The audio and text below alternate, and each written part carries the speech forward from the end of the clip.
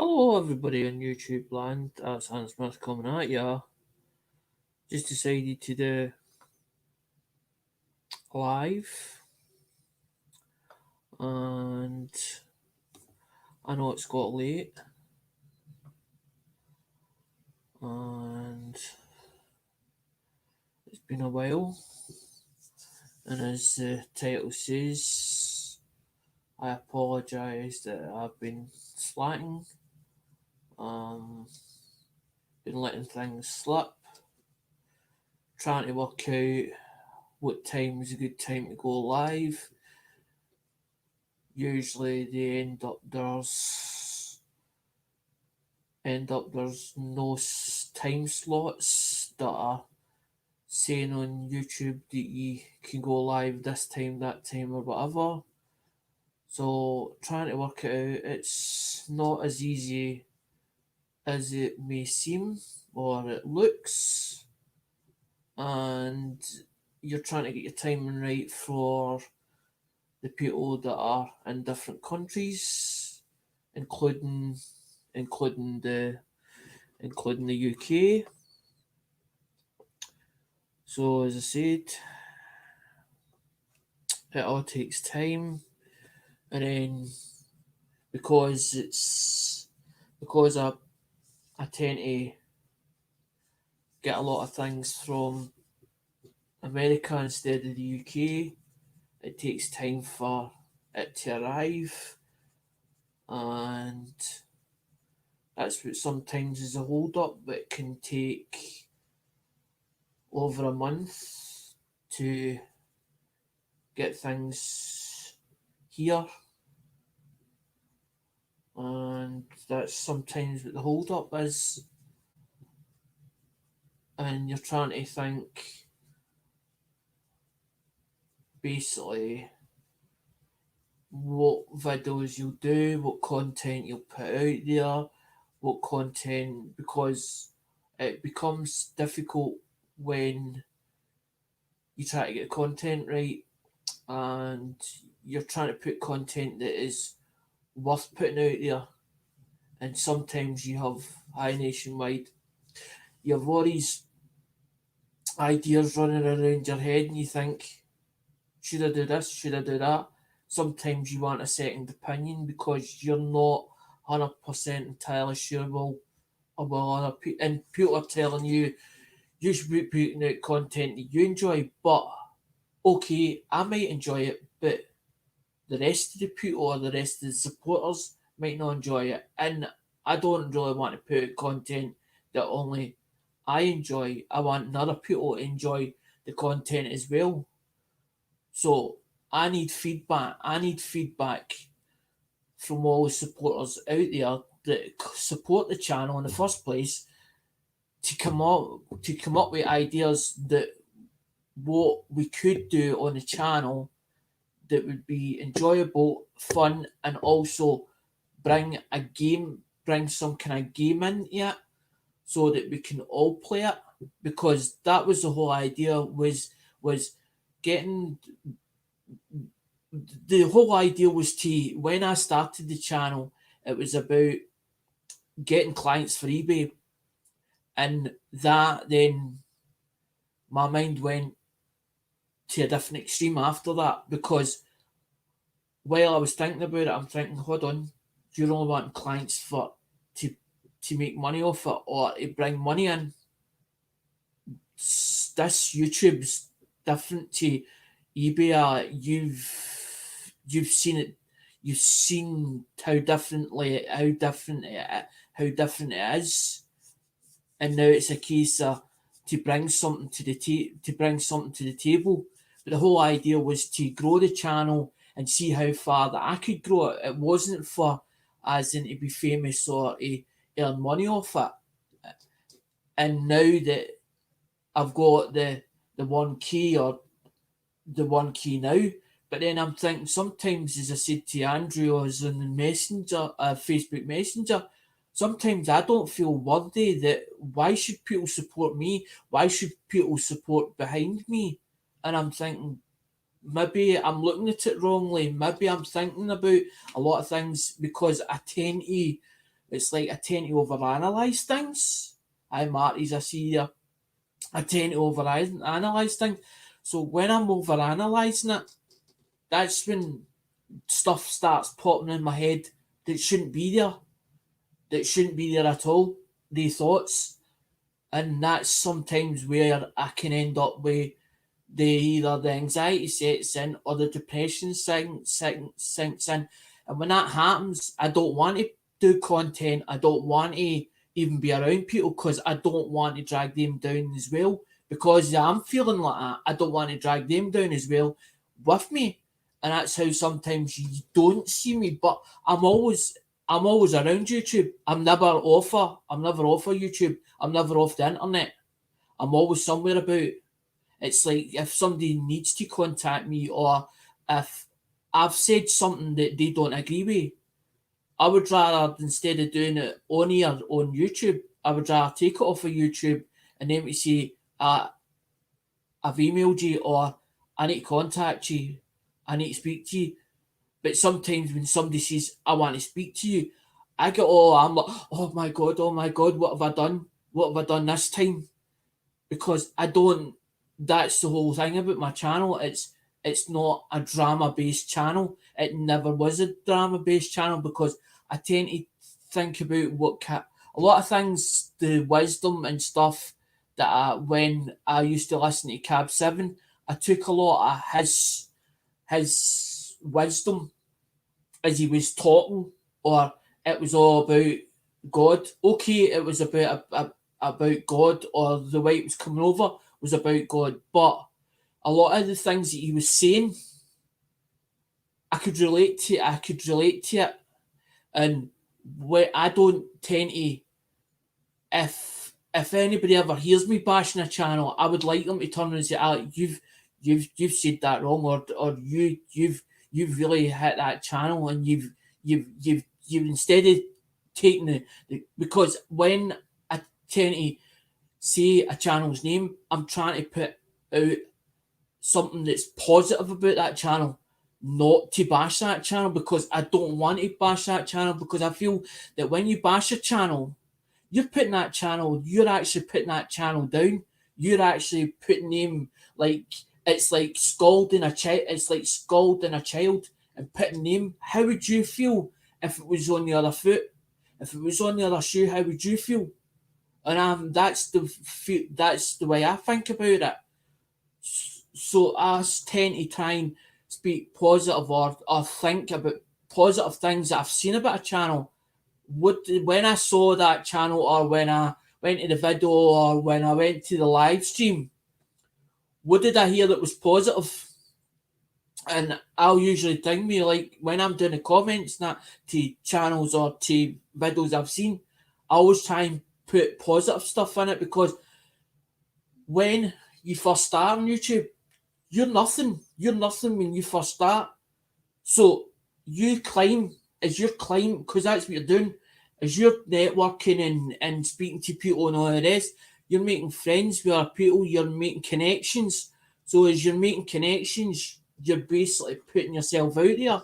And that's what you're doing. So you're climbing up as further up the ladder, because they're telling somebody else, oh, I seen that person and ding me as in these friends be touches, and it all goes about and it starts to click. But it takes time for that to happen. And I bet you everybody's gone, oh, but the thing it says in the title, it says I apologise and I want to do a mail call. Yeah. What it is, I'm waiting for a load of these coming in. As you can see, look at the state of that box. And I know for a fact when it get packed for a certain person, there was no way it went in that state. That's been kicked about. That was the whole idea. I was going to actually do a rant, mate. And I thought, no, let's do something and make it positive. But although show the state, because that shouldn't, if you're paying good money, you don't want your packages ripped to shreds and treated like that. You want it treated with a bit of care. But it looks as if they've had no care. They've had no care as they've done it. But luckily enough, it's well packaged. It's well packaged. Because that's what I want to actually show. I'm waiting for others coming in. Because I don't want to start opening the box and then no everybody seen it. Because I was going to do a live earlier and then I went to see somebody as in on one of the channels and time got away and then I saw an auction and I was like, I only want two bits, two items in that auction, and then you stay for the whole auction. And I thought, I'm not getting on with what I need to do. I know I see Treasure Woman. I'm actually telling me. I know I'm not. I've not got the YouTube side it up. I'm actually on StreamYards, but on the StreamYards, it actually shows the comments that you are saying. I can actually see it, and that's what I'm reading. That's what I'm reading off it. I'm actually reading off it, so I'm actually noticing these guys. I'm not disacknowledging these. Even though I'm not typing it in the chat, I'm actually seeing it. I'm actually seeing it in this thing in the StreamYards. It saves me having to pull, because I've got to pull two bits up. But yous are more than welcome to come on the panel, because all I have to do is I've taken the HTTP and I put it into the StreamYards. Because there's never a time where Alexander Smith turns around and says that a person isn't welcome. As long as there's no profanity, there's no bullying between each other. And if you have got a grievance against somebody, what I'd like to happen is just say hello to them, acknowledge them, but don't bring it in here. Don't bring it in here. Take it, if you're going to take it off here. Or if you want to do it on your own channel, as in have the argument out, not my channel, because I don't want it being a drama channel, because that's what happens. Drama starts on a channel and it carries on and on and on and on, and everybody expects that channel to then be a drama show every time they come in, and it ends up like that. And this channel's not for that. The whole idea was to basically get what the requirements of YouTube, so that they couldn't delete the channel, they couldn't touch the channel as in YouTube themselves. So I've got the 1K, and then when I reach the monetization part of it, I'm not asking for anybody to donate and send things in for free. I pay for everything. If I want something off of somebody, I'll speak to them in email or whatever and say, right, you've got doublers. I would like some of the doublers. Much are they? And then I usually do it as an elsewhere or email or whatever to that person, so that it's directly between me and them. It's been like that for a long time, because it's like Andrew Cooper. I've traded things with Andrew, and he's like, well, what do you want for that? Well, I need that, because I'm still making the grab bags up. The grab bags are put away now, because the grab bags will come back out again. I need enough stuff to put in the grab bags in the first place. I've only got a limited amount of them at the moment, so I'm looking for other stuff to put in it, because there is going to be something coming out the bag just shortly. There's two ideas. There's one way doing auction of pennies, wheat cents, Lincolns, because I got a whole load of them. The other idea is basically do the grab bags. The reason why the grab bags are at a dear price is because it covers the international shipping. But what I am going to do is, when you actually donate or get a spot into the grab bags, you will get put into like a spin the wheel, like George's idea, like found it buried's idea, as in where you go on the wheel. And what will happen is there'll be a top prize, and that'll be put in the wheel. But for your donation that you put in the first place, you're still entitled to a grab bag. So you're still getting something for your money, because the whole idea was to cover that international tracking, so that basically I can give you a number and say, there's a number, that's the unique number, that's it, and you can see that it was sent, that I sent it, and then it goes into, when UPS system or whatever system it goes into, it'll tell you. So as soon, because sometimes what it'll do is it'll tell you when it's sent, so when it left here to when it arrives at use, it might not track it through the whole system, but it means then you can turn around and say, oh, it did send my stuff. Because I don't want, there's one thing that upsets me when I was doing eBay, is I hate a customer that doesn't get their goods. And I hate these people that turn around and say, I didn't get the goods, when they know fine well they have. I can tell the non-genuine ones out. I can work with somebody in an email and I know exactly the way they're putting it, whether they're telling the truth or not. And I say to them, tell me the truth. Tell me the truth from the start. If you tell me the truth from the start, I'm one of these people that I give you more respect. I give you more respect for telling me the truth straight away, so that I can work with you.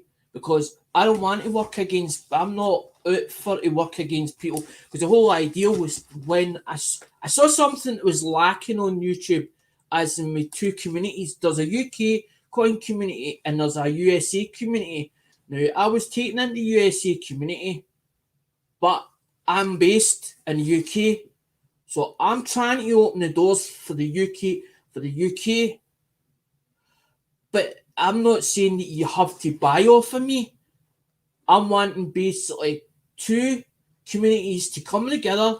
So it's like as I said, it's like in my own head, it's like an imaginary bridge. Now this imaginary bridge, is across the is across the whole is across the ocean. So it goes from one side to the other side. But I need you all to be with me to build the bridge across. So the bridge gets across the water, so that Americans can get stuff for the British and the British can get stuff for the Americans. But me feeling as if I'm part of it. I'm part of it. I'm part of it. That's all I want, is to feel part of something, that I belong. I fit in there. I connect. And how that I connect in there. That's all. I never built it wasn't, it's not a fact to the money or whatever else. I've got that much stuff that something needs to go, but I just don't know how it will go. And I can't keep affording to take it out of my own pocket. And that's the whole thing. If I can trade it, swap it, or sell some of the bits, it means then there's content for the channel. It means there's content coming out all the time. And eventually the stuff will be going back as into back to community. So I don't feel, because when I'm buying out of auctions, I feel that all I'm doing is take. That's not a selfish person. I never have been, never will be.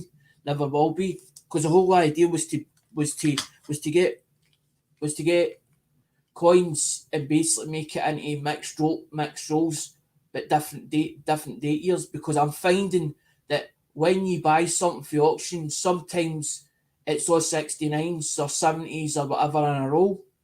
I only want 2 coins out of that roll, if that, 2 coins. And I'm not even going to take the others or varieties out of it.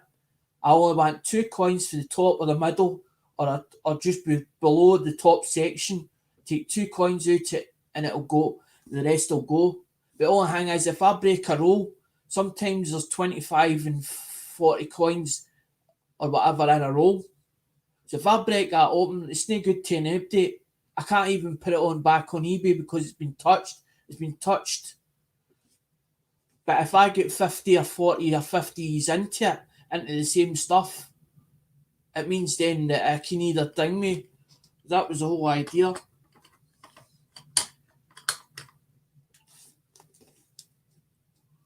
there's no watchers, and I'm like, why is there? Or is it because that they're hearing that things that I shouldn't be saying, or the way it's coming across? Because I don't want people thinking, well, he's doing me as, because it's no, as it's said, it wasn't to be famous or to be as in the multi-millionaire. I don't even search for coins that are worth a fortune. It's bread. I've always dealt with bread and butter because it was my father that let me into a secret. The guy we used to work for was a used car dealer, and he liked his pound of flesh out of every car. It didn't matter what it was. And my dad says to our ex boss, "She's going about it the whole wrong way, mate." And my dad couldn't get him the way my dad was thinking. He couldn't get it out into his head without the boss, our ex boss, flying up the handle or whatever, or taking it the wrong way. So my dad didn't really say much, but my dad done a lot of the. He knew what days to put different cars into different auctions, or the auctions that he was dealing with, the ex boss, and a lot of the prestige stuff he would send to the house. And my dad says, "You're specialising in prestige cars or whatever. You're waiting 6 months, but you're getting the bread and the butter stock in." And the way my dad had thought about it is the exact way I think about it. These coins that I'm buying is bread and butter stock, so it's affordable stuff. So I'm making it affordable because I want it to be affordable for people to either buy it or they want it, and they say, "Ah, I want that. I'm looking for that coin," or as in, because I don't buy stock. I don't buy stock for customers or clients. I buy it because I like it. I like it. But I tend to buy too much. I tend to buy too much yet. But it's better me as in doing it that way, because if I do a shipping package, as in if I done a shipping package every week or every 2 weeks, it'd be costing me a fortune in just shipping alone. And that was the whole idea behind it, was to make the bigger parcels, and then basically it was a case of it would only come once, so it would only need to come once. So that's why I always wait until it's a big parcel, but that's like a month or a month and a half's I getting it or buying it for auction. Everybody says, "Open the parcel up, open it up, open it up. We want to see what's inside it."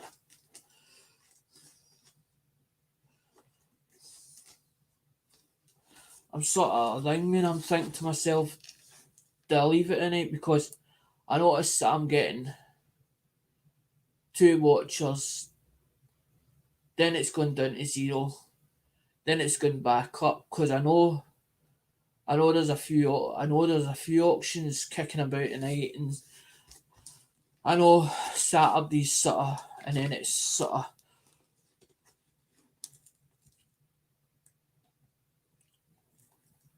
10 o'clock, and then I'm thinking, do I leave it to tomorrow as in to ding me? Because, and then I don't really like the ding me as in the weekend, because I like to sort of leave it for during the week, so that basically does because I know there's a lot of other channels it's on, a lot of the bigger channels, not the rest.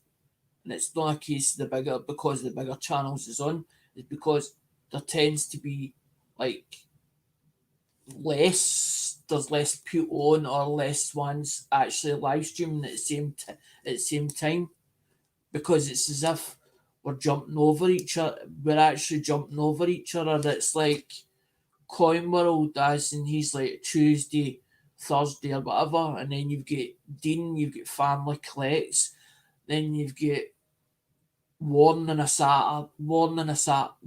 Saturday, And then you've got like the Durban, you've got like Lemonhead Penny, he's on a Tuesday, that's a Tuesday auction. And then you've got Joe's, I think, is on a, he's down three. There's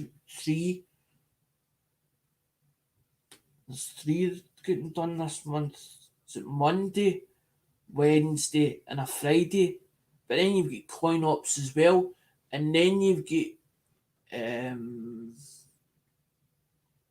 cheapskates. So you get cheapskates as well, and that's what I'm saying. It's like you've got all the Americans as an on all at the same time. So if you're like, say for instance, you're like I've got over 900 channels on that I support. So I try and keep up with a lot of the videos, but you can't keep up with them. Plus also run a channel at the same time and do lives, plus also watch people's content, plus comment to them, and so you're trying to keep up with everything that's going on. So you don't miss nobody because you don't want to miss anybody out, because that's the whole thing about YouTube is it's YouTube, which means you as a person, but we look at it that we're all family. So if you're USA in the USA coin community, right? So you know that all these people through one channel, like say Found It Buried's channel or Lemonhead Penny's channel, but you've known all these people. You're trying to keep up with all the people and also do your own channel at the same time. I'm actually watching Can Collectibles. It's on the 44-inch because that's what I'm saying. I'm just because I'm not writing, not replying back to you. That's what I'm saying. I still see it in the chat, in the comments on the stream yards. So I'm not, as I'm saying, I'm not ignoring these because I see Nationwide Coin Hunt said hello. Marty's nuts about digging in coins. He's got smiley faces. Treasure Woman said hi, and then Treasure Woman's got a smiley face or a face, an emoji. See, as long as people don't put too many emojis in, I'm alright about it. And I'm not one of the ones that, as in, if you ask me, is it okay to put your channels out there? You can put the links if you like, because there is mods, and I think there's about 15 mods. There's about 15 moderators, but I don't hold them. I don't hold the moderators that they have to come in every time I'm live streaming. Sometimes they'll pop in from time to time if they're on YouTube, because I don't put out that I'm going live as in tomorrow or whatever, because I haven't picked a specific day, because I don't feel that there's any specific day that I could turn around and say, right, this is going to be my day. This is going to be we're going to be doing this, because my content is all over the place. It's like the one that I put out the cat. The reason why I put out the memory of the cat is because I had that on a tablet. I put it into my OneDrive, and after a year, I found out that after a year, Google delete that off of OneDrive. You don't have the opportunity to say no to them. They're saying that it can be removed after a year. So instead of me losing that memory, I decided to put that memory up so that it was saved, so that I had a copy of that. Because she did this, I'm saying she did pass away. And the reason why I put it up is because sometimes you would hear a cat, she wouldn't jump up. She wouldn't really jump up. It was one of these ones where she would sort of, if she felt like it and she took it upon herself, she would come up. But it had to be on her it had to be in her terms. But it was more my mum's cat than what it was my cat. I used to look after her when mum went away on holiday and ding me eyes, and because she would let you pet her, but if she didn't want the fuss, she would walk away. She would just disappear. But that's what I'm saying, because people had heard a meowing cat, or if you listen closely enough in some of the live streams or some of the videos, you would hear this meow, meow, meow, meow, meow. But nobody'd ever really seen her. Nobody'd ever really seen her, the colours and how she looked and her temperament and all that carry on. And I thought, I'm going to put this out there because I don't want to lose that memory, because that was the only time that I actually took. I don't know what possessed me to take the video at the time. There's always a reason when I do a video. It's as if I have this thing that I'll take it as in I take a video for a reason, or I'll have a reason behind it. But sometimes I don't always remember the reason what was behind it at the time. Because, as I said, if I done like say for collaborations, sometimes I'll forget to actually put a camera on and actually video footage it.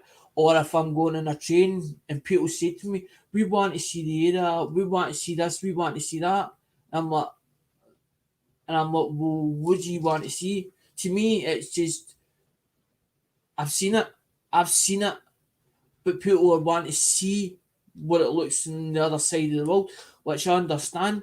But sometimes I forget. Turn the camera on. I'll take a device with me. I have my phone, but I only use it as a phone and text to make sure I'm safe and as in keep in contact. But I don't use it always for the camera, and sometimes I forget. But when I took like the one in the holiday, I took like the tablet with me because I didn't want to be without it, the tablet. And I did take some of the scenery, and there was one where I'm walking down the beach, but I couldn't show what was happening in the beach because there was a load of ones where they were topless. They were actually topless on on the on on the sun loungers, and I was like, if YouTube might get a bit funny about that, and I'm like, I can't put that in, and that's how I was like, see, but I'm trying to show the footage and all the rest. It's like the one with Captain Jerton, whoever says, well, why didn't I just throw the leg at them? Okay, that's funny. Whoever saying that, but it was busy then. It was busy, but it was like a walkway, and up one side there was cabinets, and up the other side there was cabinets. And Captain was saying about, I know Captain Jerk is into all these skulls, and it was to show him what could be done with skulls, or when he done the resin pours and how he could adapt them and stuff like that. And that was the whole idea behind it. But it was busy where people were going by, and I didn't want people knowing that. Obviously, I didn't want them thinking that they were getting videoed, because all I was interested in was the cabinets. But because people were just walking by, whoever's like they're getting in, whoever's like Melissa's like they're getting in Alex's way. Why didn't Alex just take off like and just poof like that? And I seen the funny side of that. I seen the funny side of where she was coming with that. But I was like, if I'd have done that, what if I'd have went down? What if I'd have went whatever way? As in, because obviously I would have only had one leg if I'd have took the fake leg off. And I was wearing I had the joggies and all the rest, so I had my, because I'm one for tracksuit bottoms, but just to look tidy, because when I usually go, I always look quite tidy when I go out, as in if I'm going out somewhere with somebody or whatever, I don't want to look like a scruff or whatever, so I sort of tidy up so that because I don't want to be an embarrassment to them either. But as I said, this was just a random live. It was a quick live, and I know everybody's wanting to see what's in the box, but we will do it. But I would rather it wait until it gets as in a bit busy when a lot of people else is on, so that they can all see what actually comes out what comes out the box. Because as I said, there's actually items for spin the wheel and stuff that has to get sorted out. And there's stuff that's in there from my own private collection as well. But I wasn't sure who would be on, who wouldn't be on. I don't know if the UK was up, where the UK wasn't up. I know that because Saturday Mixed Moors goes live. Um, Raphael goes live as well. He goes live as well, which is, but that's what I'm saying. Although that in with the coin community, I also go in other communities as well, or other communities that I know, because when I first started, I didn't do coins. The channel had no content, whatever. I was just sitting chatting to people or whatever else, and then they started clicking clicking my red button, and then I built up to 400, over 400 supporters, and then after the 400, I noticed that the numbers was staying steady, and I was like, right, this is the time to come up with what I want to do as a goal. I need a goal for something, as in this goal is a challenge for only me, and the goal is so that I can carry on, so I can carry on with the channel, and that's when I sort of started floating on YouTube. As in after the 400, I started floating about, trying to find out where's my niche, where can I help, what can I do, where can I relate me as a person, where do I fit in here, and trying to understand YouTube and how it worked and why it worked this way and all the rest. So I asked a lot of questions to try and figure it all out, because I wanted to be able to figure it out so that I wasn't doing and I shouldn't be doing, or saying things that I shouldn't be saying. And that was the whole thing. But I wanted to put content on the channel so that there was videos or whatever, because I felt that if I didn't have, so you basically, I know, because some people are only just supporters and they don't have any content, and but they're known in the communities, although that they've got no content. But thought about it and thought, well, if I have a channel, why shouldn't I use it to its full potential? Why shouldn't I take it to the full potential of what it's supposed to be there for? And that was the whole thing. And then I started looking to try and figure out what content will I put with this channel. Would I really enjoy? What's the things that I really enjoy? What are the things that would be beneficial to put on YouTube, or to put out your video on YouTube? And that was the whole thing. And that's what happened. It stemmed from there.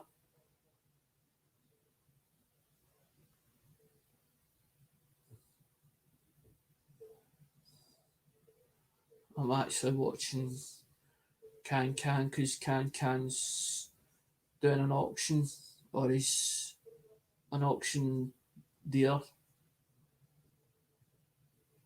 But I don't want to turn the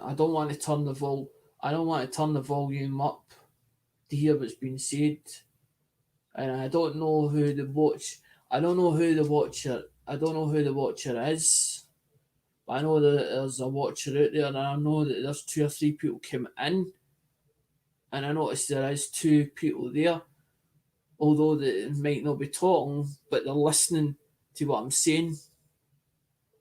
And sometimes some people lurk, and then they go back to a certain person and say, "Oh, he was saying something about you, or that was getting said, and this was getting said, and or that carry on."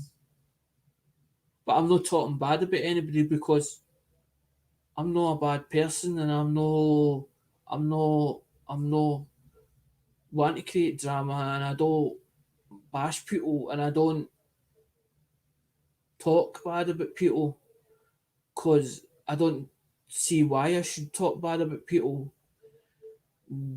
We, as a person, we make mistakes. We're not perfect, and nobody is perfect. The world isn't perfect either. And when you make a mistake, why should you hold it against somebody? So if they make a mistake and you keep on about this mistake they made, basically you're punishing them. You're punishing them for that mistake they made. Okay, they've made that mistake. You you can forgive, but you can't forget. But it doesn't mean to say that you have to take it out on them all the time. Okay, they've made that mistake. It's a case of them to learn for that mistake. But it takes time for people to trust that person again. And that's one thing that is on YouTube is the mutual respect and the trust, and not to talk bad about people as in saying nasty things and hurtful things. Because the minute you start saying nasty, horrible things about people, people they'll stop supporting you. They'll unpress the button. They'll tell others about you. So you end up that you're like 1 minute you're a light person, the next minute you're not a light person because you see rotten things about people. But I try not to say, and I try not to stab people in the back. If I've got something to say, if I've got something to say to somebody, I'll say it to them. I'll say it directly to their face. But I don't tend to hear it on YouTube. And the only reason that if I hear something on YouTube is because I can't talk to the person or I can't fix it. I can't fix the I can't fix the problem, and that's when I'll tend to do it. Like the one where I done the Justin Busman call out. Yeah, I did get Yeah, I did get ripped off. Yeah, I have went back to his channel. Yeah, I have been on his panel a few times. Doesn't mean to say I've forgiven them. But I haven't forgotten what happened on that occasion. And yes, I did get my money back. And the only reason I got my money back was because that I paid by goods and services, which I was entitled to go to to go to PayPal, which I phoned. Eventually, I did phone them because I left it for so long. I gave them the chance. I gave them the opportunity. I didn't want to keep hassling the guy, as in me emails upon emails, because I was getting nowhere. Then when I spoke to other people in the community, he hadn't just done it to me, he done it to others. But the difference is, I spoke to Dale, Cornwall UK, and Cornwall says, well, why don't you go to PayPal and see what they say on it? That's exactly what I did. And then they says, well, you have got a case because you've only got partially the goods. You've not got the full what was described or whatever. We'll put it through this way for that one. And the last one that you did buy, you did it with goods and services, so you've got a dispute against that. But he didn't do what he was supposed to do. On PayPal, if you put in a dispute about a person or a seller, you put your side in, and then they put their side in, And eventually, if the two years can't fix it between the two years, they step in. Justin Busman hadn't done that. He didn't respond.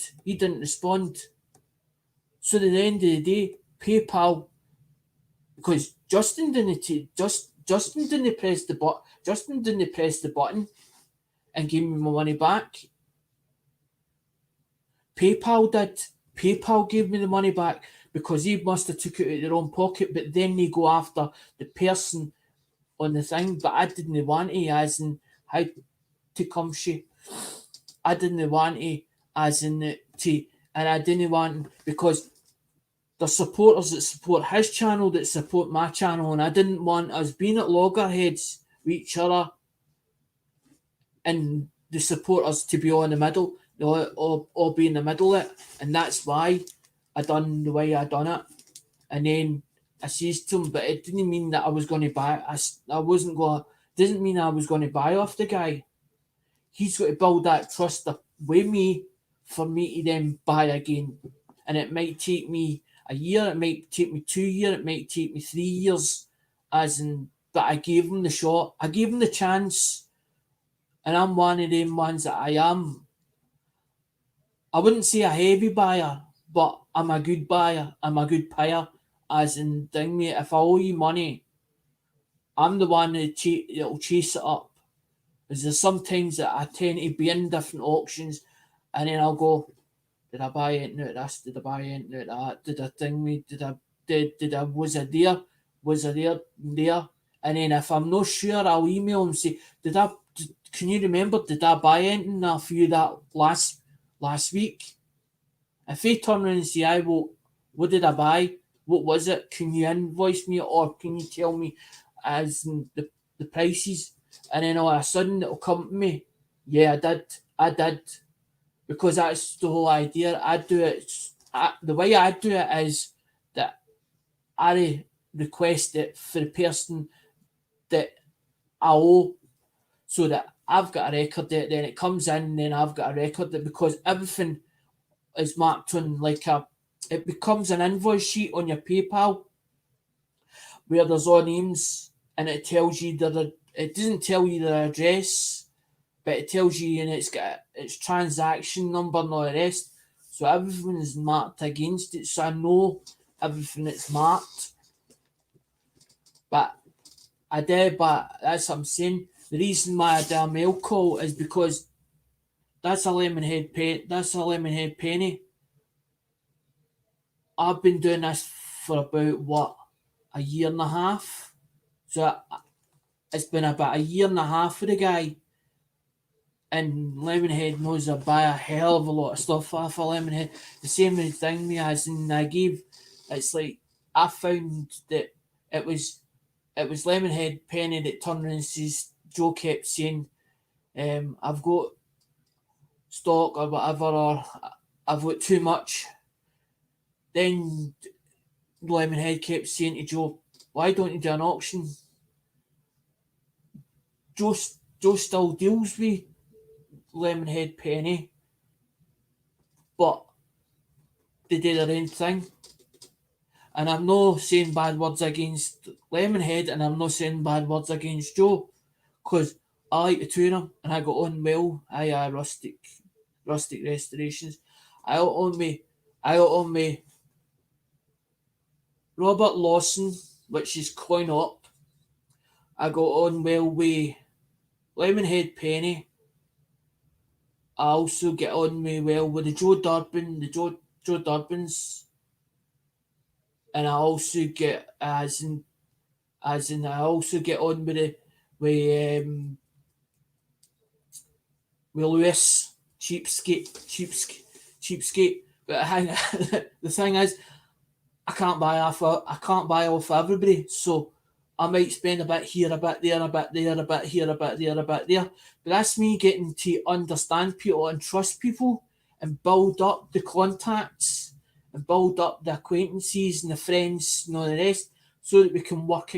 Because that's the whole thing. It's not working against each other. It's working together. Work together with people.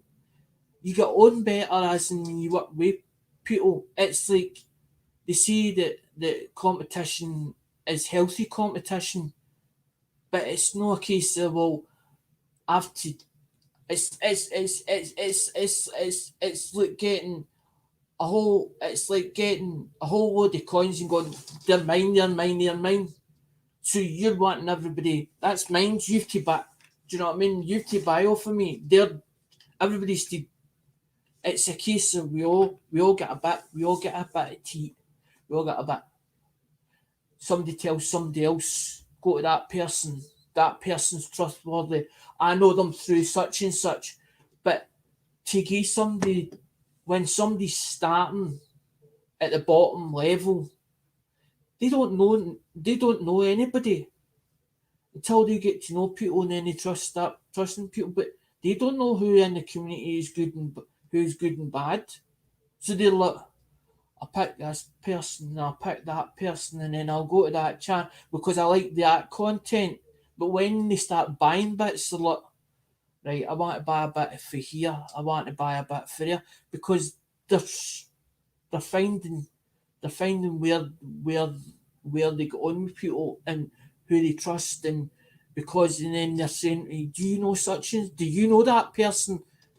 But although they to a person that's doing that and not speaking to the person directly, they're asking other people because they've dealt with them or they know them better than this person here does.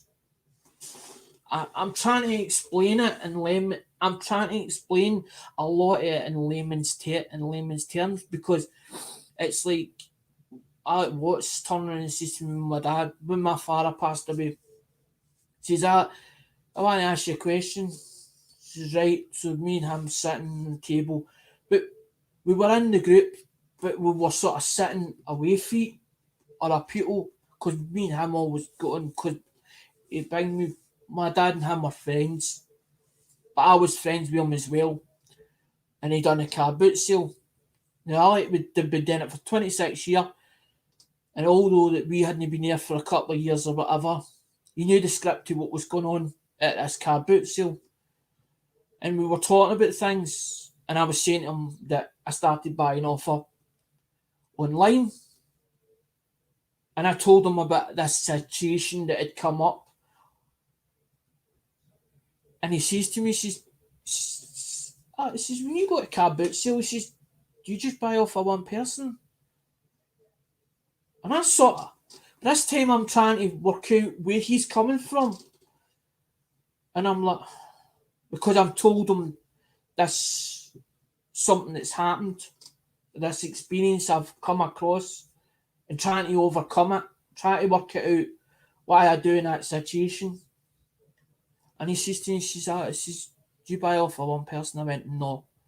He says, so you're telling me that person only wants you to buy off of him and nobody else. But that's up to you, he says. But at the end of the day, he says, your trade, you're buying to resell or to try and get bits that you like. You've not got any jurisdiction to turn around and say to anybody, you buy off of me and you're only buying off of me, and that's it. And this is the only place you'll go. Although that they're telling you it's wholesale and they're giving you at wholesale prices, you don't know that. You don't know that. You've got to feel that it's at the right prices or that it is at wholesale cost. And that's what I was trying to do. It wasn't because I was being dishonest or being disrespectful to the person buying off of him, but I want to be able to buy off of other people in the community to feel as if I'm trying to help the community. I'm trying to help the community with people that I have seen or see that stuck. Because I'm not one for this carry on. I noticed that now they've got on certain channels, join membership. If you join a membership, you're hoping that the membership is for the reasons that you want it to be, as in for that channel or whatever. when you do a membership, like say for instance, I'm going to do an example here, the Royal Mint or the London office, they turn around and say to you, here's a deal for $2.99, $2.99. There's a mod, fun enough. Just come in, Andrew Cooper.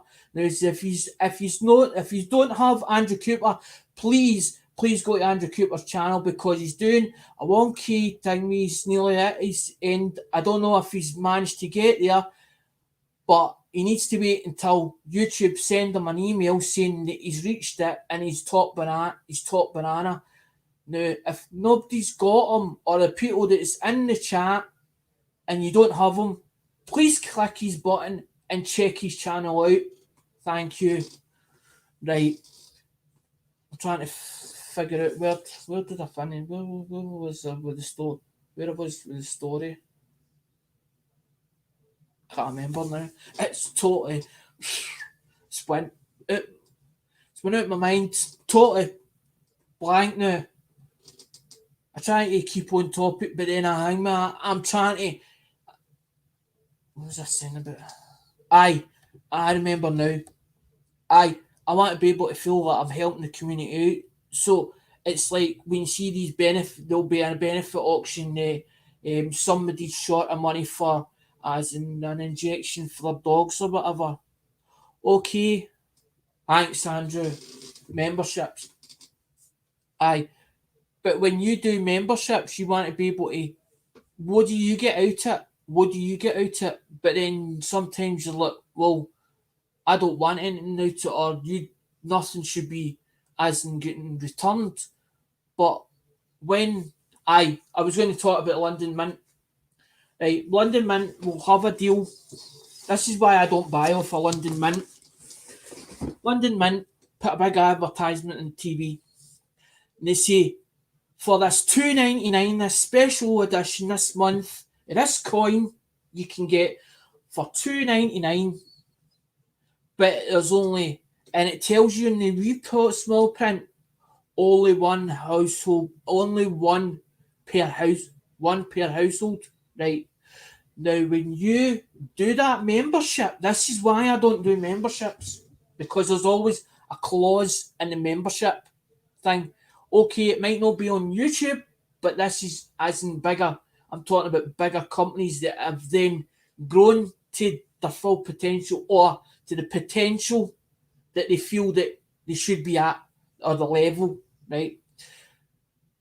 They then turn around and say, you buy this coin for $2.99 this month. They end up, they put you in a 12 months contract, or they start sending you a coin per month. And then 2 weeks later, you get an invoice for £30 for £30 for £30 for this coin. You're looking, going, what's this in? Due bill. It's a due bill. £30. What's that £30 for? But they've gave me a coin that I bought at a special price, and now they're charging me £30. They've got to cancel that, but you've got to return that coin. You've got to return that coin. Not your first, not the first coin. Not the first coin. The second coin, you have to send it back to stop to cancel it. And that's why I don't do Royal London Mint. That's why I buy off of the coin community on YouTube, because I know it's genuine. I know it's genuine articles. Plus I get it at the right. Plus I get it at, exactly, Andrew. That's fine. You put it in as much as you like. So that's why I buy it at the thing, because I'm not into that contract that I have to buy, and I have to buy it every month. It's a case that if I want to buy it, it's up to me to buy it, and there's no obligation. I was trying to think of the word, no obligation. So there's no obligation. And that's what I like. There's no obligation. I've got no ties to turn around and say to me, I need to buy off for this person, I need to buy off for that person, or I need to buy it for here and I can't buy it for anywhere else.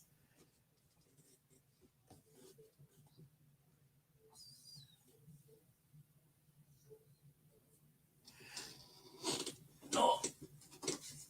because that's the Joe. No, because that's the Joe Durbin one. I took the because it was they wrapped it up with more tape. See, this is what that is usually the one. The Lemonhead pennies is usually well wrapped up, and I don't. I know that when it went out, the Lemonhead pennies, it was in it was in good condition. It wasn't like I know for a certainty it should have looked. It should have looked like that. It should have looked like that when it came. No, no, Andrew. I don't think I'll go. I don't think I'll be opening it tonight. No, with two. There's only two. There's only two watchers, buddy. There's only two watchers, and there's no point because you start opening down there. It means then that nobody else. It's only two or three of them saw it. So then they need to do the rerun show to actually see it. To see it all, it's too. It's too late, or I feel it's too late. It should have been done this. It should have been done sort of 4ish, 5ish because if you do it in the morning, the Americans that are supporting the channel are just going to bed, as in when we're just getting up. So usually around about the afternoon is when they start, Americans start appearing. And that's what I'm saying. I want them all to see it. It's not that I want to be, I don't want to, it's not a case of I want to do it so it's viral. I'm not saying that. I just want enough people to see it that actually turn me, wow, it's got that, wow, that's down me, that's what's, because there's parts here, there's parts in that box, I know for a certainty, there's parts in that box that were for, as we said, the idea with the grab bag, with the spin the wheel. I didn't want to put it out there, but I got no choice, as in if I don't say about it, nobody's going to know about it. Nobody's going to know about it whatsoever. And then how is anybody going to come to it because obviously you haven't said anything about it. So you just spring it on them, hoping that it takes off. Because that was the whole idea, because I started doing the grab bags and then I'm thinking, hold on, grab bags, but if you keep making up the grab bags, you don't know what anybody wants. You're putting in what you want to put in. Okay, there's a bit of silver in it and it's mixed. You don't want to keep getting the same. If the person is buying on a regular basis, you don't want to be giving them the same coins all the time. You want to be giving them different coins. So you have to keep an inventory of what you gave them, or for them to keep an inventory and say, I had that coin last month, I had this coin. Because the whole idea was it wasn't a grab bag at first, it was a surprise bag. And then somebody sort of shunned it and says, I don't think it'll work. Or the way it was a good luck to you. And I was like, how do I take that? You're saying good luck to me. I'm not going to mention who it was. They're saying good luck to me. So is that a case of you mean that it'll not work? But they don't see what's in the bag. Because that's the name of it, because it's a surprise bag. It's at a price, but a lot of times the surprise bags have been done. Mystery bags has been done on eBay, and people's like, I got rubbish in me. I got rubbish when I bought that bag last time, or as a surprise. They don't know the content of what Alex Smith does, or what Alexander Smith does, or what Smithy's, whatever I want to be called, Smithy's bags. And that's how I was like, well, if he's saying that he thinks good luck to me, the way it was put out, good luck, well, how do I respond to that? Do I do it and hope it works? And then that's when I adapted them. I thought, what if they saw what's in the grab bag? Maybe there's more of a chance for them to buy the grab bag or buy the bag because they see what's in it. So they see what coins is getting in it. And so now it can't be called a surprise bag. But then you come up with this idea about the when we were talking and when we were discussing things as in one-on-one, I don't want, you might not want people to know that we talk off of YouTube. Me and Andrew have become sort of friends. We have this mutual understanding. He was a client at first, but he's come more a friend. Me and Andrew has been talking about things, and I've been saying to him, I need somebody to clarify these ideas that I've got in my head for a second opinion. What do you think? Does this sound like a good idea, or does that sound like a good idea? Andrew came to me, and it took me a while to understand what Andrew was trying to tell me. It's like you have a grab bag, right? But there's nothing to entice people to buy the bag. And this is when we come up with a thing. Me and Andrew sat. I wouldn't say it was all my idea. I wouldn't steal the credit because it was partly Andrew and partly me. I went to Andrew and said, "What do you think?"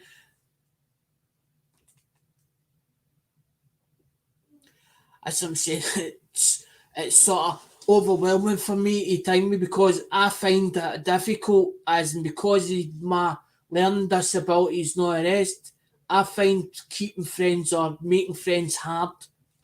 That's how I feel. It's hard for me, and sometimes me trying to get it what I see it, because I see it differently in my head. It's like a picture I see in my head, but trying to get it out and explaining it is difficult. And I tend to, with me and mum, and mum will see it differently what I see it, and I'm like, does she actually see it how I see it? And then I get frustrated because I don't feel that she's seeing it what I see in my head, but then she can't get into my head. And it was sting me as when you see the bit enticing, I was like, well, people say that's a nasty word, entice somebody. Okay, it might sound but you when show people put their rides out and whatever else, and they have the lights going and all the rest, that's to draw you in. So that is enticing. You're drawing people in, right? So Andrew says to me, well, why don't you put something that's something big as a drawer? I thought about it. I thought, Andrew's right here, actually. Now I get. It took me ages to understand, to comprehend what he was trying to tell me. And it took me like a couple of days, and eventually it soaked in. Hold on, he's trying to tell me anything, because I'm Simple Simon. I'm Simple Simon. And I went, I get what he's saying. So you've got a grab bag. So there's the grab bag. But they're buying a grab bag, but there's nothing to draw them in with because there's nothing to actually show. But if you get this big prize and you see spin the wheel, but if you're doing like, because raffles, I don't like the idea of raffles because I feel there's only one winner. There's only one winner. There's only one winner in raffles. So you put 3 prizes up, so you get first, second, and third, right, in a raffle, right? So there's only 3 winners, but you've took 300 names for the 3 prizes. So that's when I come up with the idea, because as Andrew says, you're donating, right? So you're getting a spot in the wheel.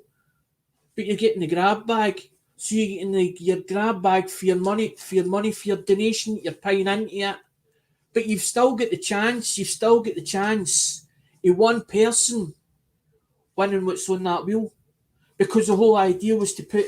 But then I'm trying to figure out, how do I put 2 screens up? So I've got one screen here and one screen there. So I've got 2 screens. So that what I can do is I can put the spin the wheel up on one screen, and doing whatever on the other screen, as in the coins or whatever.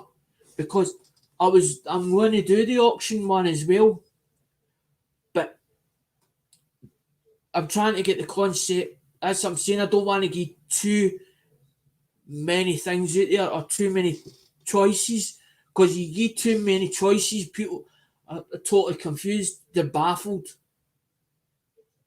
because that's a whole different, entirely different idea altogether. But it's not as if I'm doing. I'm not doing like 60 because to me the TGBCH, right? I don't want to keep going down the road of this channel, right? But they've got 60 wheels. They've got 60 wheels, right? And there's memberships. But the memberships are domain names. So it's like Scumbag TV, ChangeChecker.net, all these different, and he's got them all under different things. But there's there's there's the first one, membership, £39. Then there's another, and they're all different price. They're all different prices.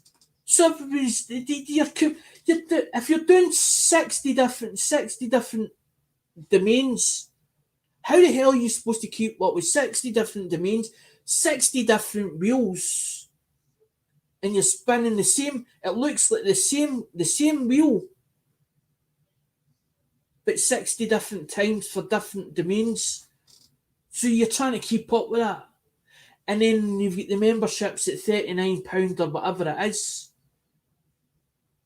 That's how I was like, right, we're only going to have two things, two big things. We're going to do the auctions, where we're going to do as in the pennies start. What I've come up with is, show it. No, that's not the one I wanted. No, that's the bigger one. Aye, right. What I was going to do was I was going to show everybody, right, these are my own collections, right? Now, I keep these because these are samples or specimens, right? There's 50 S's, right?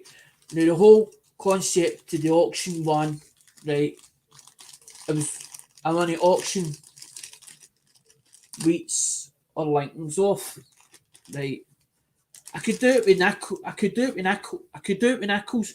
What I'm going to do is I'm going to do 5 pennies. I'm going to do 5 pennies.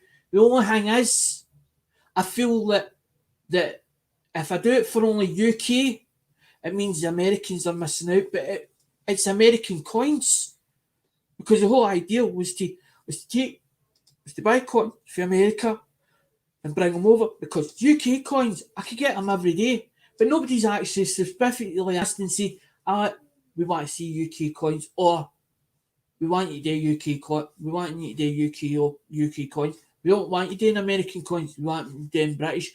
We want British coins. We're behind you 100%. We're down with you. That's what we want you to do. Okay, I don't like UK coins because I've seen them all every day in my life. I've seen them for 40 odd years. I was born in 76, and I've seen them most of my life. Now, I've seen them changing hands, the versions changing, the size of the coins changing all the way through my life. So to me, it's like picking a coin. It's your own country, because it's your own country. So you've seen it half your life. So with me doing American ones, I was like, this is different. I haven't seen American coins. I've never been to America. The only time I ever went on a holiday was the other year, where I went to Greece. Because I wanted to down me. Somebody says, I'm this last tournament, I'm going to Greece. I'm going to wish you for 2 weeks. Why don't you come with me? Okay, then I'll come with you. What's it going to cost me? It's going to, and they got my passport and all this. But I'm like, now I've got the passport, I'm like, I want to do collaborations. I want to go to America. But I want to go and meet people. I want to go and meet people that I've actually connected with, for to actually see them in person, to talk to them in person. But that'll be as in, because we've got a lockdown. We've not come out of lockdown yet. and we need to wait. And then I turned around and I got my first injection. It was last week. It was last week. And then they're saying 12, in another 12 weeks, you get another injection. So it's better me just waiting the 12 weeks and getting the second injection and hoping that then they turn and say, right, this is the stipulations, this is what you're going to have to do, this is where the cut-off point is, so that then I can, because I wouldn't like to be stopped. I would go absolutely loud if a policeman comes up to me first thing, I'm in trouble. I've done something wrong. He's coming to speak to me for a certain reason. But the thing is, if he were to stop me, I would end up probably lose it eventually, because I'd be like, no, I'm going to such and such. This is where I'm going. I've already told you where I'm going, and you're telling me no. You're telling me no. You're telling me no. I can't go there. Why? Why can't I go there? And then I would end up flaring up, and maybe I would lash out, and maybe I'd end up in handcuffs. And I was like, no, I'm not going down that road somewhere. No, I'll sit and wait, bite my time, wait until they say whatever they say, and then take it for there. But what I was going to do is I'm going to do an auction with five pennies. There'll be different year dates, and what I wanted to do was start them at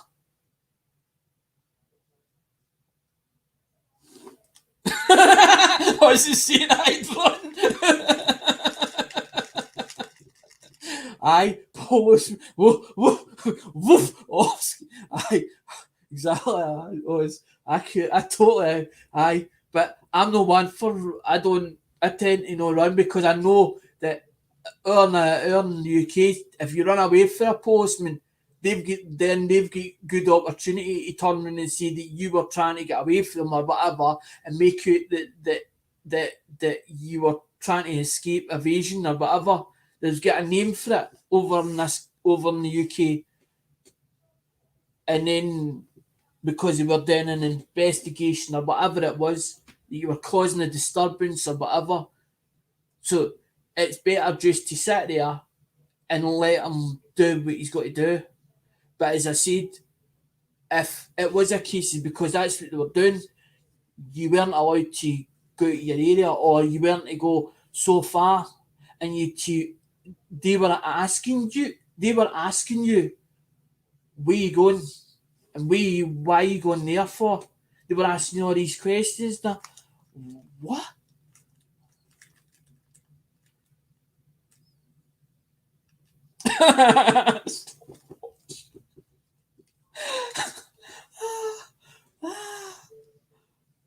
So what I was going to do was 5 different pennies and do it as a pound, but the postage was going to be, I think, 350, so it would work out like what I was. We worked out about what 5 at a time, but then I was like, that's only for UK, and I was like, what about the Americans and how would they feel, and would they feel left out and stuff like that? It's not that I don't. It's not that I want to do it just for UK. I haven't. I feel that if it's American coins, why would they want to buy their own coins back from? So they're only buying them for the sake of buying them in the first place, to feel as if they're supporting you and helping you in a way. And that wasn't the whole idea behind it. It was to, as I said, to join. As that's what I said to Lemonhead Penny. It was to join 2 communities like that, so that they stuck together. Because that was the whole idea. Because that's what they're looking for.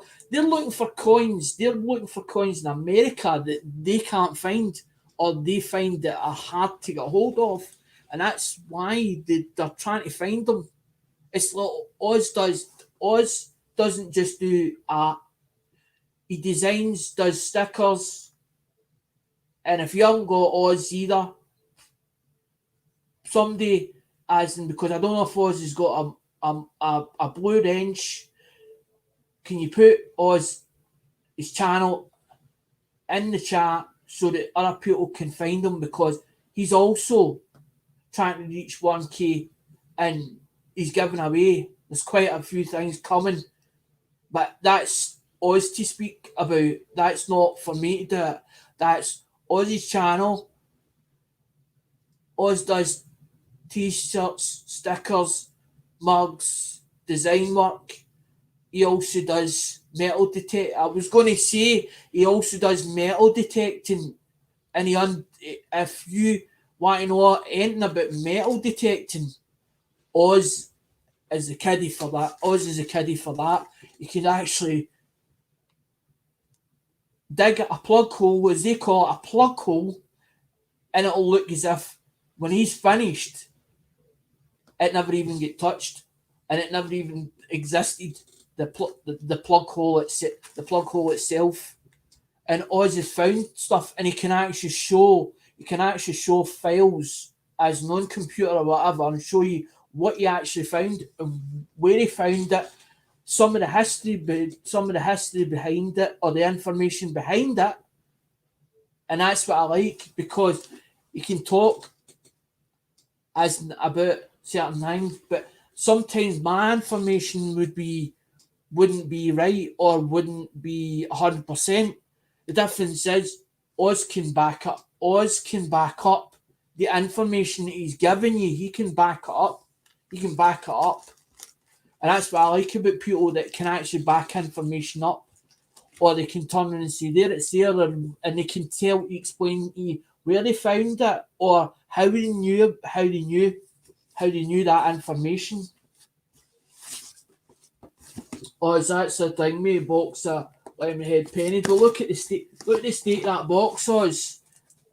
It didn't come, there's no way, I know for a fact it didn't come out of Lemonhead Pennies like that, mate.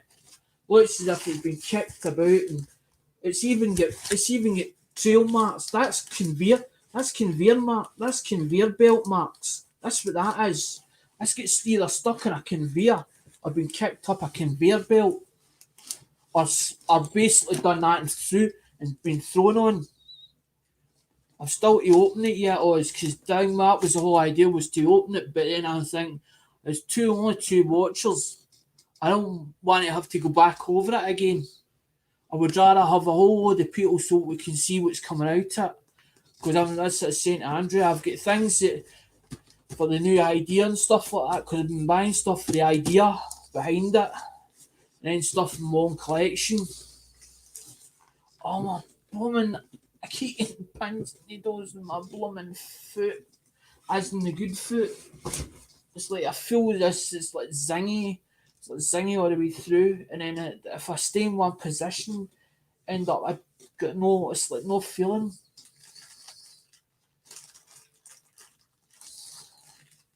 No, because that's ones that I'm not sure if they're the ones that are for my collection, or I've made two lots up. I've made two lots up, and then get so mixed up.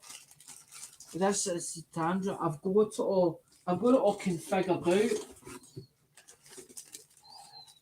Because that's an MS set, and the only reason I bust it out an MS and then SMS set as in 66 was because the plastic casing it was in, it looked as if somebody had been into it, as in it sellotape. It actually sellotaped as if somebody cracked it open, and I was like, that's been cracked open. They don't. But the coins, obviously, somebody'd obviously cracked it because they wanted to see, obviously, the coins, and wanted to inspect them further to see if they had any error and varieties. And I was like, well, I can make that look a bit better.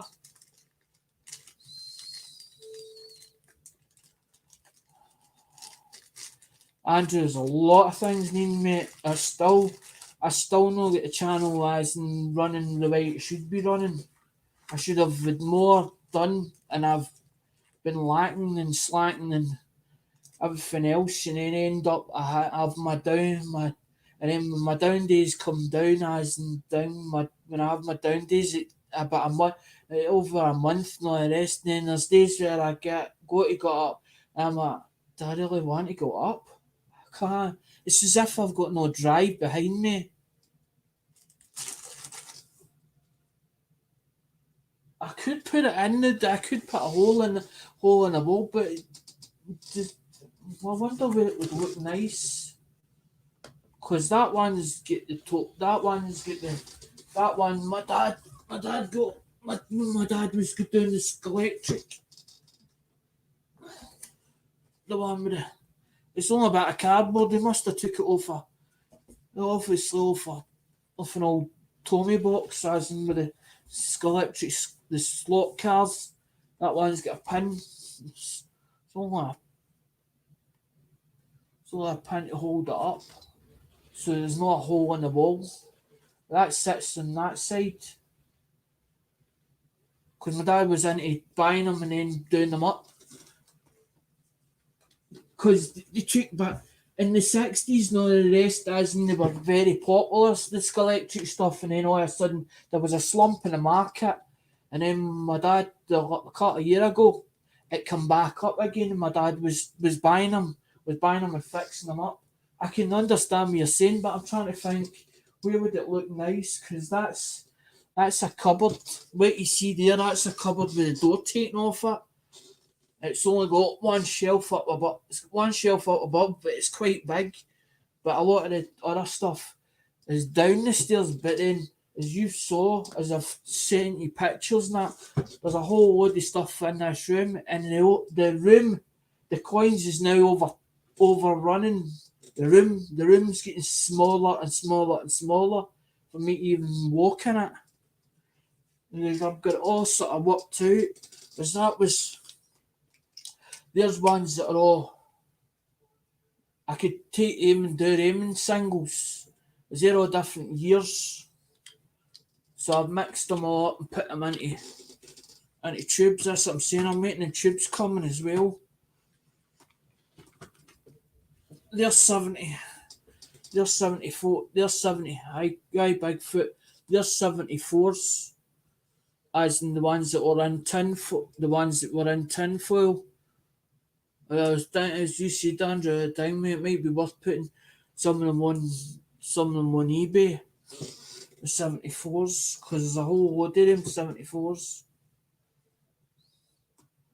Oz, you're always welcome. You know that. That's what, because you ding when YouTube gave me the 1K, they eventually let me know there was a community, you were allowed to use the community post, and you're actually in the community, in my community post list. You're actually on that, and you've been on it for months, mate. You've been on it for months, as in ding me, please. And it says, as in you're all slacking. I've got a video that says you're all slacking,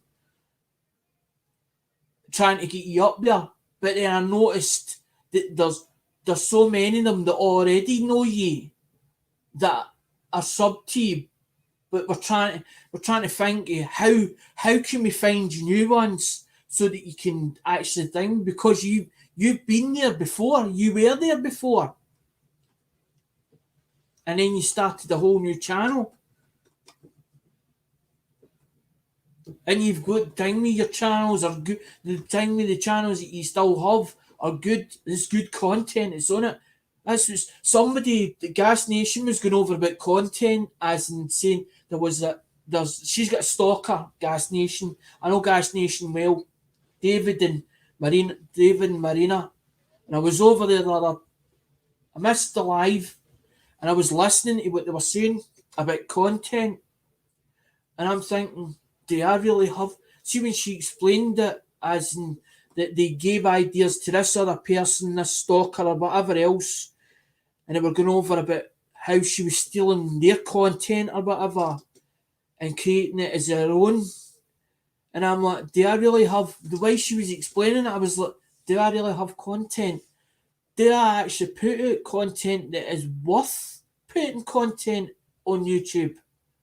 And I sat and thinking about it, as in just before going live. And I kept thinking about it, and I thought, do I really actually put out content? Is it just me copying other people? Is it me just taking information for other people's channels and saying it's my own? saying it's my own work.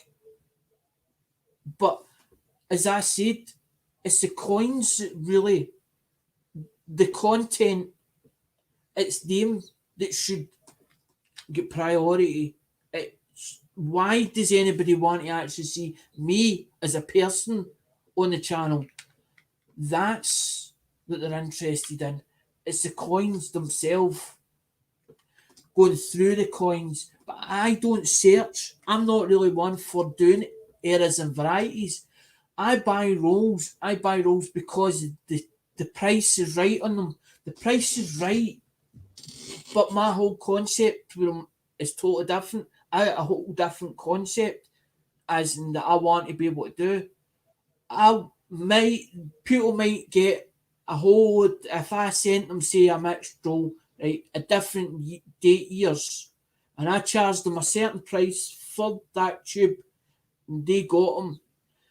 They might not be even anything in them that even states that they're worth the money that they paid for them in the first place. But the whole idea is to give something back, or give something back to the community, so I feel as if I'm doing something that's worthwhile, that I'm putting out content or putting out something that's worth putting out there on YouTube, that's worth putting out there on YouTube. That's the whole thing. Because I didn't want, that's what I saw. It was like, I'm on a stream, American stream. Somebody comes and says, you need to see this person, John Gamble, or whoever he was at the time, John Gamble. So I'd looked and everybody's, why don't you look for UK channels? I couldn't find them. I searched up to see whose content was different, what coins, whatever.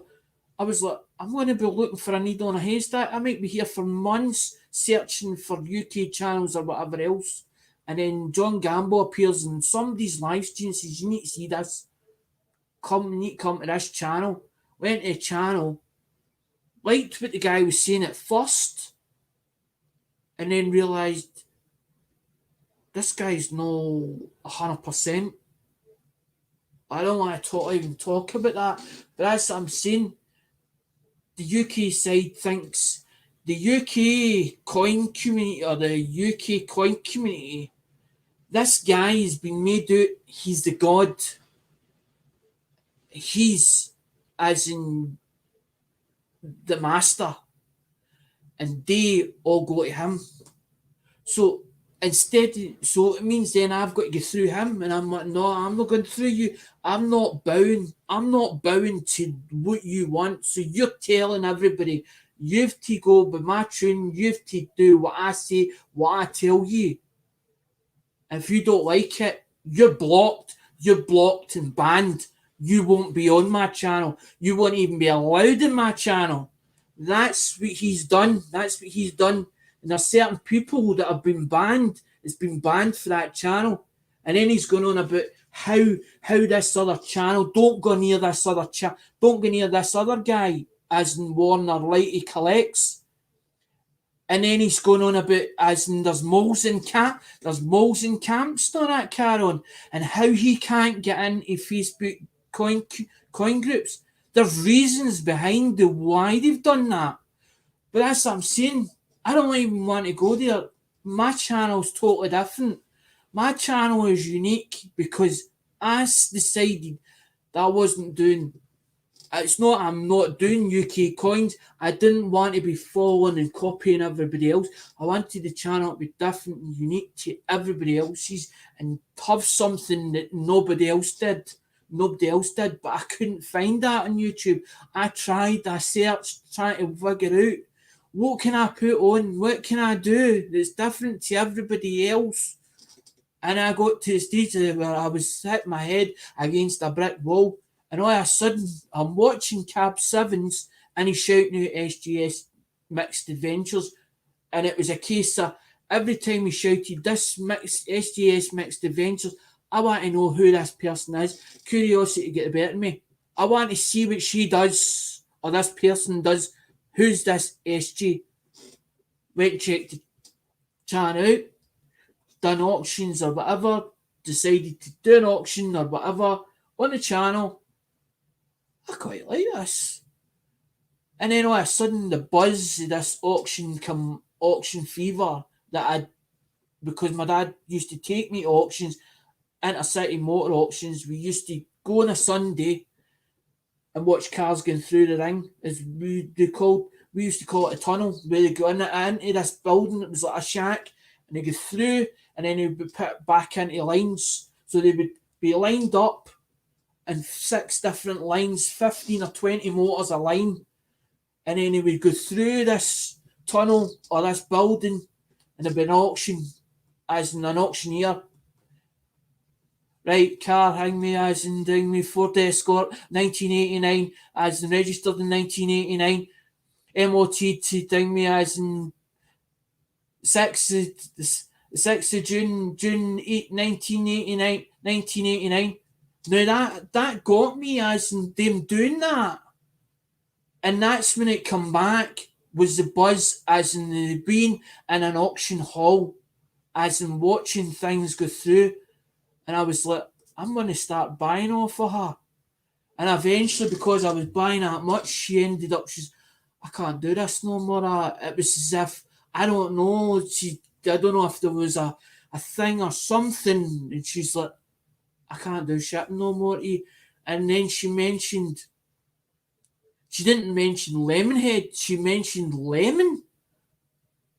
Go and see Lemon. Who's Lemon? Who's Lemon?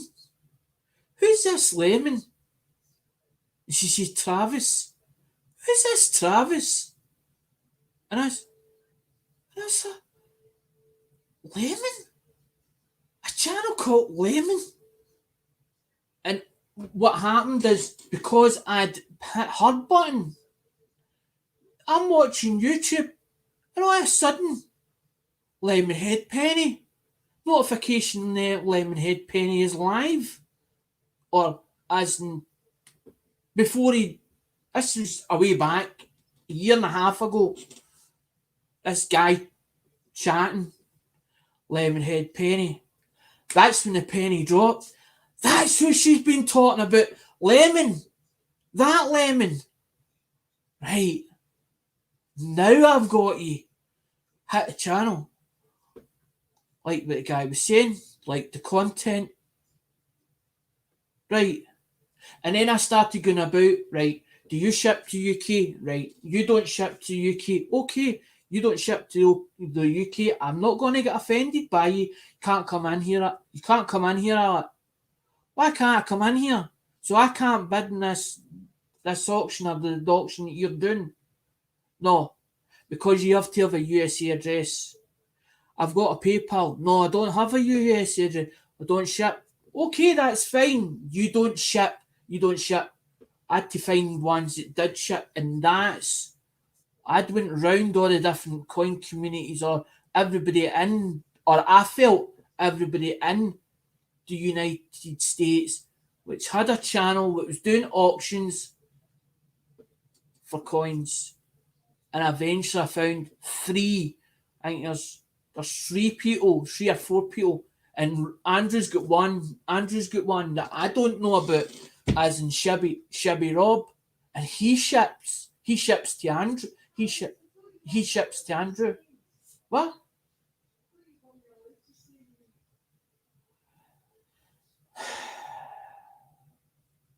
Yes and no.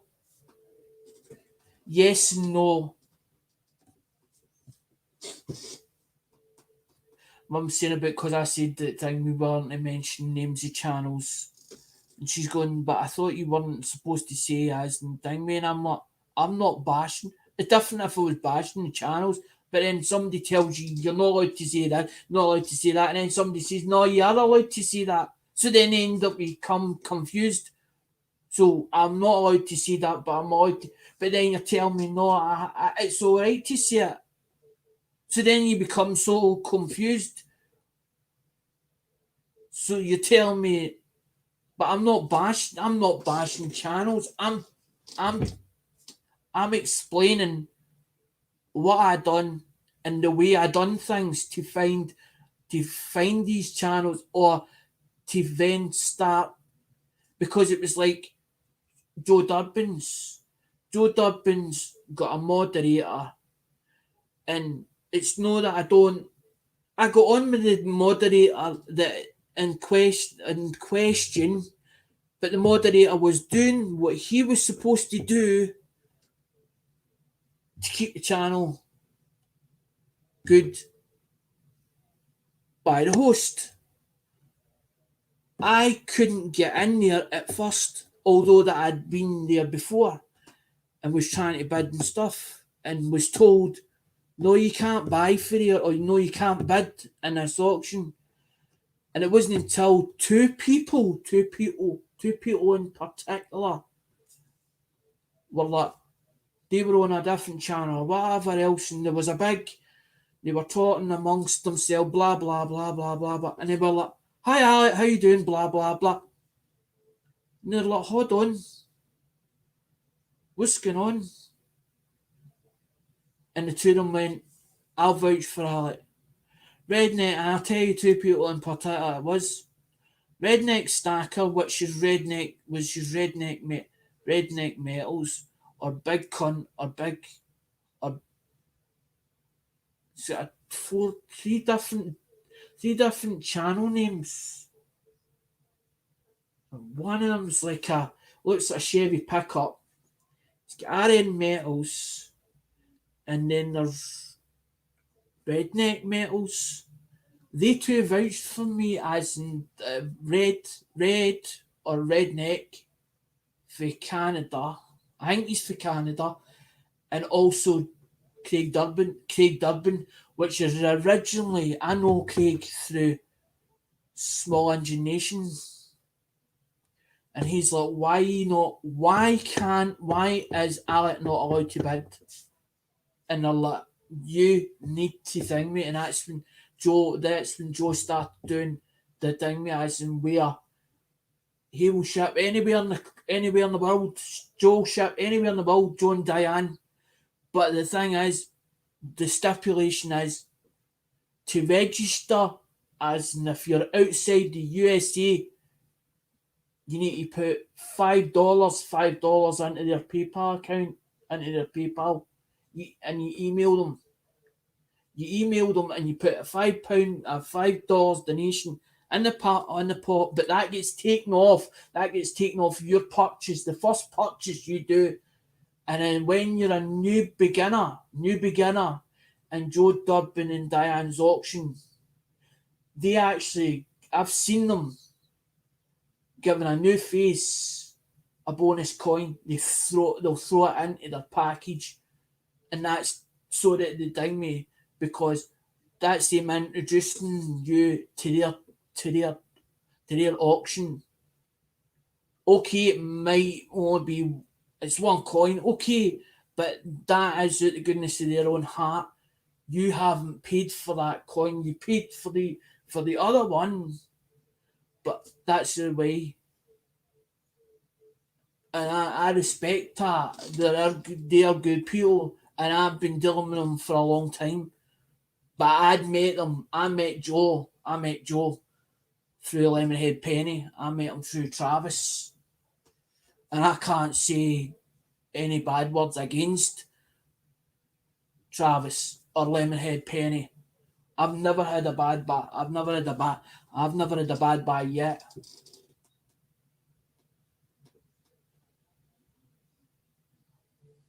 Because most of that is Lemonhead Penny. There's that, because that folder, that one was bought at Lemonhead Penny's auction. There's another one that's saying me, it's a UK one, that was bought at Lemonhead Penny's auction. That's what I'm saying. People go, a mail call. They don't tell you the thing, they don't tell you the boat. The boat it's so that people think, as in thing me, I think some people think they get free coins, thing, people send them coins in the mail. No.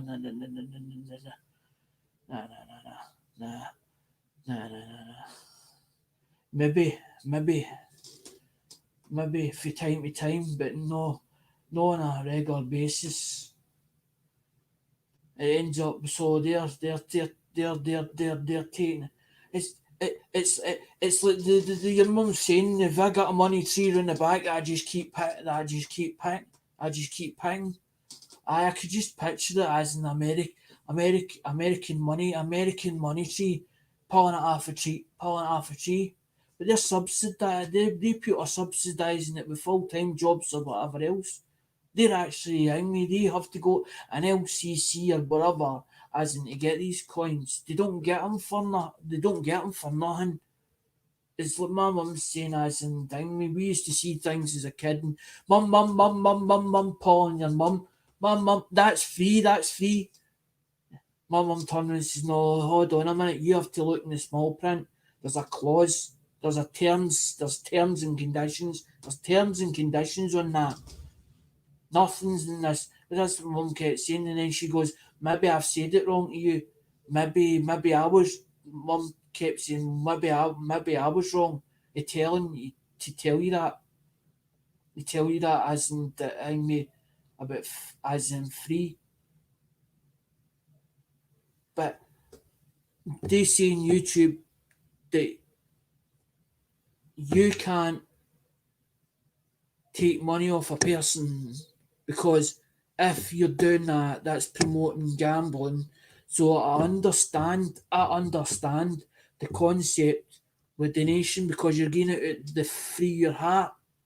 It's like when you go into these charity organisations, they don't put it on it. Because I done it one day by accident, totally by accident.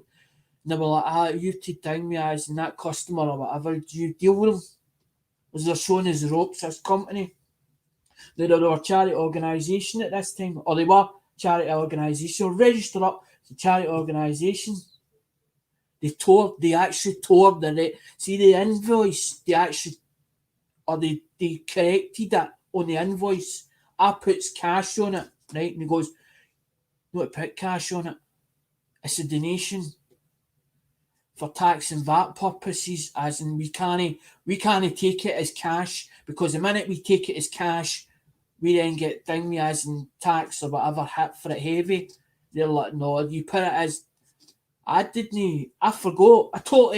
Just this day, I totally forgot. Now they tell me, but he hadn't stipulated it down as in like, well, one, I wasn't doing it on a regular basis. So you tend to forget, and it slips through. They've scrubbed out in our system. What are you doing that for?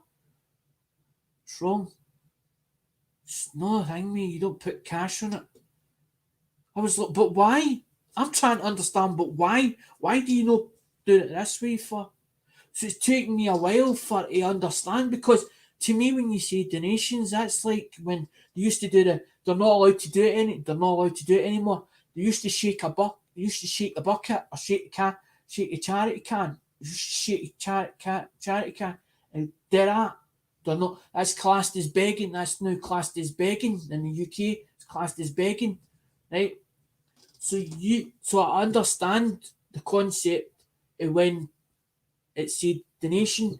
That's you giving it out of the goodness of your heart. So they're allowed to do anything with it, and it's like Cap 7 says. So you're giving somebody cash, but you're telling them what they can do with it. So you're giving that person an ultimatum. You're telling that person, you've got to do this with this, and I'm going to make sure. You do it the way I tell you to do it. I understood where Cab 7 came from. But that's what I'm saying. It's taking me time to understand things as and get it in my head. But then when you say to me, donation, that feels like I'm a charity case, and I'm not charity. I'm a bloody charity case. I'm not charity. People's like, but you're putting out content out, you're not getting paid for then putting out content. But you're doing free gratis because you're doing it out of good of your heart. That information and putting on YouTube, because you're sharing your experiences, you're sharing your hobby with the whole world, explaining it to them, you're explaining it to them, and that's why and sometimes when I'm doing lives, I'm actually doing, as I said to Andrew, it's like I'm doing a lot of research. It's like I'm watching these channels or channels with down engines or whatever, and I'm sitting watching them rebuilding something. So they're stripping something apart, and I'm thinking to myself, why are they stripping it apart? But you're looking at the title of what that video says, hoping that that title explains it slightly in simple form. What is he doing with that title? He's, but the title means nothing. The title means nothing.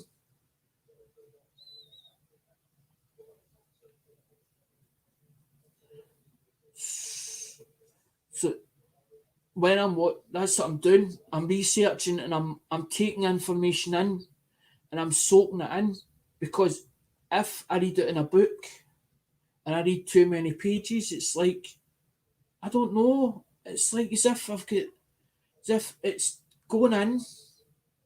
It's not sinking. It's not sinking in, and all of a sudden, it's like my head's going to explode, and I'm like, I can't take this. I can't do this. And then I end up with the anxiety and all the rest as it builds up, because I should be able to do this, but I can't. I can't do this. I can't do this. And then I get so upset with myself. And then eventually, 2 days, 3 days later, I'm like, I understand this.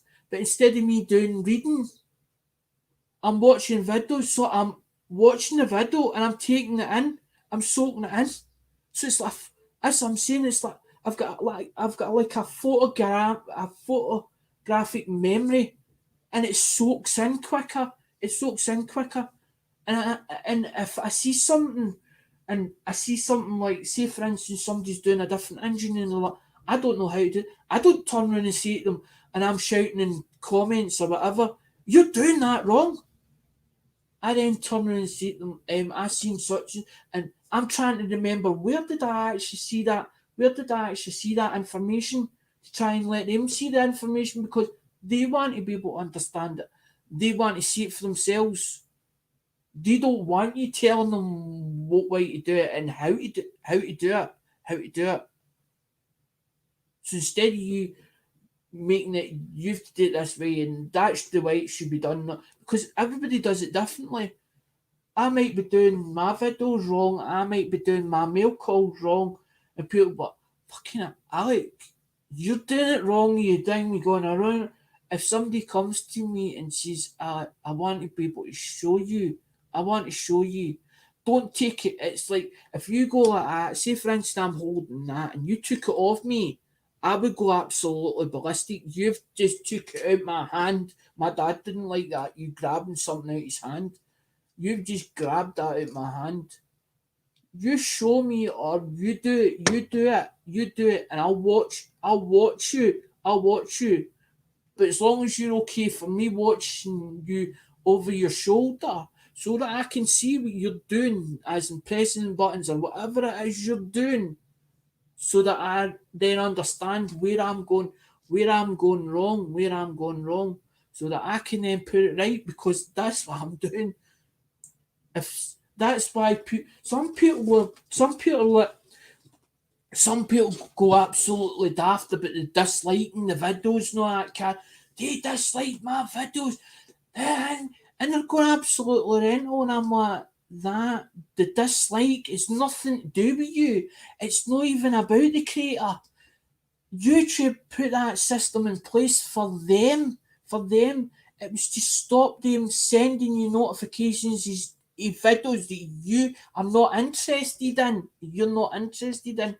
But I said for the day one when I first came on YouTube, if somebody dislikes your video, put it in a comment. Put in a comment why you didn't like a video, what you didn't like about it. Then the creator, it helps the creator create better content and they know exactly where they're going wrong. But don't don't hit them hard and turn around, you're doing it wrong, because people will end up go up in arms and they're like, fuck, you're not telling me what to do. I watch a guy, right? I watch a guy, right? He's not a mechanic. He's not a mechanic, right? But he knows his stuff in trucks. JC Smith. It's called J J dot C C Smith Projects. The guy does trucks on YouTube. On YouTube. Now, when you see a live, when JC goes live stream, this is when I call a YouTuber, right? He's not one for banning anybody, right? You try and say to him he's doing something wrong, he goes, he's slightly objective, right? But the guy isn't one of them ones that's like hard on people. He'll be like, you don't have to tell me. I know I done it wrong, or I don't. And he'll fix it himself. But you leave a comment, and he'll never say nasty. He'll never say nasty to anybody, right? But there's been people that know nothing about vehicles, whatever else, and try to tell him how it's done and this shouldn't have been done and the safe. And he deletes. He all sees live streams. He always deletes. I don't know what it is. He deletes them for some reason. I don't know. Right, but that's no here or there. I'm not bashing the guy. I'm not bashing the guy because I like the content. I love his content when it comes. I love the content. I love. Doesn't matter, Andrew. I'm not caring. I. But the way they no, to me, when I first saw his content, I was like, that's a Smith through and through.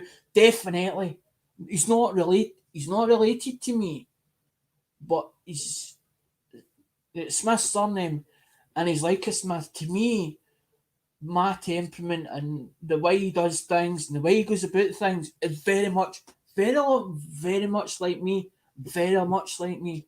And I was like, this is why I like this guy's content because he's doing trucks, knows what he's talking about. He takes a truck apart. He takes a truck apart and he's like, this is going to go 12 ton and do this and I'm going to put this back on it and I'm going to cut these springs off and it, it's not a customized. He's not customizing the truck. He's putting the truck back original, but he's making it specifications. Somebody's went to him and says, right, a 7 ton, and he's like, that should have the capacity, that's that, and it should weigh that, and it should have that on it, and it should have, and he knows. And I was like, this guy is something else. His wife's involved in it, but she cleans the trucks and all that. But a lot of the time you don't see her in there, like, she'll be holding the camera. And he's thing me and he's like, you've got to pan at this bit, and you can see her going, what why? And she's done, but she's involved in it as well. But the two of them are something else. And I got 10, and I found them through somebody else. I think I found them through somebody in Small Engine Nations. I think I found them through. I'm sure that's how I found them. Because I started watching that Ron, Ron Pratt, Northwest Recovery. I was watching a lot of his videos, and I think it was YouTube that started notifications sending me, and I was like, "What is?" And I've always had this thing about big trucks. I've had them. My mum says that I can't ever remember it, and she's probably it's true. I used to watch the thing with the bin lorry going down the street, and then I'd follow. I'd follow the bin lorry. I don't know what it was. This fascination, but I've had it for years, and it's the same. I've My mum took me. I was suspended. I always remember this day. I was suspended for school. Mum says, "Right, I know where your dad is." So she took us down to this garage. She's like, "No." She's like, "Gordon, I can't do this no more." I wasn't causing problems, but I was getting suspended for school. A class clown and try to be liked, and I never fitted in the school, or I never felt as if I fitted in the school at secondary. And I always remember this day. Took us down to this garage. I'm from marching down to your dad. Wait until your dad gets hold of you. Dun. Mum says, I can't deal with him no more, Gordon. You need to sort him out. That was the day my dad put me into young as in with cars. And I actually worked. My dad was self-employed with a guy who owned the place. Jimmy, Jimmy's now dead. Jimmy's now dead, but it's his son. It was his son's business, but Jimmy was his old man or whatever, and Jimmy paid the rent on the bill. He's still in the same. John's still in the same place. He does sing me. He's good at what he does, but the guy's too cheap. The guy's too cheap, and the materials for painting cars and doing accident damage cars and all that is the price of materials, the price of the labour and all the rest is went through the roof, right? But John does it reasonable, he's good, and his job's turn out nice. But my dad worked for him. But this is where I'm trying to I'm sort of telling a life story where the background. I don't like because I'm always frightened that maybe people won't like it because I'm telling it as in my life experiences. But my mum's turning around and says to me, well, "Why don't you write a book?" And I was like, "Mum, I don't even know where to start with a book. I wouldn't even know where to start with a book. So I don't know where to start with a book." But I go back to when I was 13 because I remember part of when growing up as a teenager. I don't remember back from them as in, or before then. But the thing is, a lot of my childhood,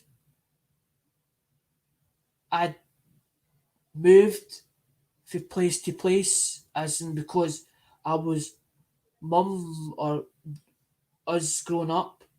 I remember when my sister was younger, because my sister's 4 years younger than me, and then I remember, but I try not to remember the thing because sometimes I get emotionally because my gran and grandpa had actually brought us up partly as in at weekends and going holidays and stuff like that. And then when they passed away, and this is after sort of when I got to the age of 13, when my grandpa wasn't there. This is when I start remembering a lot more than what I did back before that.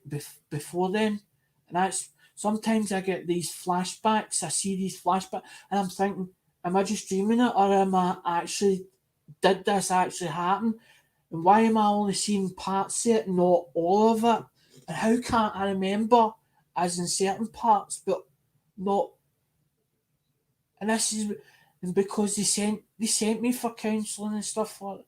They actually sent me for counselling and stuff like that because they were trying to figure out what was the matter with us or whatever. But they never actually diagnosed that I was as in borderline borderline autism autism spectrum or borderline autism spectrum disorder. So I have got difficulties as in, but it's communication. It's the communication part with a normal person. I find it tough, difficult. But when it's business stuff, I understand it more because my father actually thing me, he owned his own business on that car on, and then because he was an alcoholic, he lost his business, and this was before mum met him and stuff like that, and then end up as while we were growing up, we didn't actually see my father because my father was more interested in cars and thing me. My mum was dealing with us more, but then when I become the age of 13, that's when my dad sort of stepped in and he's like, "Son, I'm going to teach you how big." He's like, "You're going to be in for a shock," and I was like, "Why?" And he's like, "I'm going to teach you how big bad world this world is," because he felt He felt that I wasn't streetwise. He felt I wouldn't make it on my own. He felt that that I would end up getting taken advantage or as in used and abused, and he didn't want that to happen. So he took me under his wing, and this is when I started doing bits of paint. I'm doing painting tyres and painting sills and actually rubbing down and helping them mask up. So I actually think me when my dad worked in the garages, I worked alongside him, so I can actually tell stories. I can tell stories of what cars he done and what happened and stuff like that. But he'd move. Dad wasn't one for settling down any place. If he liked to be, to me, was like as in like the phoenix. He liked to float. He didn't like to feel as if he was tied down. He didn't like that feeling. So every now and again, he would like 6 months or a year in a place, and then he would up and leave. But they didn't sack him. He was never made redundant, and he was never sacked for a place. He always had doors open for him. Everywhere he went, people knew him. He was well liked, well admired by people, well admired by people. The only thing that spoiled him was the drink. But he wouldn't work on Dingley when he was. It was more he drank after work than what he would during work. And when he was with John, it was like it would be like a Thursday. He'd have a drink. That was when he would have a drink. But then it got worse as the years went on. It got worse and worse and worse. But this boss he worked for, this ex-boss that we worked for, Morris Ahern, my dad had all the problems and everything on his shoulders. Or I don't know if my dad took the problems on his shoulders and he felt as if all I got was nag, nag, nag, nag, nag, nag, nag, nag, nag. And then because he was shop foreman or the gaffer, he felt as if he was getting the blame for everything. And that's when he started drinking even worse because he's doing me and he's taking it. He was taking it home. Every problem he cars that was happening in the garage were getting taken home with him, and it was getting worse. But I worked alongside him, as and this is how I learned my trade, is working with him. So I become General Dog. I was like General Dog's body, and then learnt about how to clean cars and all the rest. And I loved every minute of it. That's what I'm saying. When I went with my ex-wife, I felt lost because my hands was like no working anymore. And I'm like, I don't, I don't want to be sitting in a home or house and whatever else. But then when she had the first kid, or when we had my first daughter, I was bringing him up till we were 4 year old. And then by the time they got to 4 year old, we'd had another kid. So they end up being me. I ended up being a father figure. But fatherhood didn't seem to. I, I made mistakes. I'm not perfect. I made mistake. I made mistakes, and things happened, and I don't want to even talk about as in that either, because I don't want people thinking that I'm this big bad person, because I'm not. I'm not. I would help anybody, but I've got to feel that I'm helping them as in for good, not for as in to drag them down. But sometimes I tend to take over things, no realising that I'm doing it, And sometimes I want to be able, I want to be liked and feel wanted and needed, feel wanted and needed. But if somebody was to turn around and say, you're not needed in this community, or we don't feel that you're worthy of being in this community, I'd rather people turn around and tell me that and say to me, Alec, do us a favour, fuck off. Just go, fuck off. F off. Just say it.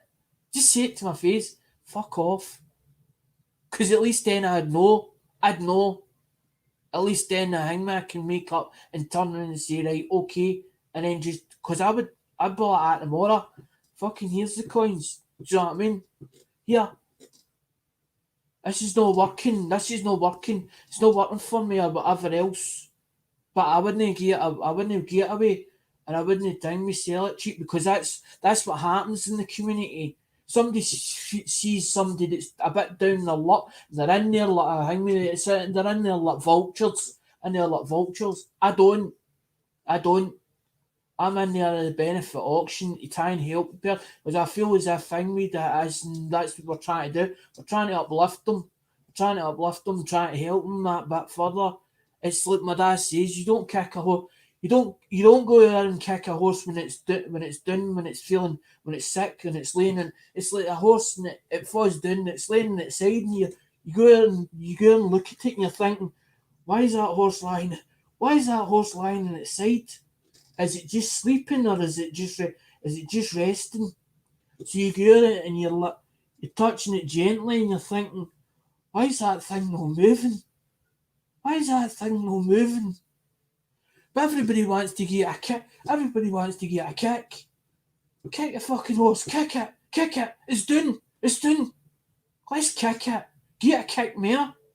Poor horses like that. What the fuck you doing? You kicking me? Ow! Ow! Ow! It's sore! Ow! It's sore!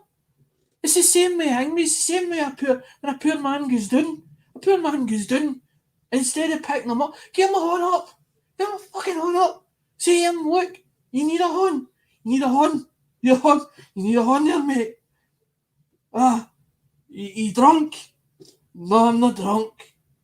You alright? And sometimes you get people that tell, I'm okay, it's fine. They're not okay at all. Just say okay. They say they're okay. And then 3 weeks later or a month later, they fucking break down in tears. I'm the one that goes there and I'm like, you alright, mate? I try to figure out, how can I help this person? What can I do for them to make them feel better? Is there a way? Is there a possibility? I do it. I've done it. I don't tell everybody what I do on YouTube and what I don't do. Sometimes I do things as in off the cuff. I do it indiscreetly, but I don't talk about it. I don't turn around and say, I've helped this channel and I've done this for that channel and I've done that for that channel. I don't do that. I'm not that type of person. I'll tell you experiences that I've actually experienced because I've either hit a problem and, as Cab 7 says, maybe it'll inspire somebody else. Maybe somebody else is having the same problem and can relate to it and say, that's a good idea. I've never thought about it that way, or I've never thought about solving that problem that way. I wonder if it's worth trying it that way and see if it works. If only one person, if you do, for one person you do good for one person out there, that's good. That's good. At least somebody feels better rather than the whole. Because that's thing me. This is what annoys me as in why is there no peace and harmony in this world? So there's a war in a third world country. How does it start? Two people arguing amongst themselves, and then they end up with other people involved in it, and then it creates a war.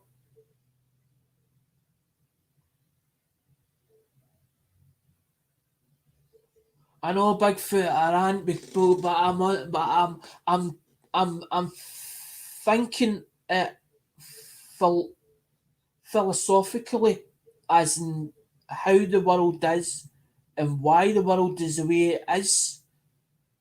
Because to me, when this COVID or whatever came around, or Corona, to me it felt as if they were trying to, the politicians were trying to control the people, were trying to control the people themselves. And people are like, no, there's a flu or a bug that is killing people. But I'm like, but they're telling us what goes. They're telling us we're not allowed outside. We have to wear face masks. We have to do this. So you're controlling us. You're telling us what we can and can't do. It's like an economy, as in the a lot of the business, like a lot of like Debenhams and all the rest.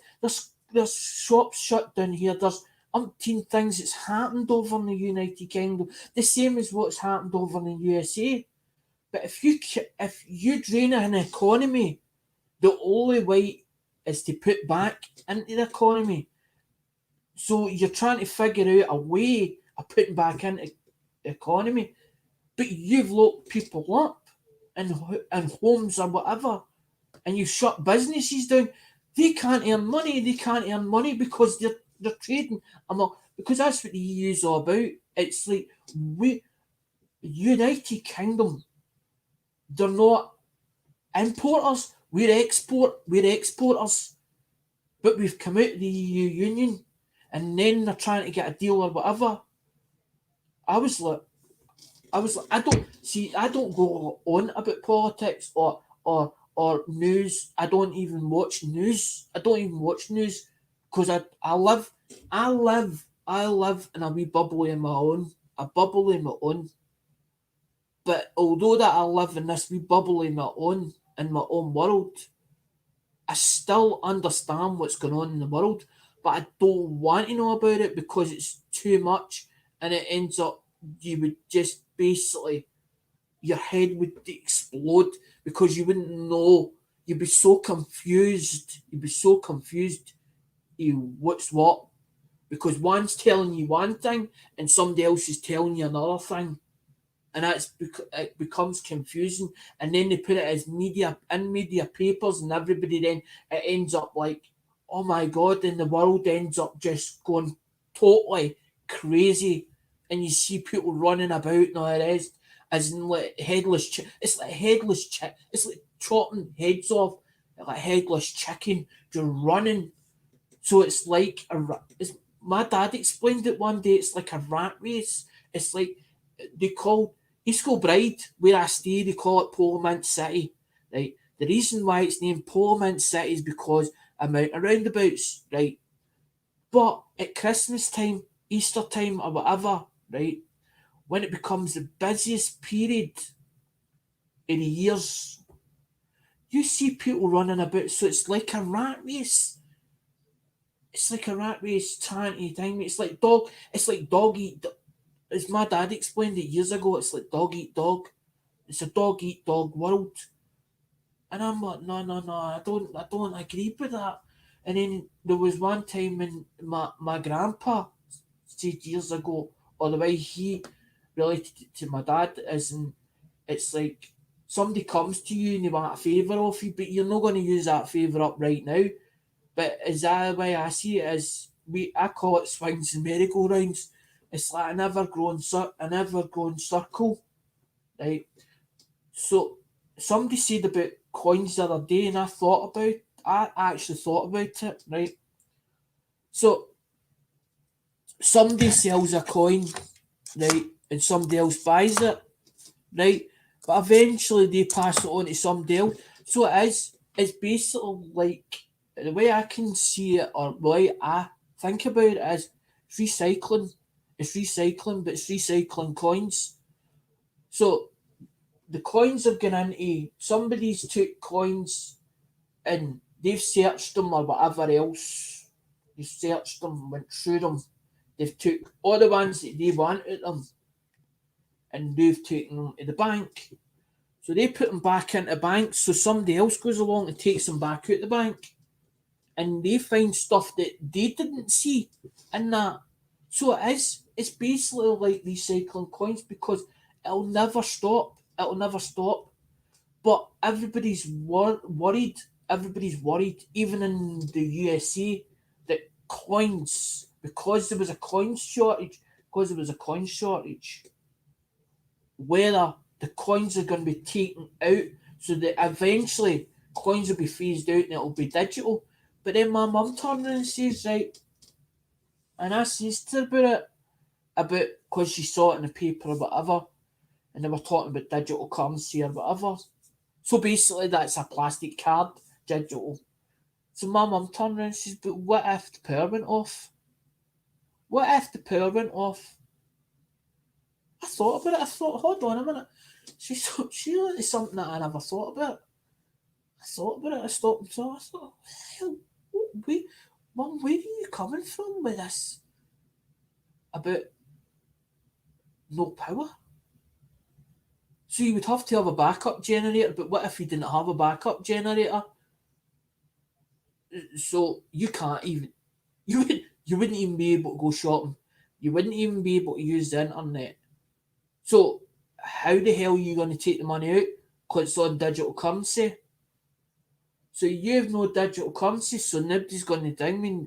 So how are you going to buy a tin of beans? How are you going to buy a loaf of bread? Because it's digital, so it's taking off a digital currency or digital currency out your bank. So it comes out in figures. But coins is a backup. If you think about it, coins are a backup. It's backup. So how the hell are you going to end up take coins out of the equation? And if you are going to take coins out of the equation, right, the big people up the chain of command, they're going to take it out, phase it out totally, right? So you're going to have no coins, no coinage whatsoever in the world.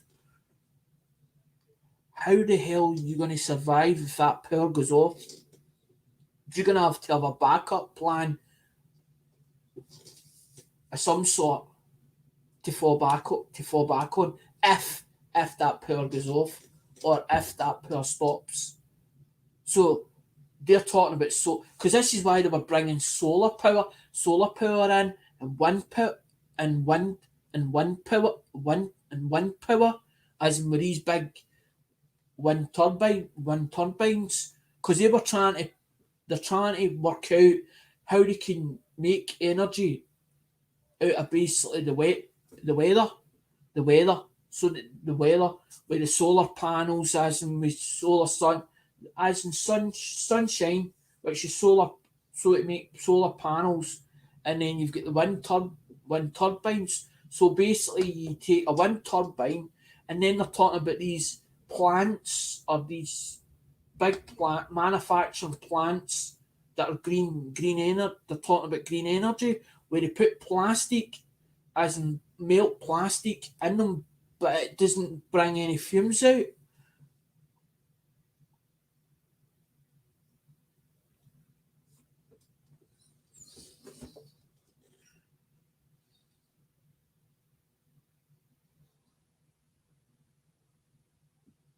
But that's where it's Bigfoot. See when you're saying about that, that's where Bitcoin comes in. They're talking about Bitcoin. That's Bitcoin. Is that's what Bitcoin? That's what Bitcoin is. Bitcoin is that. I'm getting emails. I'm getting junk emails in it. I have junk emails in it. I can show you. I'm getting junk emails in now, as in ding me. It's like going through my emails as in junk, and it says bit. It starts talking about bit error or bit era, and I have no. When I don't know about something, I don't buy into it because I'm like I don't understand it. It's like that thing when it says on it bit. It says bit. It says bit era. Hold on, I try and get it. It all is junk. There's one. It says bit era. It says insanely easy to become rich in 2021. What if I told you that you can become a millionaire this year? Sounds crazy, right? Well, it is now possible more than ever to make a life-changing fortune online thanks to the new evolutionarily automated cryptocurrency trading system. So they're talking about as in that's basically Bitcoin. See, because I know nothing about it, I'm like I'm not. I'm still like I would rather see it physically. I'm one of these people. I would rather have it physically. I would rather be able to put it in my hand. As a digital currency, you don't. You only see it in figures. You only see it in paper. What if? What if that don't work? What if you lose thousands of pounds? What if you lose thousands of pounds? thousands of pounds, because that's the only way the bank works. You put money in the bank, or you have money in the bank. They invest that money while your money's sitting, there, while it's tied in their hands. But it's only figures. It's only figures. As my dad says, you're probably worth more in paper than what you are actually in physical money. I thought, when my dad turned around and said that, I was gobsmacked. I was like, what? And then there was one day I used to write everything down on eBay, but read one of these. I had a book, right? Now every time we done a transaction, even with PayPal, I would have backup sheets, right? But the backup sheets were so that I would understand what to buy, what not to buy, how much did that go for last time, and what did it go for this time, right? Because it goes up and down. Maybe it's up and down, right? Like what coinage is, right? So I would have it marked, name, what the item was, item number, or item, name and address, much it went for, and then whether they paid in cash, check, banker's draft, or PayPal. So I put PP in it, I put P, and then tick it so I know it's paid, right? So I went through it and I was like, we were having a hard period, and I said to her, wonder if we go to a business place or a business plan and we take this book, ways. No, can't do that. I was like, why? He's like, I'm just telling you, you can't. There's no possible. I listen. There's no possible way. I says, Dad, I've went through this book. There was four and a half grand of sales, just in sales done, a 4.5 grand. But that wasn't including. That wasn't like as in trying to we turn and say, right, what's gross, and what did we pay for that to start with. I never looked at it that way, as in take that price off of that. I'm looking at it and I'm going, right, this is what we made, and I'm all the way down it.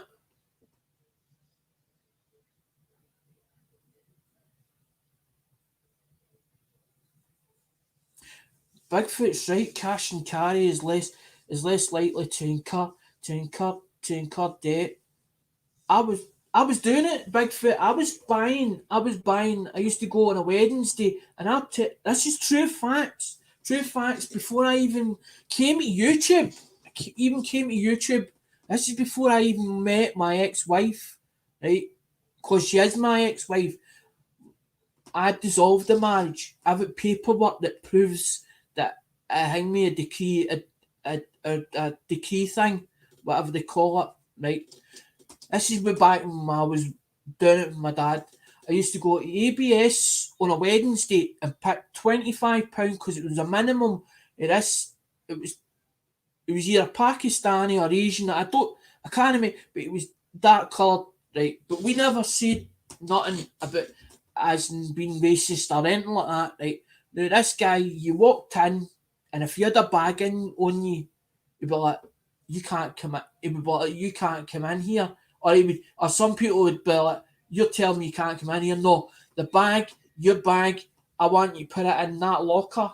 There was a locker. You put £1 in the locker and locked it up, because he felt that if you had a bag, you could be putting stuff. If you're walking around his place, you could be putting stuff into that bag. She's like, no, we don't allow that. You have to put this bag in. If you bring a car, bag, or even a purse or a bag in, any conception, we want you to put it in this locker, right? So I used to get in a Wednesday and get £25 worth of stuff. You're talking about cash and carry, right? £25 worth of stuff. Take it back. I used to take it back here, take their price tag off it, right? Their price tag off it, put my price tag on it, take it car boot sale on a Sunday. Do you know I used to make more? I used to make more in one day than what I could a full week's work. A full week's work. I'm not talking about a month, because I know you all get paid monthly now. It's all monthly now, as in 25 or 26 days in a year, as in you get paid monthly. So it'd be like £200 a week. maybe like £1,000 or £3,000 a month, right? I could make more in one day. On a good day, if it was a good day at the market, at the car boot sale, I could make £200. That was my dad. And the only reason that I missed the old man is because he could do it and he knew exactly how to do it. And he'd tell you, he could turn around and say to you, I think, he could look at the weather. He'd look at the weather in the morning and he'd turn and say, it's going to be a good day, son. I think we need to go. The only thing is, he used to turn around and say it was from my mum. It was the money he get mum from my mum. But I didn't know. It took me years to find out that my mum never got the money. She never got a penny what he was taking in.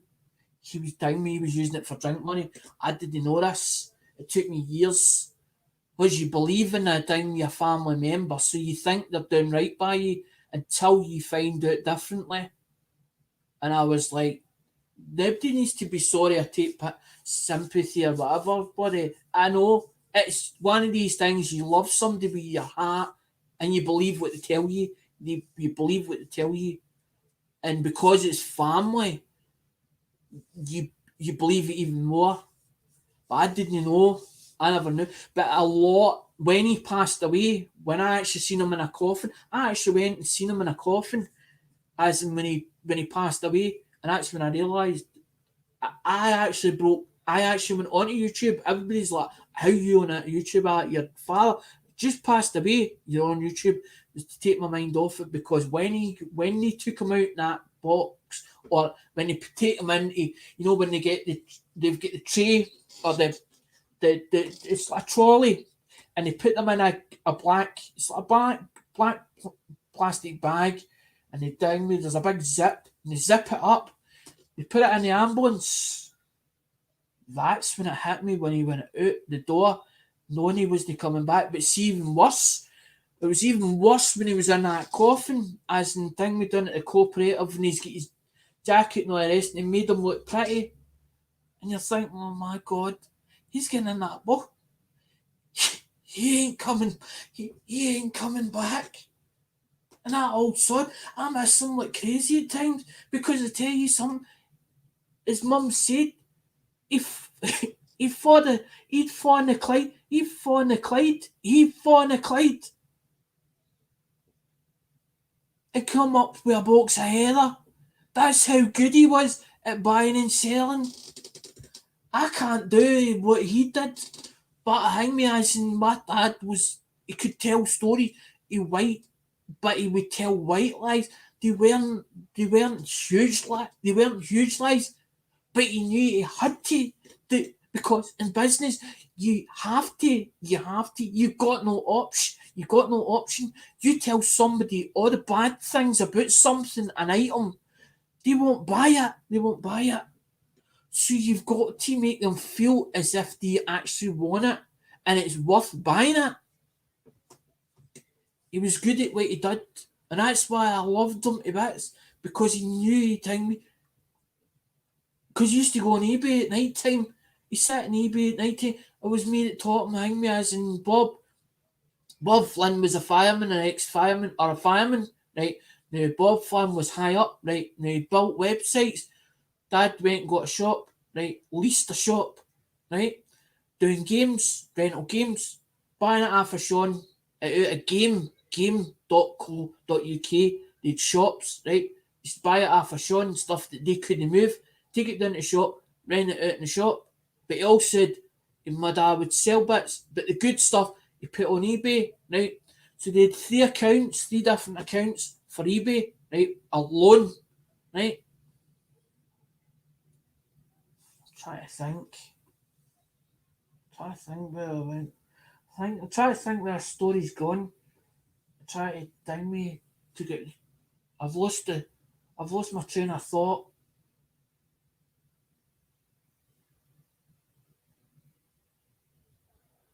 Aye. So anyway, he couldn't even use a computer. It was me that taught him. How to use a computer, and I'm trying to tell him, as in, do this. I'd lost him, and he's like, and he got so frustrated at me. He's like, show me how to fucking do it. Just as in simple stuff. He's like, what button do I press? Do you know what I cried, old man? One finger job. See, when I left here, he was actually running his own eBay store for the house, as in for this same room. Hang me out eBay, a table that across this way. This room's changed since he was in it. But he used to use this room, a box, we call it a box bedroom. This is where he done all his stuff for, as in thingy, but then end up eBay fell apart from him because he ended up no well and ended up thingy, they blocked him on the eBay account, on his own eBay account. He was Mad Dave, he called himself thingy, as in he called himself Mad Dave Spears. He was actually buying Mad Dave bits and building radio control cars, selling parts, and also down Skelectrics, as in Skelectric slot cars, buying them in bits, broken. I'm talking broken, as in buying them as untested job lots, purchasing them off eBay, getting them sent, and then rebuilding them to make them look better, tidying them up, tarting them up. He had a guy in France that used to buy them straight off him, as in they've bought the first couple off him, and he's like, if you've got any more the good ones, mate. And this is what I miss about him. A lot of his stuff, but when he passed over to the other side, I didn't get any money. There was no money left. He had no money, no savings, no nothing. It all went for me to pay for his funeral. He goes, son, he says, when I go, I'll leave you everything will be looked after, all the rest, blah, blah, blah. Nah, didn't happen that way. But I tell you something, he left me all his knowledge and all his wisdom. That speaks more. All his skills and his knowledge and all the rest, it's come in handy. It's come in handy. It's anything. It's unreal.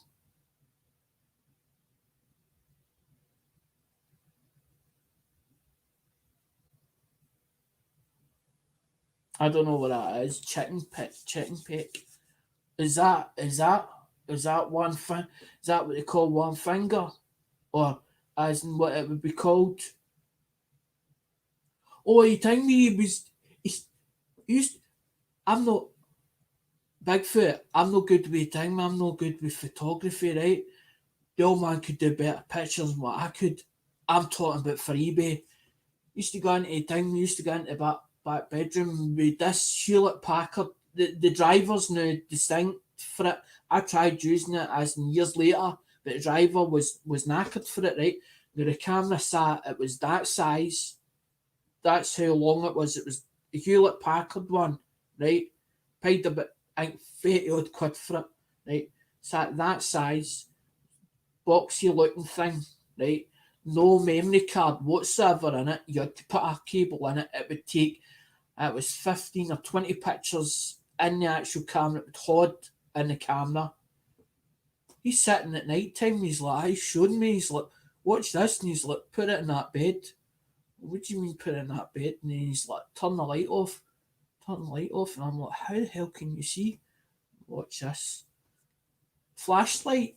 See the flashlight on the camera? Using the flashlight in the camera.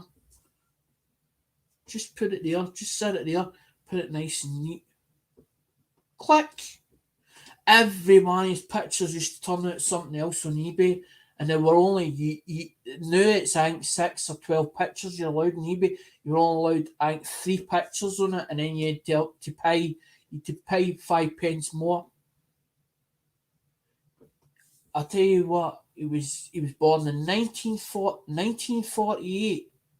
His birthday was the 7th, 48. And these skills that he had were self-taught. Everything he knew was self-taught, taught himself. And he was blooming good. But before he passed over, I touched him like that and we were holding hands, right? And I'm wondering if whatever was inside his body, spirit wise or whatever, would pass through me, passed to me, as if he knew he was gone. He knew months ago that he was gone before that, because it took me ages and I burst out crying and says to my dad, I know what I'm supposed to do. I know what my mission is, to mend and fix things. I don't just mend as in coins or whatever, or items. I actually mend broken hearts. I sit in dating sites or whatever else.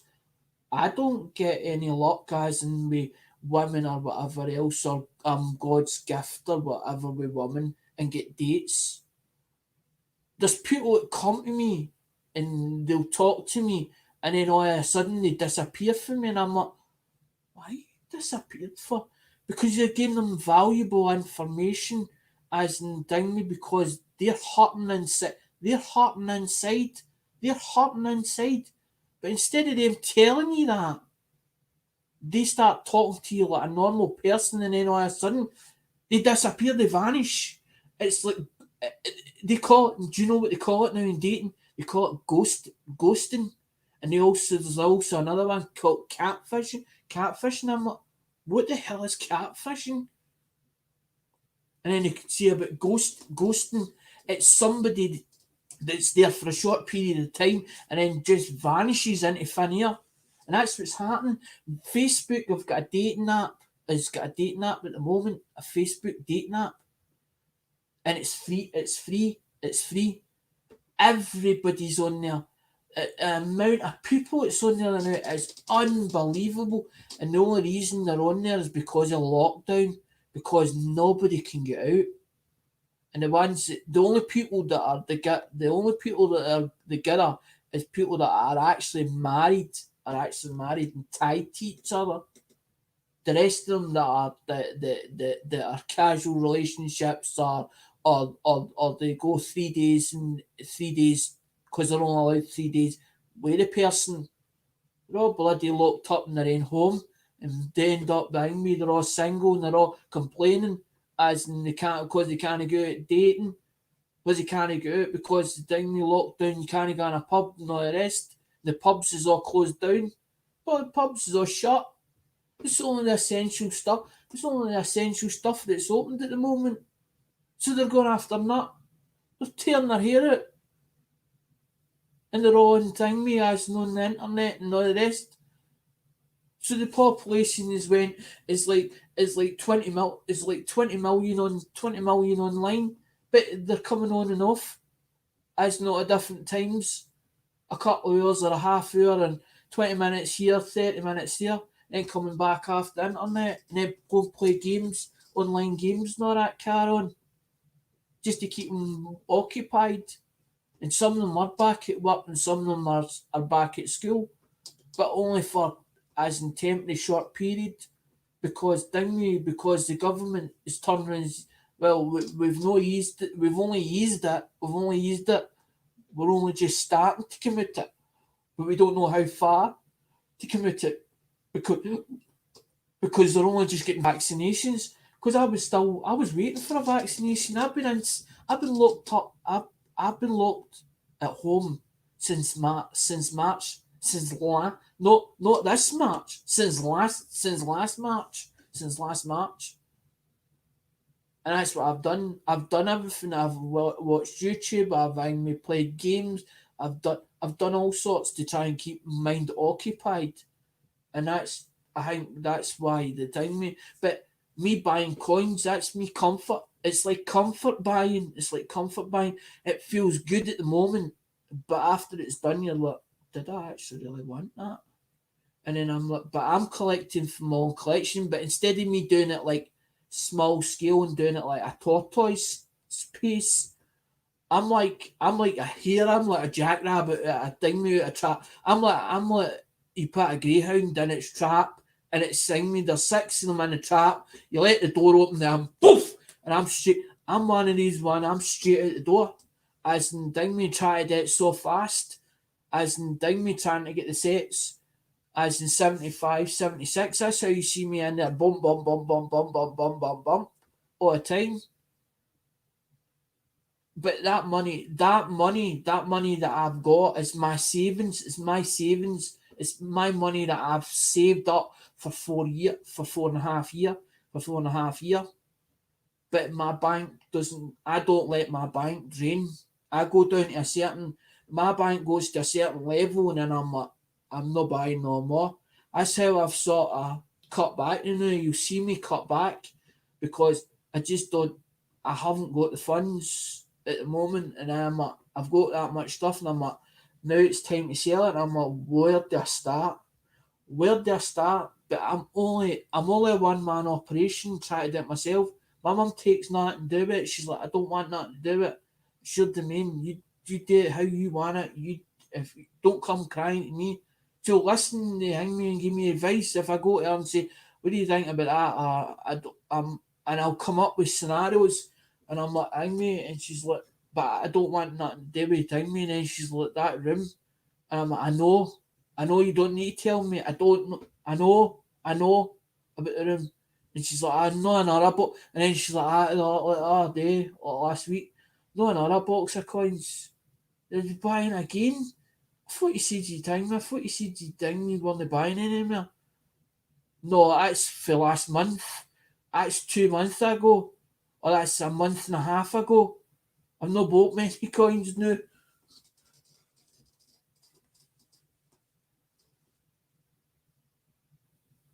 I know, Bigfoot. I've saw you, mate. I understand. That's how I'm like hang me, but then I'm like I don't want to go against people or bid them up as in and people thinking that I'm all there as in he bid stuff up and then dinging people like he's he's putting the price because that's what you're doing. As you're bidding, you're jacking the prices up so much. You're jacking them up but then I'm one of these people that I'm trying to figure out, right, how much is that coin really worth?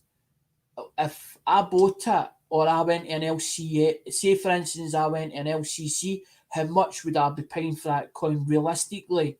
As in, you just own it to hold it. Is it worth a dollar? Is it worth $2? Is it worth $4? Is it worth $6? But different years of different coins and different grades of coins. That's what depreciate or that's what makes them more value is because how old they are, the condition, if it's silver, and then you've got it's like because I don't know the difference between clad, proof, and then silver, and then sometimes even I ask, is that silver? And if they've stated it's silver, then I know it's worth buying. But then you're fighting maybe 15, 20 people buying one going to go for the same the same coin, the same coin. I think that's what makes you have the buzz because you're bidding against each other. You're bidding against each other, but you don't want to upset anybody while you're doing it. You're trying to sort of you get to a point and you're like, do I pull back? Do I pull out now? Because if you're buying it to resell it, you've got to leave a margin in it. You've got to leave at least enough margin in it for the next guy because he's buying it to buy it to resell it again. But he's got a buyer or he's got somebody in mind for that coin, and then he's wanting to take it, look at the coin, see if there's any error or any hi Daniel, any error of any sort, a DBD or whatever you want to call it, RPM and all that. He want to check the coin to see if it's worth more value than that coin itself.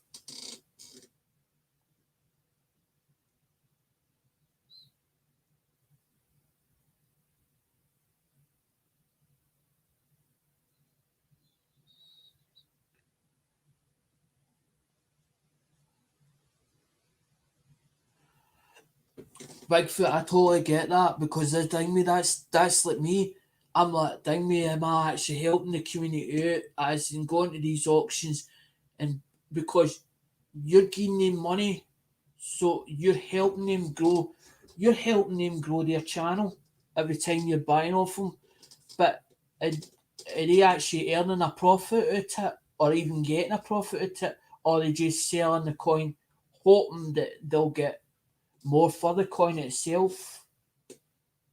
Sometimes I'm trying to watch what I say because I don't want to upset anybody, and I don't want anybody turning around saying, "But he's dinging me," and then he's talking out of turn, and then he's telling ding me as in stuff that he shouldn't be talking about, or as in because he's people. I don't think people realise that I'm right into I'm business oriented. I'm business orientated. If somebody came to me tomorrow and turned and says, I want to start my own eBay up. Can you tell me how does eBay work? What is it I should be doing? Where do you think that I should be going? And how do I do it properly? Because I was 2006 in eBay. I've had two accounts on eBay. I am what they call my user ID was originally Louise Marianne, which is after my first daughter, and then I changed it because my ex partner wanted to go into the because our children ended up like tiny tots, as in because they were premature babies, they ended up very small babies, and trying to get clothes for a very small baby is like hen's teeth trying to find it. So she came up with this plan that she wanted to sell baby gear and wanted to sell pushchairs. And that's when I changed the name. I changed the name over to Hazel's Palace. It ended up Hazel's Palace. But Hazel's Palace wasn't selling pushchairs and prams and that.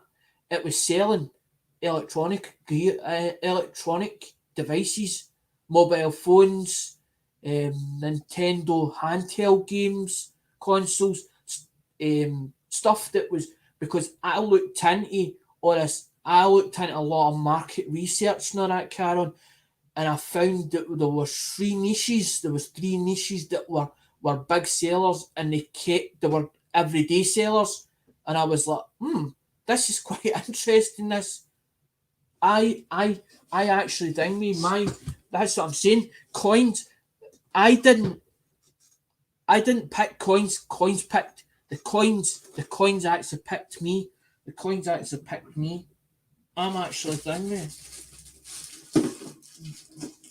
Bigfoot. That's my speciality.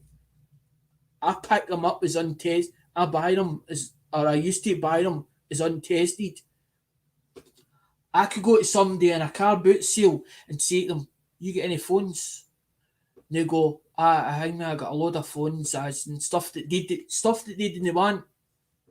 You open a bag, I look in a bag, take a click, like that, just my nose like that, look in a bag and go, and then the hand be gone, quick rummage, look at them and go, much you want from, much you want from, the whole lot.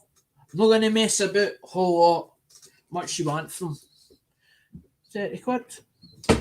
And I had a guy who was an Egyptian, they take him out, he bought that with a bag, took the bag out, go like that, £2 a phone, like that. Sometimes I pay £4, depending what it was. If it was a newer one with the touch screen or whatever, £4 a phone. At Samsung's mate, I'll get about five or six bags, Bigfoot, honest to God, full of phones just for donors. I'm actually thinking. I was thinking of getting back into it.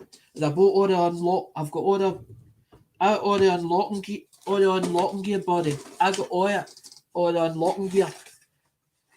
I never had that. That's through money for the government, for my benefit money, and anti bits and pieces as the thing, mate. To do something at least because I've worked. A Virgo star sign. A Virgo star sign has to have a backup plan. If they don't have a backup plan, they're frightened. They're frightened in case something happens. So they always have a backup plan in the back of their head. And the whole thing is, well, if they take my benefits away, what am I going to do for a living? And I was like, I'm going to be stuck. Where am I going to, what am I going to do? What am I going to do then? How am I going to live? And that was the whole backup plan. This is what the thing, the backup plan is with coins. But now now that I see what the community's about, I'm now understanding the community better, and I'm like, hold on a minute, I'm working it totally wrong here. I'm looking at it for totally this angle. I'm looking at it for the wrong angle. It's not about this. It's about that. And then I'm like, hold on a minute.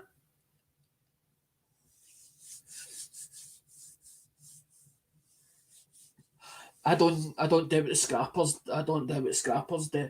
I'll keep them until eventually. I'll probably end up if the coins don't work. I will end up back, and I can see it coming. And I'm like, I don't want it because if I start doing eBay, then I won't concentrate on YouTube.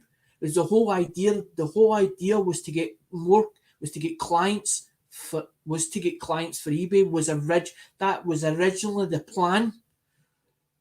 It didn't work that way. It didn't happen that way.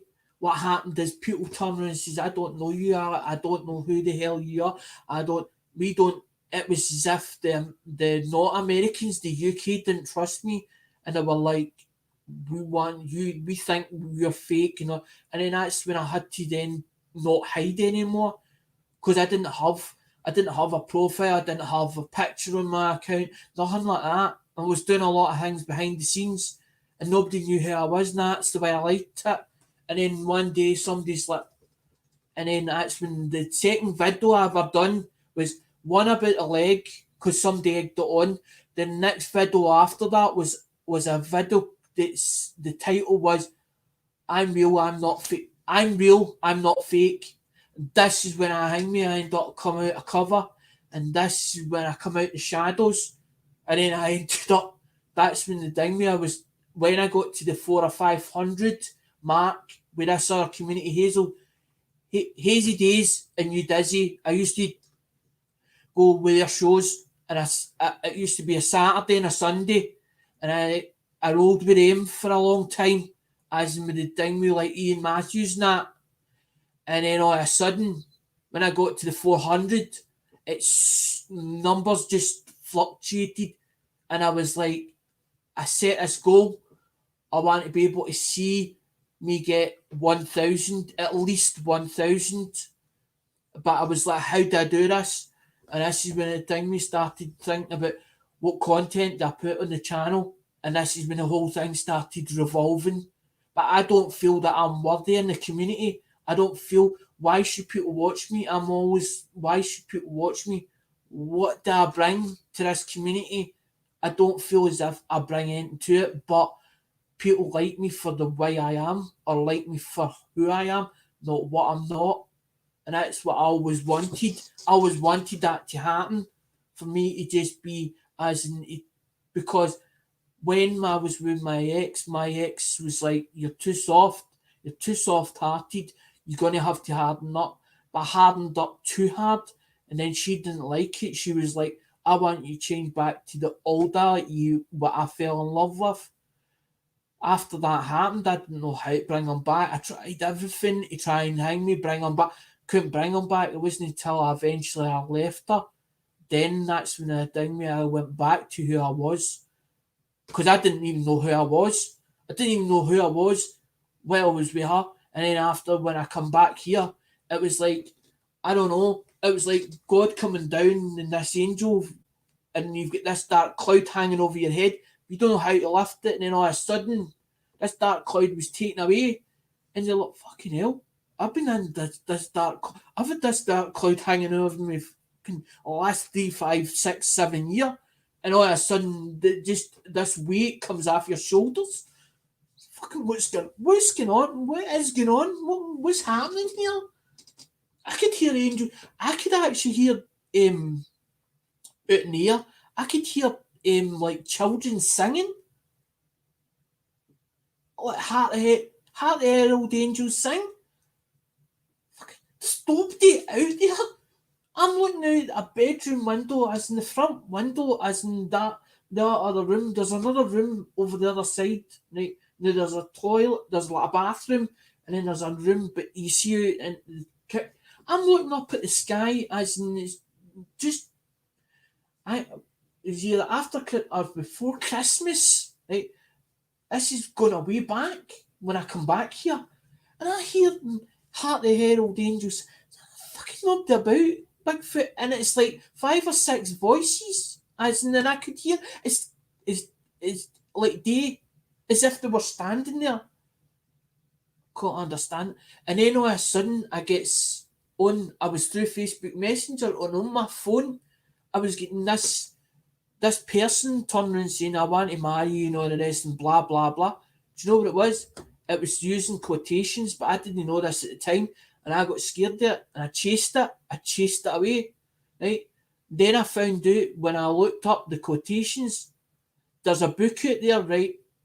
The book's called Who Moved My Cheese? Who Moved My Cheese? Now, it's used in America. It's used as a sales marketing tool. It's called. It's a Dr. Johnson. I think she's a woman. Right, wrote the book. But see, the cheese. The cheese is a metaphor. The cheese is used as a metaphor. Everybody's like, see, when I told everybody, I tell him social work and all the rest and blah blah blah. They were like, fucking this. He's gone mad. He's like, he's gone crazy. He isn't a clue what he's talking about. He's deranged. He's actually went deranged. He hadn't heard of this book, and I'm telling you, it exists. Because I started reading. I read the first two pages of it. It's about this guy. Right, he's working on this assignment, and they changed the assignment, and he knows nothing about the sport. See, when I understood what they were talking about, I was like, hold on. I was like, this metaphor, this is cheese. It's talking about when the goalpost changes in life. It's talking about you moving with the times. So you're moving with, as in with the world, when the world is changing, you have to move with the times, because if you don't and you stand still, you get stuck in your ways and you won't change. You won't move anywhere. You won't go anywhere. You won't move forward. Took me ages. I was like, I've got this book. I understand this book. But I actually unblocked the thing with the. But I still think that angels. I think the angel's still about. I actually on my Amazon tablet, I could be on YouTube and I'll come off of YouTube, right? It'll try and, as if it's going on to try and go into Android, because it must be a different operating system with an Amazon Fire tablet, right? And all of a sudden it goes black screen, but then there's times where it goes like that, and you can actually see it going like that, and it's flickering, and I'm like, that angel's not went. I'm like, it's there, that spirit, the spirit is still there. It's still there, and it's still moving about. Because I went to this, me and Mum went to this palmist, or this fortune teller. She turned around and says, you haven't no bad luck. You've got a guardian angel on your left shoulder. You don't have no bad luck. She's actually telling me she's like 15, 20 years in the game. But you pay her like, I think it's like 30 quid, as in for telling me to get you. And she can, it's like as if she's reading you right through you. But she told me things, and I was like, nah, it's not going to happen, nah. And she's like, you're going to find somebody, you weren't with the right pair. She's like, you weren't with the right person, But I don't find it, see with women or the rest and dating, I find that a hard thing. I don't find it easy. I don't find that easy. You're fine, Andrew. You know, although that you're a mod or whatever, and people see you as a boy spanner or whatever, you're not tied to as in how long you stay, or you have to stay as in wet every time I go live. And you know that, buddy. You know that. No problem. I know it's getting later. I know. I start and then end up. I don't. And it's like I don't know where to do it. Hang me, Andrew, where to do it on the thing with the old time that thing with Hazy Days used to do it, because I noticed Sunday. Is not really. It's quiet. Seems to be quiet on a Sunday. I noticed that, and I was like, I wonder if I cut into that time regime.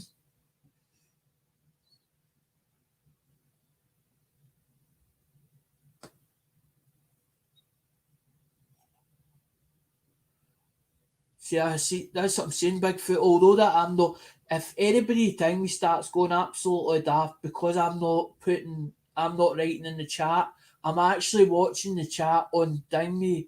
StreamYards has got this thing where it's got a private chat, and then there's one where comments. So I'm actually Dingy. His user actually Dingy. So if anybody else is on the actual YouTube live bit, I'm not seeing that, but I'm seeing what's sting me, because you're broadcasting it. You're actually broadcasting it over to, because that's what it says. When you go into the StreamYards, it'll turn around and say, where do you want to take this live to?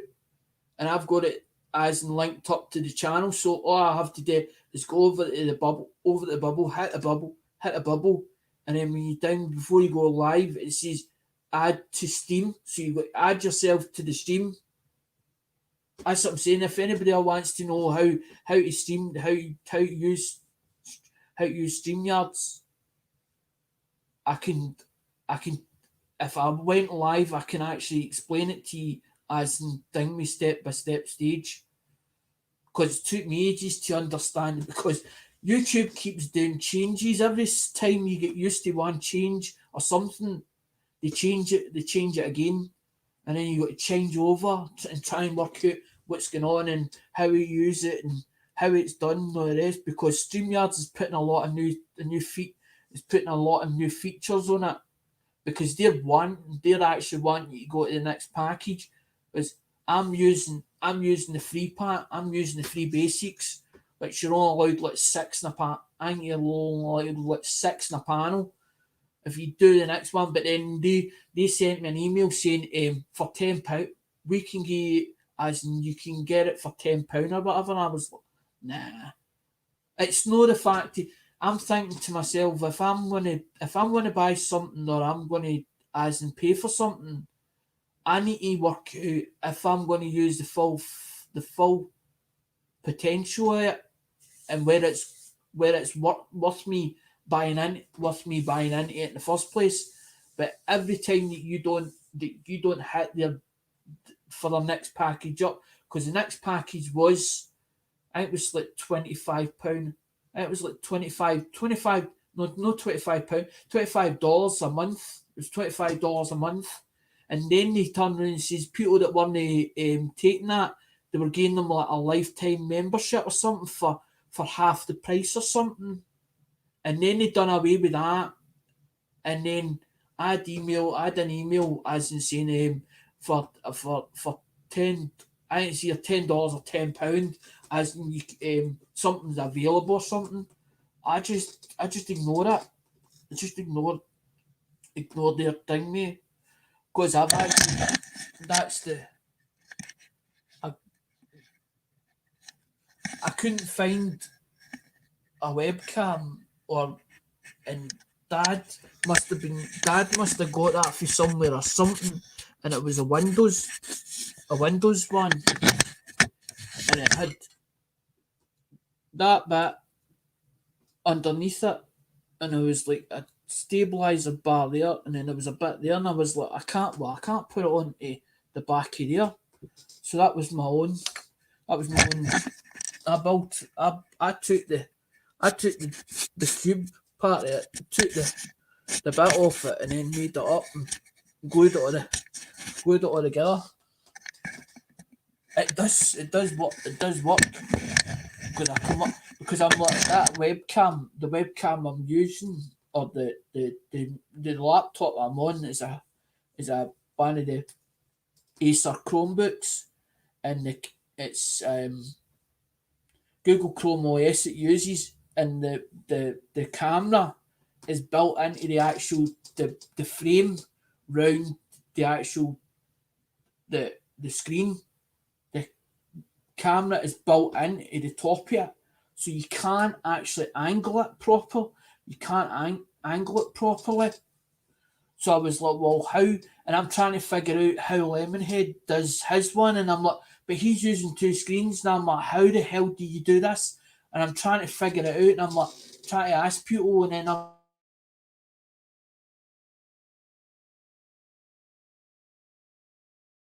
try this. I'm going to try something. Uh, I'm going to see if this camera works, and I'm going to, and it took it all apart and things sitting with it, and how did I do this? And then that's just a cheap tripod that for a phone because it had a bit as in like a metal bracket, but it actually screwed on. And I'm like, if I take that off of there, and then I take that plastic bit out of there, and then I put thread that's got a thread going up that way, I was like, if I make the hole big enough without touching the actual PCB board inside it, I can super glue this on. But how long is that super glue going to last? Because I'd went through Amazon. I've had twice problems with Amazon. I bought stuff off Amazon and it's turned out it was the wrong things. The one that I tell you about her, where is it? I seen it the other day. I bought honest to God Bigfoot, right? Goes on there, right? And I'm looking for them, right? Them. I've ordered them for Lemonhead. I've ordered another 20 of them, right? Goes on to Amazon, it's showing pictures of them, right? So buys it. That's what they sent me. Capsules, coin capsules. A whole load of them. I ended up emailed them 3 times as like I'm wanting. No, it's not the principle of the money. I'm like, I want them ones. The ones that's pictured in your thing, mate. Do you know what they done? Refunding me back what I paid. I'm like, that defeats the purpose. And it's like a whole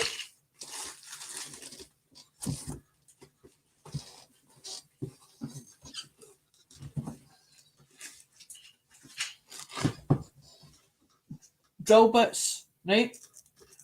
It tells you the thing me what's it was supposed to be 1.0, right? So I'm thinking they're 2.1 millimeters. I'm thinking they'll be bigger than 1/8, right? Shows you the picture. The picture's bigger. The picture's bigger than that. Bigfoot, right? Honest to God, right? I sees the drill bits and they're like that, right? Get some.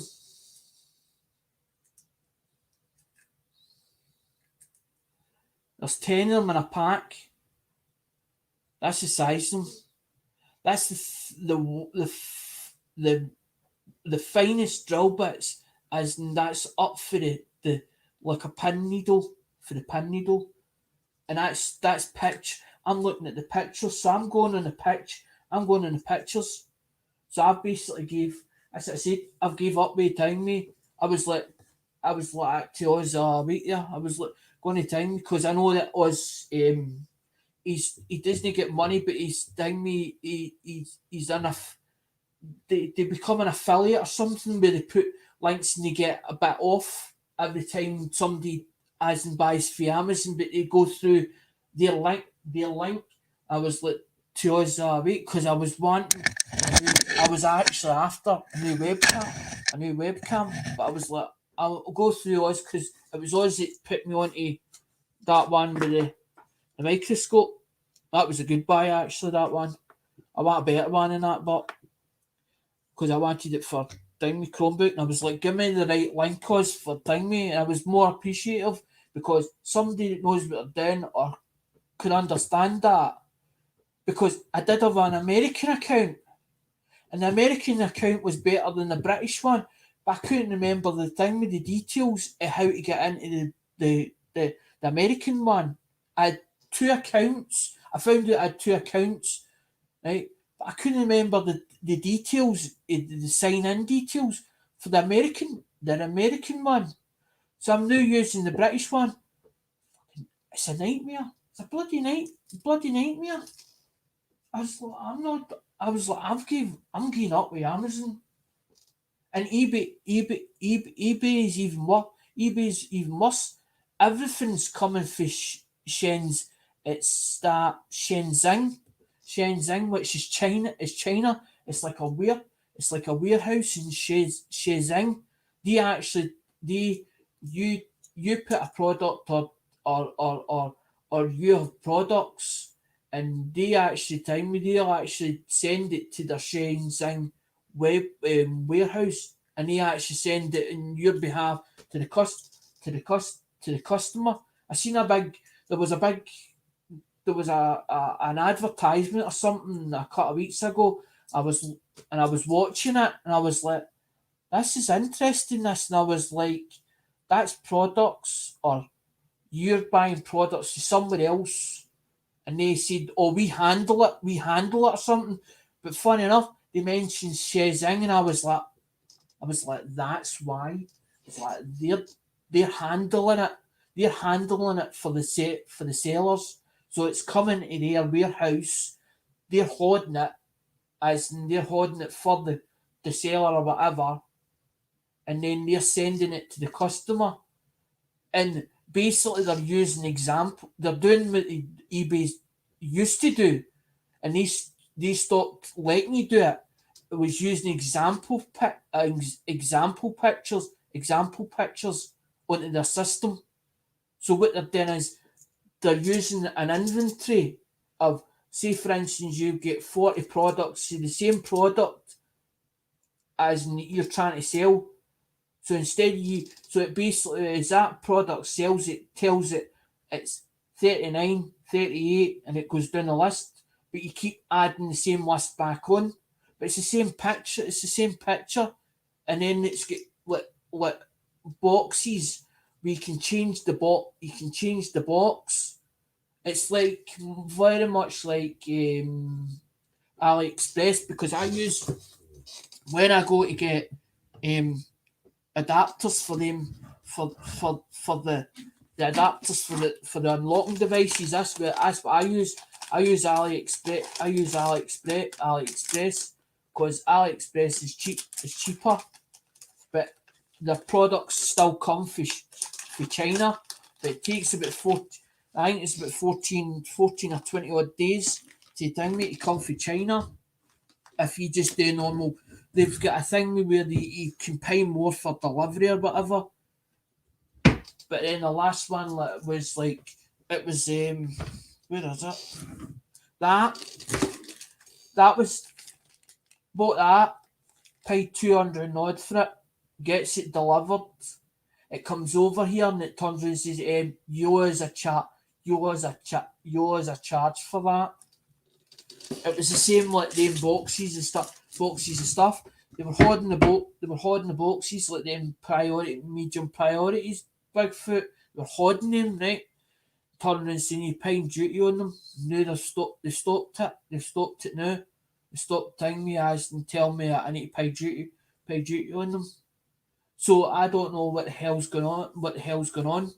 I'm like, well, 1 minute you tell me we're paying the duty and customs on top it, so you're paying the shipping for to get out of here. Then when it lands in the UK, you're paying another duty. You're paying duty on top of that, and then all of a sudden they stop it. So I'm like, what the hell's going on? 1 minute you are charging his duty, and then the next minute you're no, unless they built up a pot of money and they have to get rid of it for tax reasons. For tax reasons. because the Royal Mail get private. Royal Mail a few years ago, or quite a few years ago back, got actually privatised. So it doesn't actually belong to Her Majesty. It actually got privatised bought. Don't ask me who bought. I don't know who bought it. That's why I don't look at it. I'm like, I don't want to get in here, and I'm like, I don't want to know. Don't want to know. All I want to know is I'm not doing anything illegally. And if I was doing something illegally, I would rather them turn around and say, right, you're doing this illegally. Right, well, what do I need to do? What paperwork do I need? You show me what paperwork I need, and I'll go through the paperwork that I need to so I can do so I can be legit. So you can't turn around and say to me, well, you're doing things wrong. See, me and the old man that my dad always worked at, he's like, my old man was always the one. It was him that taught me keep your overheads low. The ex boss we used to work for, my dad was sick to death. He used bits of cardboard, plastic carrier bags, newspaper, cardboard, plastic carrier bags to build up wings and doors. Because the guy wouldn't spend any money. The guy wouldn't spend a penny. He'd buy a big sheet of metal. He'd buy a honest to God big foot. He'd buy a big sheet of metal, right? Big sheet of metal, and it would lay there for months, right? Big sheet of metal, right?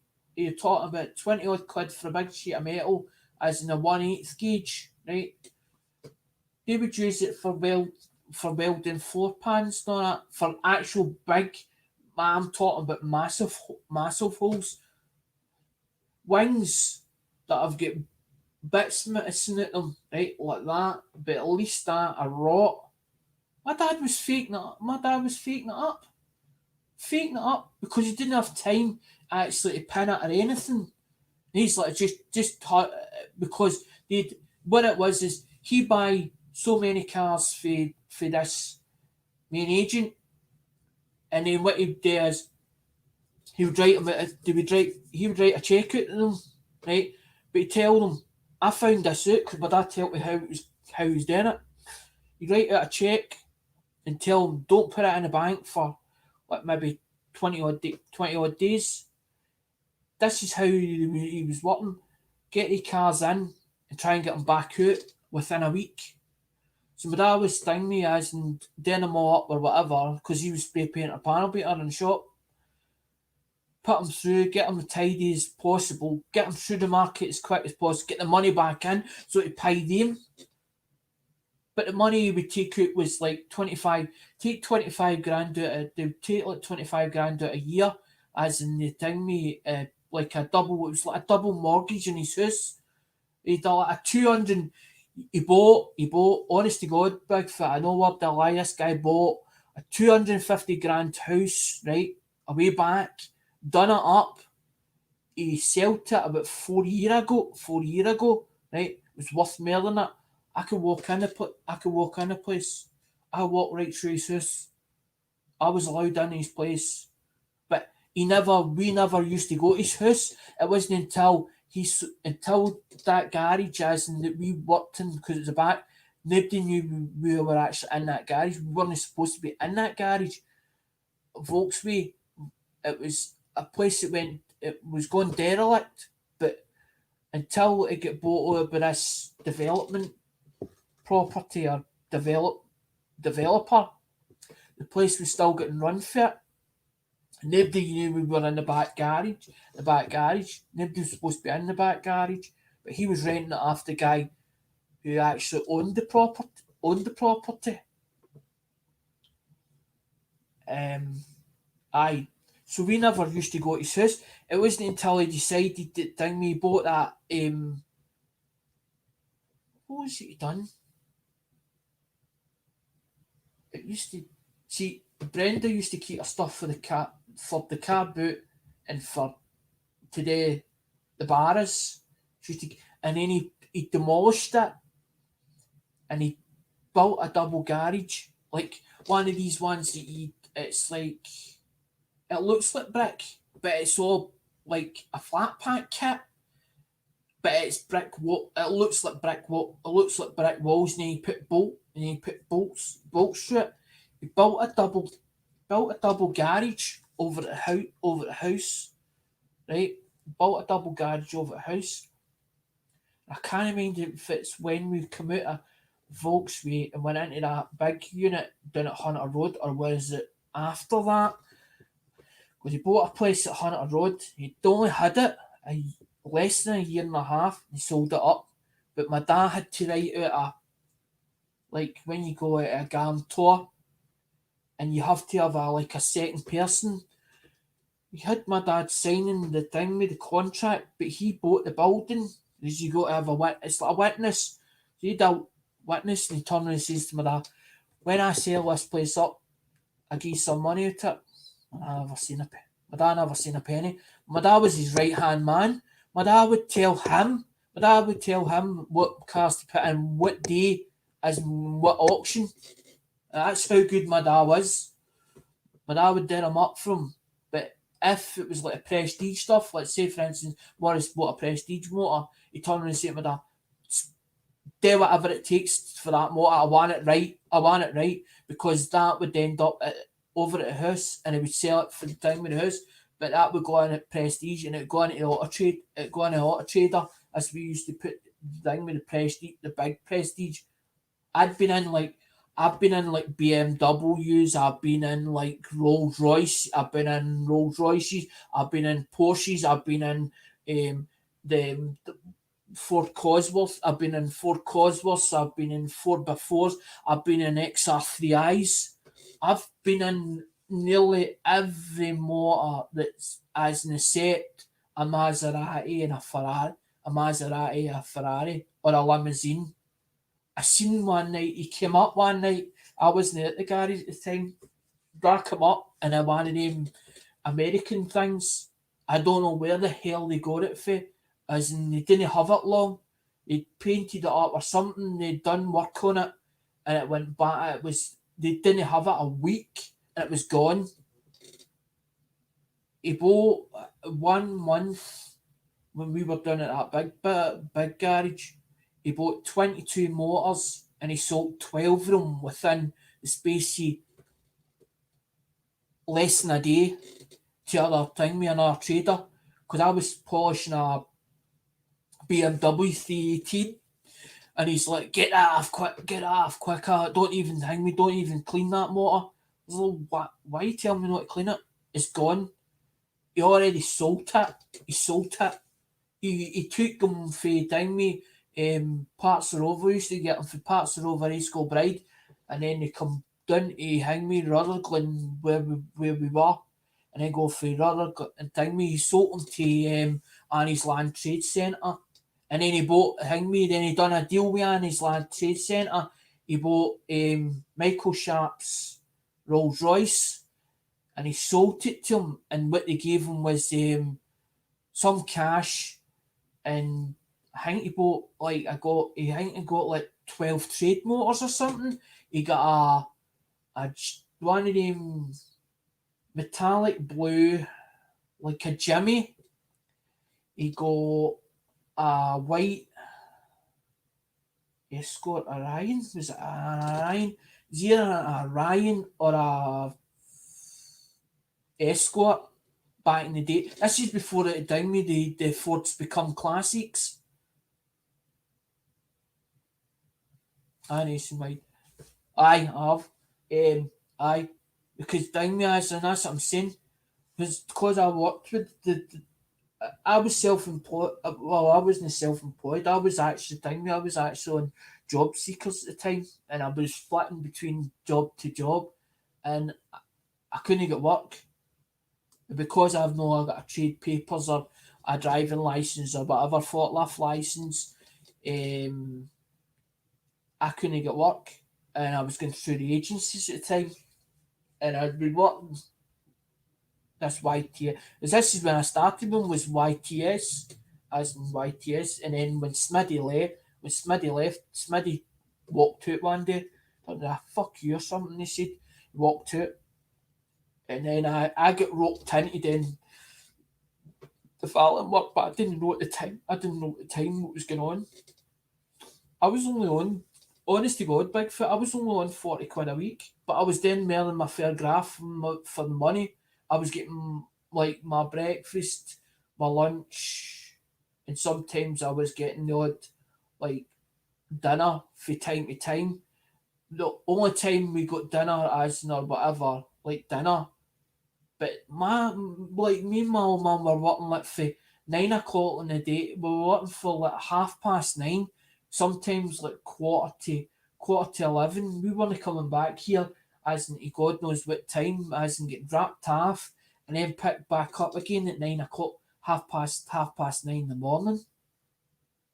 We were working long hours, and that's what made that guy. That's what made that guy. My dad should have been working for himself, but he was just he would rather work for a wage because he was getting it was guaranteed. But I didn't know that one day that he'd done this. He told me about it. I never knew nothing about it. He'd done a bet one day with him that they were doing 6 motors a week. My dad says, and a joke. My dad says, I can do 12. He says, come on then, you're on. My dad goes, put your money where your mouth is. Goes, what's in it? So my man goes, I bet he's such and such. But then, if I can do 12 a week, I want double. I want my bit and tap plus double wage, plus double wages, plus double wages. But I was doing 12 motors a week every week. The actual garage that we were working in, the one I was telling you about, as in the one before the developer came in and bought the place, it was like an L shape, Bigfoot, right? So the paint booth, there's a makeshift paint booth at the very back, right? But this place is like an L, right? It's an L, but it's up a ramp, right? It's up a ramp. They've got them. My old man has got them double part. It's double part. Do you know what we used to have to do? See to get them back out, we used to have to take the first one, right? Because it's the L shape like that, right? So it goes in like that, and there's a wall there, right? There's like a wall there, right? So you triangle the motors like that at an angle and go round like that, right? So if you parked them in tight, you had to take the first motor that was like parked in the L bit, take that out first, and then you used to have to bump the back sides of them out or at a certain angle to get them back out again. That's what me John Barcy's. It used to be like a production line. You go in like they begin tatty, they come back out like dingmy as if they just rolled off the shop off the production line. It was like a big conveyor belt every week, coming back out again. Metros, all sorts, just constantly coming in and out, in and out, in and out, in and out. My dad done up Triumph Acclaim. I saw one as in the where did I see it? Retro Restores. Triumph Acclaim gold coloured one. HLS. My dad done four of them up within what spacey probably about a month, as in a month. But they weren't like one after each other. They were like 2 weeks and then another one, 3 weeks and then another. And there was about four. I'm sure my dad done about four of them. There was one in green metallic. He done another one that was like, I can't remember, it wasn't silver. There was a sort of like a light metallic blue one, green one, which was a funny looking colour, and a gold one I remember. My dad done two of them, the Porsche Targa. The Porsche Targa is the 944, the one with the two door, and it's got the Targa tap on it. It's got the puffy looking wings at the back. My dad done two of them up and all. Two of them up. One was that red metallic pearless. I can't remember. I think the other one was blue, like a metallic blue, My dad done so many motors, it's unreal. But my dad was a good spray painter. My dad was, good at his job. He was a good panel beater, I know, but my dad was good at fake. My dad was good at faking. I was good at faking. But when he done his own motors, as in everything get done, he bought a Ford Fiesta, and Andy actually done it from. We welded the floor, but my dad done it right, as in get Andy to do it right. We welded all the flare in, my dad seam sealed it and all that. You couldn't even tell that down me that the flare had been done. But that was my dad was doing his own stuff up, because that's before he left John Beaton's. Because when he went to Morris's, it was a nightmare. It was just constantly a nightmare. The guy treated the whole team like shit. Some people were like, "How do you actually take this? How we don't understand how you can take this and just sort of let it over your shoulders," because he treats Bama. I haven't seen Bama for ages. How are you, Dougie? I treated down with the whole team, but we had to cover up. We used to have to cover up for his. It was his half son worked for him as well. My dad was always covering up for him. There was one day in particular, thing with Robert was wanting away late on. He was told to take his windscreen wipers off, take the wiper arms off, give him a quick rub, and paint them up with satin black. Usual. Robert's forgot, times went on, playing with his pals, whatever else in the garage. His mind's away and other things, birds or whatever. And my dad's away doing this other job. He paints them. He decides to do a smiddy trick. He got a paintbrush, right? I swear to God, a paintbrush. And that Tetrasol paint, right? We used to use Tetrasol for, it looked more like thing with like underseal, but we used to use it for painting tyres, right? But it go cracky eventually because it was like tar, right? He decides to get a thing with a paintbrush, paints the paintbrush, paints them. Got a thing with a thinner's rag, right? It puts the bit of paint in the thing, mate, and his old man can caught it, right? Goes there, not painted up right. I get the blame it. So Robert goes and gets a set of new number plates. We used to heat them up. There was a big kerosene fire. He took up a metal rod or a bit of welding wire and poke a hole in it. Just bought the number plates. I took the huff. I finds the paintbrush across the room. Never forget this day. Look across the fucking room like that. Full force. Woof. Luckily, the number plates have still got the plastic on top of them. The plastic film. They've just been made up. They're lying in the flare. Paintbrush. Big black mark. Right across the number plate. I'm fucking fed up with this and I'm doing it fucking that. Right? Old man comes down. Robert was tying me in stitches with this one.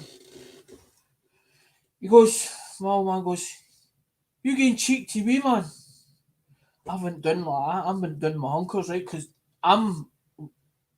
it was the way Dad would come across and ding me, and I was like, if the way he sounded in his voice made me really like that with my dad. fucking went down my uncle's like that, and I'm like, oh, don't. He's winking, right? My old man's winking like that. Fuck. And he's like, and he's hit. My dad's got horns like shovels, Bigfoot, right? Now, bigger than mine's, right? I've just felt him hang me as in that with the back of me. Robert's sitting there pissing himself laughing, right? And I'm like, nearly greeting, right? Nearly greeting.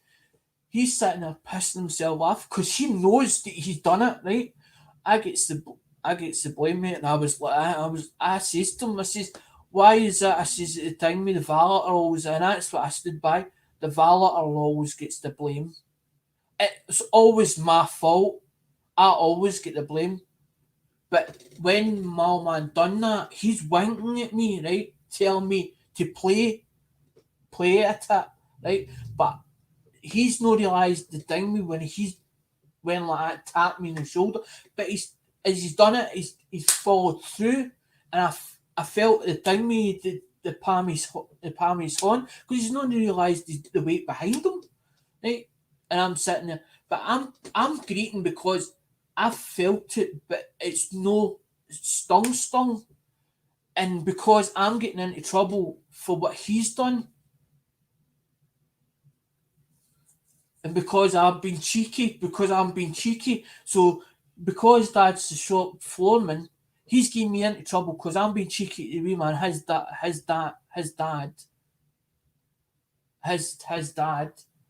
because it's his half son. But my dad's covering up for him. We were always covering up for his son, and half the time we were getting backlogged. And then on a Saturday, we were coming down a Saturday. My dad's like, I hate Saturday.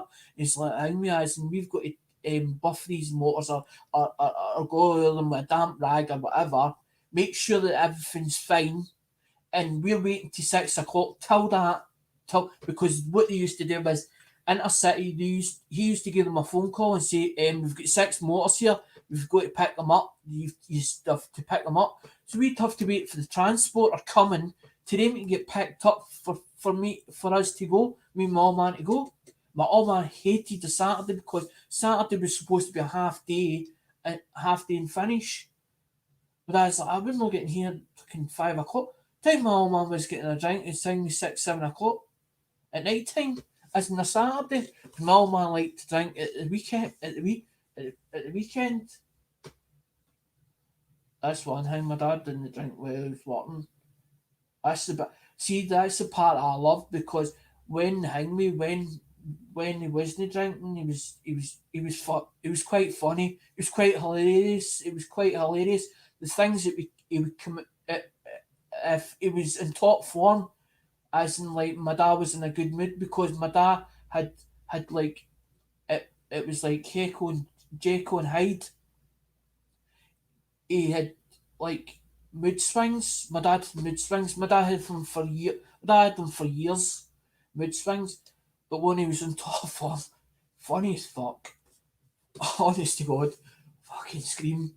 Just come out with things as in thing me just totally. It was like a big child. It was like a big child locked in a thing me, locked in an adult's body. Some of the stuff, but he was good at his job. He was like professional at his job and he could speak to He was good with customers, brilliant with customers. That's what every time somebody come in the shop, they would actually they would never come in for Morris. They'd be like, they don't want to speak to you. If it was something that they wanted done, as in car wise, go up my dad. You go up to my dad and hang me. My dad, policeman and all sorts. We'd actually CID, as in the thing we that bought motors off him, but it was my dad. The CID copper actually get down with him and his boy. They were taking pictures, supposed to be taking pictures of the boats that came in with the drugs and all that on them. I found out this years later that they were actually they were actually stealing the stuff. They were actually taking it, fucking selling it. A copper, an actual copper. And I was like, what? I was like, I can't believe it. And my mum was like, I'm telling you, two of them were caught. How many son? 2 caught. And that's how I was like, this. And that's how I was like, this sort of the system It's corrupt. It's bent. It's bent as two bob. It's bent as a two bob note. That's a shame, Barmer. The cancer come back. He was hoping that Dingme, but Dougie was hoping that the Dingme that it wouldn't come back. I heard you, the Dingme. I was on. I actually Dingme. I commented Doug to your video the other day. I could hear the like as if you were losing your voice. I could hear the change. I could hear the change. I couldn't see you. I couldn't see you, but I could hear. I could hear you as in you were film. You were filming. I could Dingme.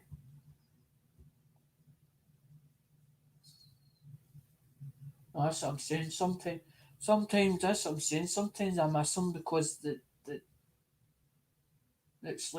it's like I've got 5 and 6 boxes of stuff, and I'm looking at them and I'm thinking I need to get it done, and then I'm like I've got the clip the stuff that I'm keeping. I'm like I'm like I sort of know where it is, but it's all sort of mixed up. But then I know what's what I've got more of than what I haven't.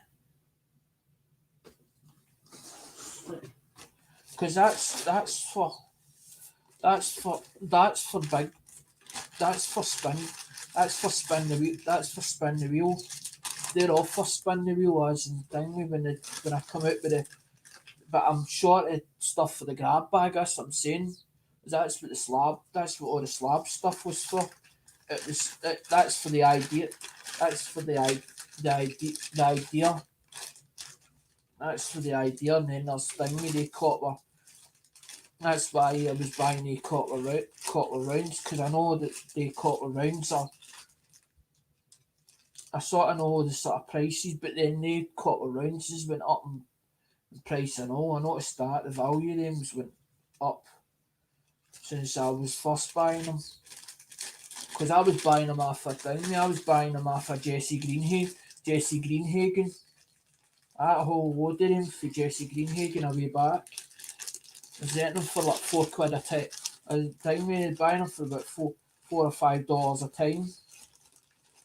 But she was getting them off a thing, mate. She was getting a lot of stuff off of BLK.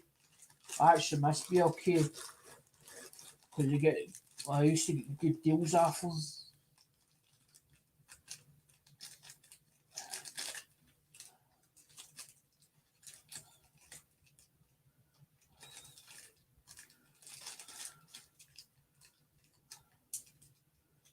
I'm trying to think if that's bonus for the thing, because I was going to do like a half time thing, as in like when I done the auction for the pennies, because I was going to stick to the pennies first before I start down the and then when I the donation for the $30 for the grab bag, that the reason why they're that price is to basically hi Scotty, is to cover the thing, mate, is to cover the postage fee for the tracking, the international tracking. That's what it's to cover. That's what I'm saying. I'm not really making. We wouldn't be really making money off it. I'd be more making money off it as in thing, mate, if I did it for the United Kingdom, as in some of the stuff.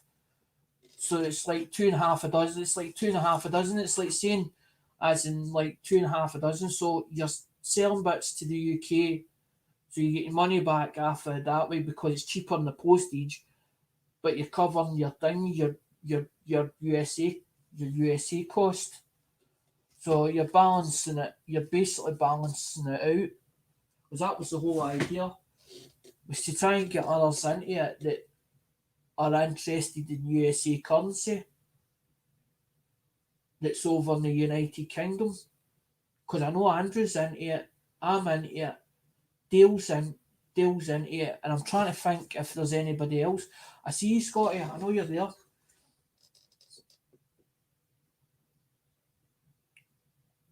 It's been a long time since I've seen Scotty, but then Scotty's been working.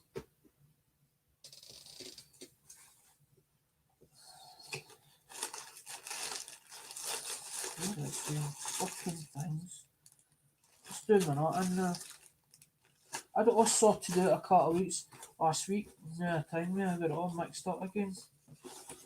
Got all the time.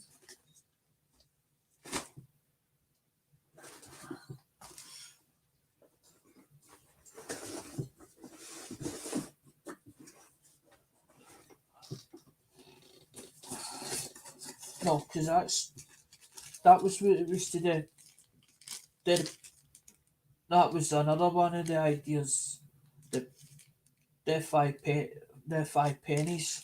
That's what I've got it marked as. I've got it marked as starting at a pound and 350 postage and packaging. And then I get somebody that turns around and says, "Well, I think that's good, Scotty."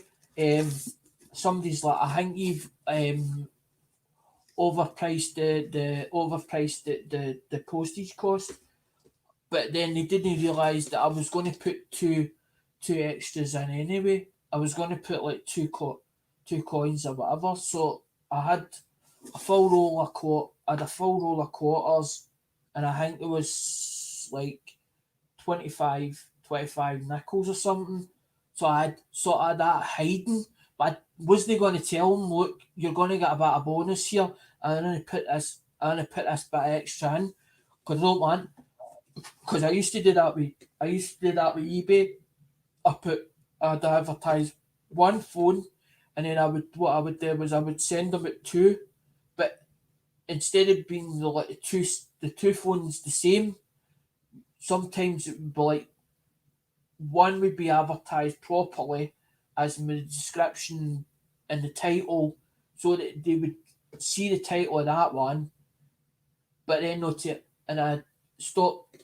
I used to no picture it. I used to picture just the one phone, but no tell. And then eventually I had to start down like picture the two of them, and I was like, this spoils it because they were getting an added bonus and they were quite happy at getting the added bonus without them knowing. Because had customers actually asked me in like messages back saying, "Did you know this phone was supposed to be in here?" Of course I did, because I'd worded it properly because they weren't buying the phones as in is fully working anyway, because they were used phones. So I only checked them for like make sure they were power up okay, make sure the battery was alright in them, make sure the screen was okay in them. So you were half checking them, so they were put on as that they could be fully working. They might have a fault. But then sometimes they were when they did check it fully the customer. But I used to do that for as in like as Lemonhead says, you undergrade them so because if you've got a customer with high expectations and their levels up there, how can you bring them back down to reality to there? You can't, because their head's up there. So they're expecting that to be really high grade quality as in there, but you've got to bring them down to that level. So you've got to bust their bubble. But if you underrate it or undergrade it, and they get it, they're going to be a lot. Wow, I didn't expect that. So then they're going to come back. They're going to come back for more, and that was the whole secret of when I used to do eBay. I used to do it in a certain way that it wasn't sold as fully working. Was I would buy them for £2 and I'd put them on for £4 postage and £4 starting price and £4.60 for postage and packaging. So I was getting £10 a whip. So if I sold eight a week, I was quite happy because I was like 10 at 8 is 80 quid. Before I knew it, within a 2 month period, I had 300 quid in my PayPal account, and I go buy another boatload off of eBay because I would leave money in there, especially for in case I seen a job lot that I thought was worth buying. And I think that's why I do what I do with the rolls, because I'm like, right, there's 40 coins or 50 coins in a roll.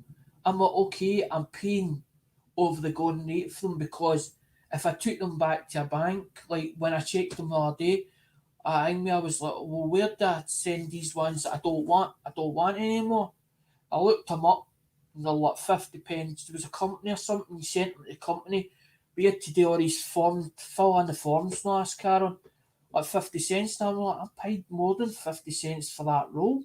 But then I'm like, well, if I make out the good stuff and that compensates for the ones that I'm still, I'm no. That's what my dad says. As long as, son, he says, if you're buying stuff, as long as you're not losing money on it, then it's okay. When you start losing money, then start worrying about it.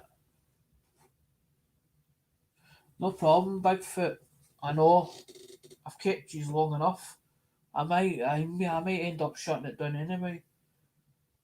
I sort of hang me. I was I was doing the open because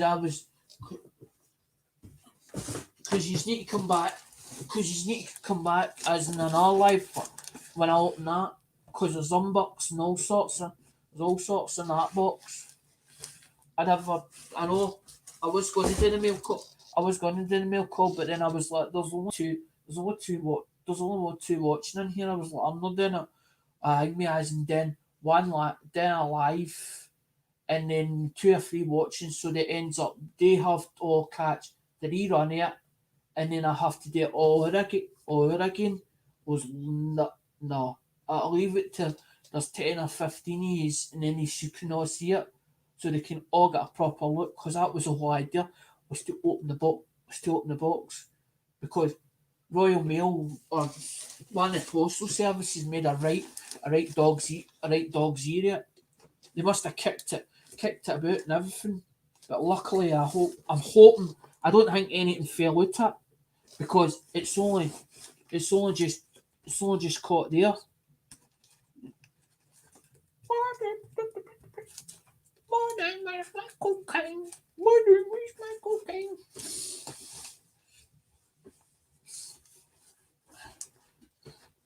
Because he done me the bashed about and everything. Because you see the state of it. Because the joke.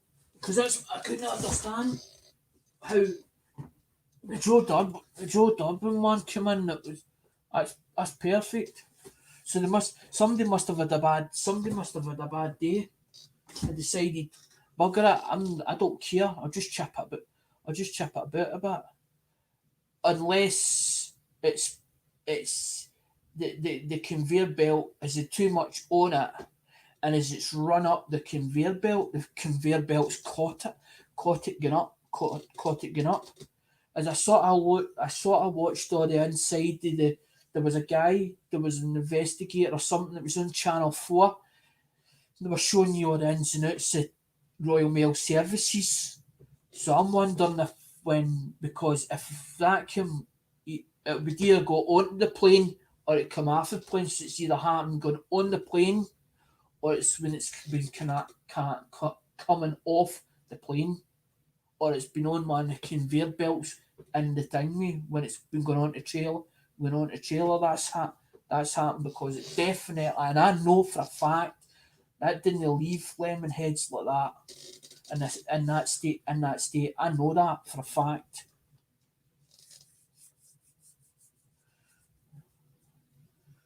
because it's all double tape. Nah, and I reckon it's been because when it came in, the box was slightly damp. And I'm like, it's been pissing rain, probably been pissing rain outside or whatever, and it's the box get a bit damp. But I know the stuff will be alright inside, because Lemonhead tends to, when he packs it, he tends to use a few times when I've opened up a box. It's green. It's like a green shrink wrap, which is green. It's green palette shrink wrap, and I've seen him use it. I've actually seen him. I seen him one day as down. We sat there on the live. I can't remember if it was a chat one or whatever, and I saw him actually wrap one, and I saw him wrapping it with a shrink, and he does it quite tight. So I reckon all the stuff will be alright inside it. But it's the fact to paying good money for it, and basically the state that they've done to it. That's what really that's what upset me. The state that they done to it.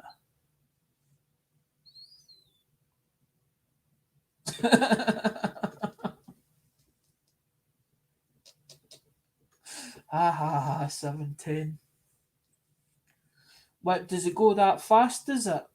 Is it that fast? Or you just pulling or you just pulling are you just pulling my are you just pulling my leg?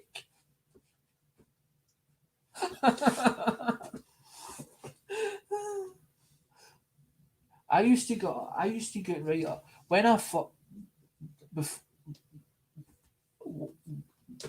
at first with that leg. I used to get really upset as in, like, because I didn't class myself as disabled. It wasn't until like a year or so later, and it wasn't until Mum was saying when they stopped when they stopped my claim, or they sanctioned it, and I was fighting it, and it wasn't until then I realised that I was disabled because, well, not to everybody else, but to the government, or to benefits, to the top dogs. And I was thinking about it, and I thought, it's true. I am disabled because if I didn't have that leg, how the hell would I get about? Because I would have to, so it is, because I says to somebody, like, if I go into the bath, I can't take that into the bath, because if I got that way, it would end up just falling apart. Because basically, I asked them to cover it, and that's like two women's stockings, and then it's like a foam. So it's like foam, and then it's like there's a fiberglass like rod there, and then there's like it's like hardened resin foot, so it's like a dummy foot, but it's got bolts here that go through, and then there's like two shafts there, and then there's like it looks like supposed to be like a kneecap, but it's all bolted, but you can't like take that in if you're going for a little shower or whatever. So it's you've got to stand there against the wall or whatever. I put my back against the wall, basically to hold myself up. But it's like a flamingo. If you think about it, it's like a flamingo because it's actually half the leg. That's from as in after the kneecap, after the kneecap.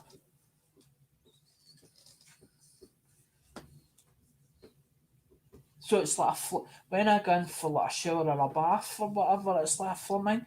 It's like a bloody flamingo, and I just laugh. I just laugh about it now because it wasn't until Melissa was saying about the video for Captain Jerk. Oh, why didn't he just, because they were coming in the road, because it was like a gantry. It was like there was glass cabinets here, there was glass cabinets there. Can't remember what was in this side, the cabinets, but on this side there was all the skulls. That's what was shown, because it was like Captain Dirt was like, because he was making skulls or doing the resins of skulls. I tried to show him that there was possibilities to put jewels and all sorts in their eyes and sort of make them even look 100 times more the picture, or develop it further. And because obviously it was busy, there was people passing us by as I'm filming. And there's this other guy that was Ways at the time, but was the last year I was going with, was friends with. He's swearing in it, and I'm like, stop swearing. But he's on because he sees these guns in the cabinet. They were they weren't real guns, but they looked like the genuine article. You only had to do a couple of modifications to, and you could probably fire one. So he's and he's swearing, and I'm like, don't swear, because I didn't want people hearing him swearing because he's at full pelt. I'm like, be quiet or whatever, right? Because I'm filming as in so that nobody sees me, as in so that you don't realise that I'm filming, but I'm not filming the people. It was the what was in the cabinets. I'm filming. And Melissa says, he's there in his road. Why didn't he just take off the leg and throw it at them? Now I'm sitting there, and when I thought about what Melissa said, I pissed myself laughing because I did. I thought it was funny. But she didn't realise because I didn't tell her the full. I didn't tell the full story because I don't tell the full story. Because when I go into full story mode, it's like a long story. It takes ages for the point that I'm trying to make it to come out. Because I get told when you do a video, they only watch 10 or 15 seconds and then they eventually switch off. So they don't watch. If you make a point at the middle of a video, or you try to get a point across in the middle of a video, or the end of the video, they'll not watch it the full way. They'll only take the bits that they want to listen out of it. So then they get the story or the facts mixed up. And then you've got all these daft comments because they're all keyboard warriors. Because there's some videos I'll watch right to the end, and I'm like, this is boring as shit. But I'll still watch it because it's somebody that supports me that I support them. So I'll watch it to try and figure out what was the point they were trying to make at the time. What positives what positives I saw in the video, because I don't really want to be negative to anybody, because it's like you when you start being negative to somebody, it's like heartbreaking. It's like crushing their soul. It's like crushing their soul, and they've spent all that time coming up with something that they think is worth putting on as content on YouTube, and trying to get that balance or trying to get it right on YouTube. It's not an easy. It's not an easy job. It's not an easy job whatsoever. You could put a video and then you get no view. I've seen videos lately that's got no views on them, and I'm like, that's actually quite interesting content, or it's been a bit. But then, no every. It's like the scrapper said. No everybody's interested in coins. It's like I go on a panel and I start on about coins. Some of them actually go like that and mute us, or I talk over somebody so they end up the mute us. I'm trying to promote or trying to not promote. I'm trying to get the right word because some of the words you got what you say because you're not supposed to promote on YouTube. Promote on YouTube. To me, that you're shouting your own channel out, or you're trying to get people interested in coming to your channel or to see your channel when you're on other people's streams or panels. But some people don't let you get that in, or they don't actually turn around and put in a link. Please check this person's channel out.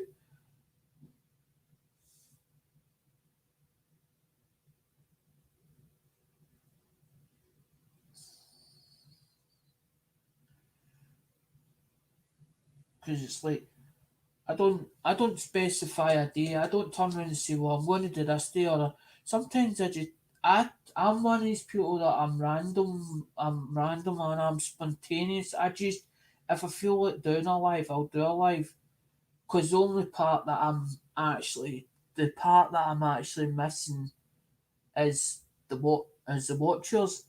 But it's actually getting me down at the moment because YouTube, when you go into the analytics, as in YouTube, according to there's a graph, and it looks like a revometer. If you look at it, it looks like a revometer. My revometer showing 296 years. Now that's 3 months. It's been 3 or 4 months. It's been like that, and I'm like, something wrong. There's something either either the videos are not shown properly, which means then that they're on YouTube system, but they're not getting shown out as much as they should be getting shown out, as in that when you go into YouTube system, they're there, they're there, but they're no. It's hard to explain that one where I'm sort of coming from, and this is it's actually pulling me. It's actually getting to me as in pulling me down, and this is why I stopped doing a lot of the lives, and everybody's like, but you have to do it constantly, and I'm the one for doing constant content or constantly doing live streams because I do get fed up. I get fed up in my own voice. I get fed up with actually time me being in front of the camera, and I've never turned around and said to anybody that they weren't welcome on a panel. I'll sit and talk to somebody because I don't I don't take offence when somebody disagrees with me. That's one thing I love. I love a debate because to me it's no you're arguing with people if you're on a panel. If somebody sees it differently to you, they're voicing their opinion. They're voicing their opinion. And as I said in my vid a long time a way back, if you watch the second video I ever done, it's an apology one, or it's the third video that I ever done, and it says I apologise if I've offended you, but I'm not apologising for my views and my opinions because I am entitled to my views and my opinions. It doesn't matter whether it's on a subject, a person, a topic, you're allowed because that is what you call freedom. Freedom, you call that freedom of speech. It means to be heard and be seen and be seen, but it doesn't mean that you're right or wrong. Because this is what annoys me with people when arguing. One person saying he's wrong, but the two. But think about it this way: if you're arguing with somebody, the both of you are in the wrong because you're arguing with him, he's arguing with you. He's stating the facts. He thinks that he's right, and the other person's saying he's wrong. But in his mind, as he's arguing with you in his mind, he's right. He's right. So the both of you are wrong because you're arguing public, as in between each other. People seeing that, the attention's getting drawn to that. They're trying to figure out as in what it's all about, and then end up, as my mum used to say, There's two sides to every story. You're only getting here. You're only hearing one side. You're only hearing one side of the story, no two. So how can you turn around and say, well, you side with him or he sides with him? Can he? Sometimes I tend to sit in the fence, sit in the fence because I'm one of these people that I like to be friends with everybody. I don't like phoning it. I don't like phoning it with people, and that's why if anybody sees me on Justin Busman's panel and asks me the question, but I like you done a call out video about him, I've I've forgiven him. But I've not forgot what happened. What happened because I had to get my money back. I had to get my money back for PayPal. No, Justin. Justin didn't pay it. PayPal did to get my money back, and it was Dale that said to me, why don't you phone PayPal up? I ended up I phoned a different number and get put through to God knows where, as in America or wherever, and then remembered that the phone number was different for the United Kingdom. Spoke to a guy in Ireland, or he sounded Irish, an Irish accent. Told him, explained to him exactly what was done, the way it was done, and he turned around and says, you've got a case for both the two, but they weep pennies. Justin tried to be smart because he tried to put through the tracking number for a for the third and fourth parcel. Try to be smart, and I caught it. I caught exactly what had been done because the person that came back me up that saw the last two auctions, Andrew Cooper, Andrew Cooper saw it. Andrew Cooper saw them. And the last two auctions, it was supposed to be dinghy. It was supposed to be all silver stuff. No pennies. I told him to hold back the box so that basically shipping wouldn't cost a fortune. As in dinghy, send me a box, as in my medium priority box, and I ordered a box of pennies as well, and I never got them. So he sent me the first order and held it back, and he put two t-shirts in it, and then I found out that the two t-shirts were supposed to be somebody used the two t-shirts to mop up milk and put them in my box, and basically they put them in my box and they said that they used them because they'd run out of packaging material. No, I've seen that trick done before. And that's when somebody knows what they're doing and cons somebody because there's space in a box, and instead of putting more items in the box that was being ordered or supposed to be supplied, you put less of it in so that basically time me like what happened with Jeepin's one, as in bubble pack. That's somebody that knows what they're doing and then makes it. I didn't know what I was doing.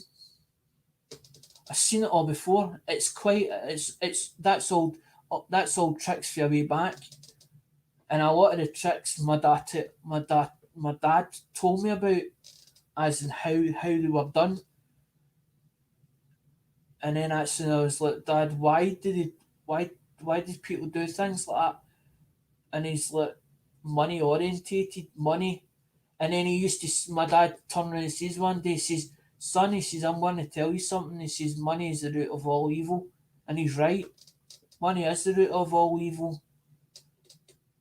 It was like when he taught me about the because it took me ages to work it out, about about the one I always talk about, the monkey. My dad taught me about the one the monkey got greedy and it caught his hand in the peanut jar. There's a point to that. There's a point to that story. If you're greedy, right, and you go to want oil that's in a jar, your hand gets caught. But if you picket it, the jar never goes empty if you picket it. And that's the way I am with things when I'm buying and selling. Okay, I've not sold a lot of stock, right? I've not sold a lot of stock. I bought more than what I've actually sold, right? It's not a fact to that, but I'm one of these people that I'm tend to be fair with people.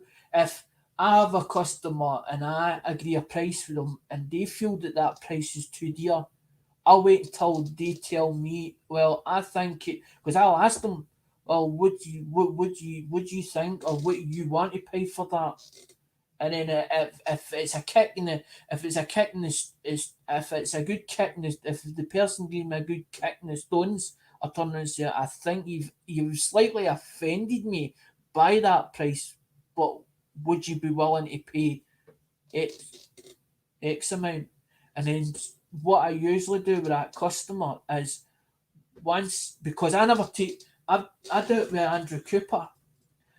Any money that goes into my PayPal account, I won't touch it until I know that client's 100% happy with his or her purchase. Once that's done, then I spend the money. But the money that I spend goes back into coins again. So it's not going back out the channel. It stays in the channel. But that's not a fucking I always lose this point trying to make. Aye. I'm never I'm more one of these ones that's greedy. If I don't even look at a coin and go, "Well, that coin's worth $200. Well, I'll put it up for $200." I could have that coin 6 months sitting as in at $200, or thinking that I can get $200 for it.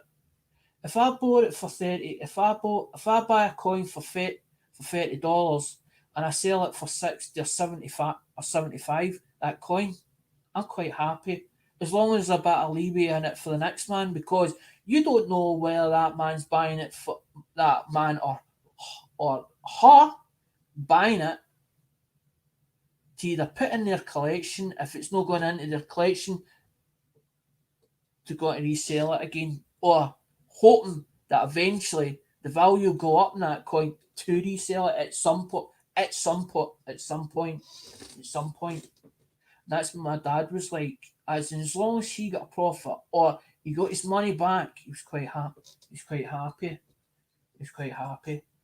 And that's how a lot of dealers liked him, because he used to specialise in certain, well, no specialise, but he knew there's certain people who used to come to him and say, "Oh, Gordon, you got this, you got this, you got this, you got that."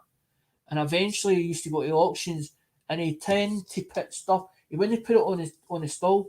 Sometimes he'd keep stuff in his pockets, and if he seen the person, he'd be like, "Wait a minute, I want to speak to you." And some people were like, because my dad was like, it was like, it was only what, 5'4". Dad was about 5'4". It was like it was like built a fucking tank, and his hands were bigger than mine. They were like bloody shovels, right? And when he done that to a person, that was them as asking them, "Come here, I've got something for you." And the way he done it was it was out of this world when you saw it getting done. And then he'd be like, he pulled something out his pocket. "Yeah, I've got the very thing that you're looking for."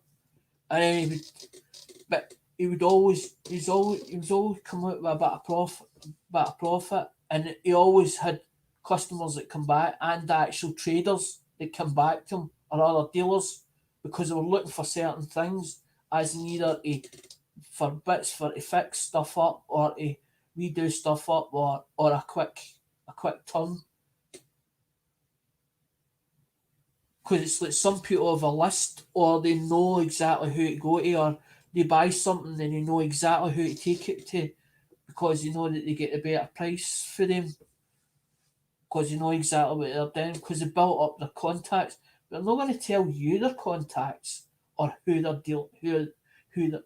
dealing with. The only reason I tell certain people what auctions I go into, because I'm trying to give them more clients, because I'm not really bothered if I have no clients at all. It doesn't really bother me. The reason why I built this channel was to basically, after I noticed there was lacking, two communities were lacking. If they work together, the Americans can get the British coins that they're looking for over there, but it's where the UK are willing to send it over to you lot. And that's where I seen it. I saw it lacking on eBay, as in the price of postage, because a lot of the USA coins, the starting price was low, but the shipping was dear. And I was like, that I wouldn't pay that kind of money for, as in thing with postage. And I was like, I wonder if there's a way of doing this. But I don't want to be a middle. I don't want to be classed as a middleman. So I'm not really looking for anything in return. To be honest, I'm collecting. I buy coins because I like them. I like them. Where I sell them is a material. If I have people that come to me and say, "I want this, I want that, I want this," I know exactly where to get it and where to go and who to see. But I don't want just three people, as in the US deal. I don't want to just deal with three people in the USA. I want to deal with the whole. I want to deal with the whole community, so that I feel as if I'm part of some. I'm part of something that I belong. That I belong. I belong with the community, and that's what I'm trying to do. I'm trying to build a network so that we can all get something. So we all so we all benefit out it. Not just one of us, all of us that are in this family, as in the coin community of the USA. That was the whole thing. That's why I said I've got this picture here and imagine this imaginary bridge. There's an imaginary bridge, but the doors don't get shut.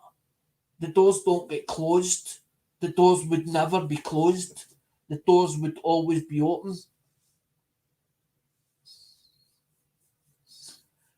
Kathy's got the ring on. It's Andrew's away. Andrew's away to bed. Kathy. Andrew Cooper's away to bed. He's 3 o'clock. It's 3 o'clock. It's nearly 4 in the morning. I'll stay up with you lot. I'm like that all the time. I'm as long as I can't nap, I'm fine. Aye. What was I saying? Aye. So I've got this picture in my head. This, but achieving it is another thing. Trying to achieve it, trying to achieve this imaginary bridge. But I'm trying to do it one. I'm trying to do it single handedly, and I'm finding it. Finding it like the energy's draining out of me. Trying to get it to happen. It might never happen, but it's worth. I'm willing to try it to see if it will. Because I would love to see it happen. I would love to see it happen because I would feel happy. I would feel happy that I've achieved something, that I've managed to do it, and I was part of it. Like like like Kathy's as in Craig Durbin, as I used to love the raids with Dingme with small engine nations, but I felt as if that was family, as in that was family, but there was a there was obviously an argument that happened between it. I wasn't involved in it, and I actually witnessed it one night on a live stream, and I was like, "What the hell's just went on?" And I'm like, "I don't know what's going on here." And I felt as if, to me, it felt as if I was an outsider looking in, although that I was part of that community and felt welcome in that community. But as Craig says, the younger generation weren't helping the older generation out. They weren't working. It wasn't working as a family. They weren't welding themselves together. It was, and that's when it started falling apart. Falling apart. But the difference is the coin community is one of these ones where we are family. We have our squabbles. We have our wee petty differences, but we all seem to still get along. And that's why I sort of put my differences aside, because Justin's got supporters, the same supporters of what I have. So me fighting with Justin is only just going to make it worse, as in for looking for, as in bad on my part and on Justin's part. So that's how I sort of thing, because I managed to get part of my money back, and I was happy. At least I got some of my money back. I might have not got it all back, but at least I got something back here, and I was willing to put that differences aside, because we all make mistakes. We're not perfect. And if the world was perfect, it'd be a totally different world altogether. And it'll never happen. There'll always, as my ex partner said, that is my ex wife, there'll always be a war in a third world country, and she's right. Because that's what it starts off with. It starts off with an argument or a disagreement between two parties. Other people get involved, and it ends up it's massive fight, and then it ends up with war and blood, war and bloodshed, and I don't. That really upsets me. And when it starts with the drama on YouTube, I tend to just walk away with it. I've actually walked away from communities because there's been drama in it, and I'm like, I don't want this. I don't even want to even get involved in this because it's more hassle and it's stressful. And I'm like, you're talking about 44, and I'm 44 years of age. I'm not a blooming wee boy anymore. I get to a stage where I'm like, I can't be dealing with this. I can't be bothered with this. That's how sometimes I'm like, and then I get to stage I'm like, do I actually want to keep doing YouTube because YouTube at the moment, that's all you see is drama every corner you turn to. There's a bit of drama of some sort going on. So it makes it feel like a coronation. It's like a coronation. It's like watching Coronation Street. A lot of the old soaps I've not watched for years, even before my dad passed away, because my dad was like, "Who is he?" As in his own. When I used to go into the other room, because the TV was in the other room, and my dad was in that other room at the time, and sometimes I'd be sitting at the bottom, and I would get upset because he'd be like, "I don't want him here" and stuff like that. So I never bothered, and I spent more time when I come back here. I spent more time on the internet than what I did anywhere else. So I was between Facebook or most YouTube and sort of between the internet, and then I started doing Facebook. Because I've joined a lot of groups on Facebook. I'm like in arcade machines and stuff like that, and I'll sit and help people. Look, there was one incident like last night.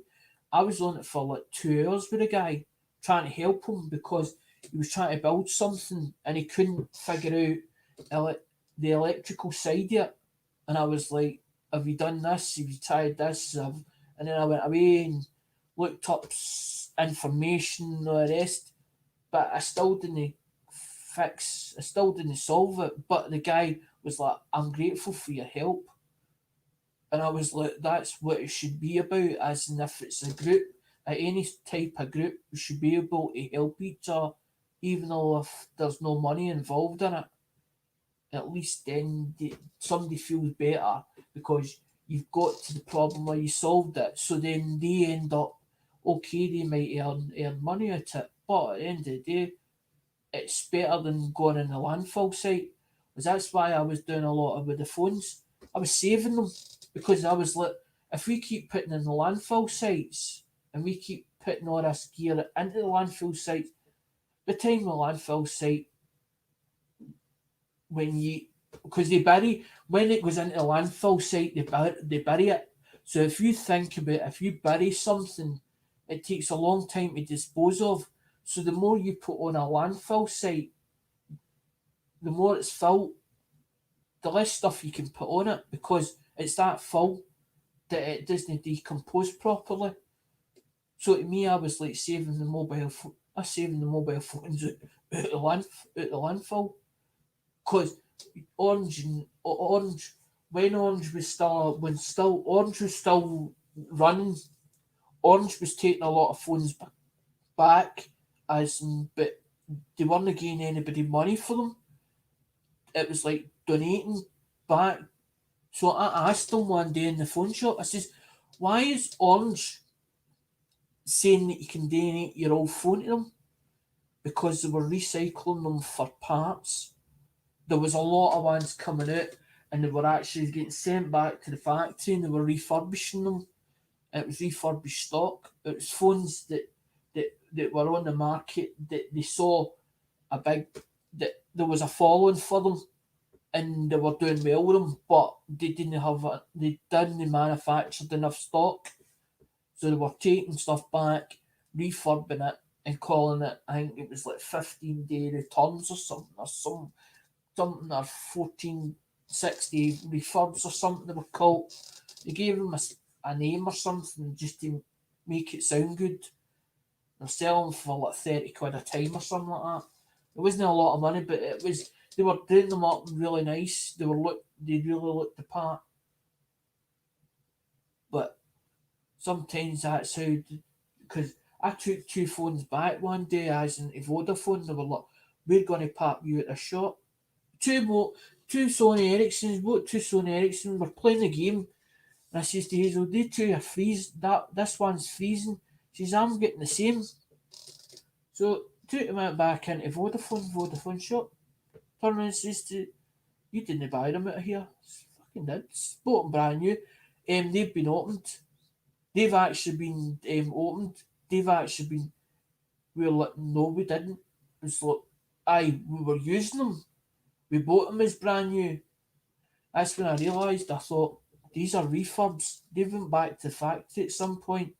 If they can tell me that somebody's opened them or hasn't actually been inside their phones, and they're telling a story, but then they were going to get security guards to pop us at the shop because we were making such a kick up or a kick up in the shop.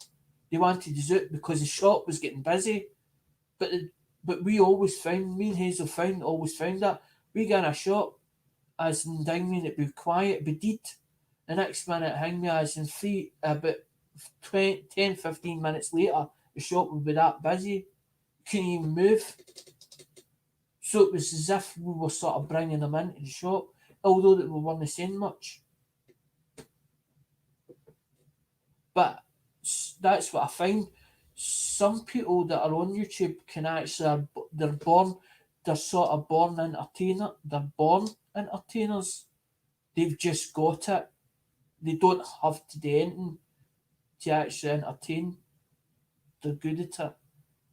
They've got the talent. They just don't know they have it. And some people get get jealous as when that happens. He's doing well. He's doing well on YouTube, but I'm not. I'm not. I should be where he is. I should be where he is. No, it's because you don't have the flair or the style as in, and that's it. You have talents. You have talents else. You have talents elsewhere where he hasn't. We've all got talents. That's what I used to say to people. If you've got talent, take it to its full potential. It means to use it to your advantage. Use it to its full potential. Use it to its full advantage. Because you can earn money off it. It might not be as in you'll earn fortunes at it, but if you manage to keep the wolf for the door, you're laughing at the end of the day. And as I said, it's like Mama turned around and says to me the other day, and I was like, you've came to me and told me, our bills went slightly lower, but as in down me with the paperwork she got the other day. I was like, well, so I says, only come to me if if it needs extra money. As long as we got a roof over our head, food in our belly, I don't really give a toss. Coins is just coins is just an added bonus. It's a labour of love. It's like I used to do with eBay. It's a labour of love. But I don't I don't I enjoy more the phones than I did the coins. But I'm not gonna give up the coins because I done the exact same with the phones. I done the phones for well over what I started them when they were Motorola's, but I just loved doing them up, and the biggest buzz that I get is whether I get a coin at an auction. If I get it, I get it. If I don't, I don't. Because I don't go over. Because as my dad used to say, when you go into an auction, you have what they call the rush of an auction while it's going on, and you overpay for something that you shouldn't have overpaid for it in the first place because you get carried away in the moment. I don't get carried away. If I see a coin that I like it. I'll set a budget in my head, and then I turn around and say, that's how I turn around and say, that's how everybody says, Ty Alec. Don't have to keep thanking me every time I say it out. I'm telling you I'm out. I'm not, don't want it. Or I know that the same coin or something that's very similar to it, will come along. I'm just buying it before it ends up, the good stuff dries up. Because my old man used to say, it's always when you don't have money that something comes along and you go, I really want that. I would really, or no, I don't, it's not I want it. It's a case that I would like that. I would like that. I really would like that. I could do that with, I could do with that in my collection. I like coins when they go into some people's collection and they give it a new home and they want to keep it, or it's gone into their collection because they like it. To me, that's maybe. To me, it's like me rehoming a coin. It's like having a dog and nobody wanted it, and it's like a problem dog, but it's not.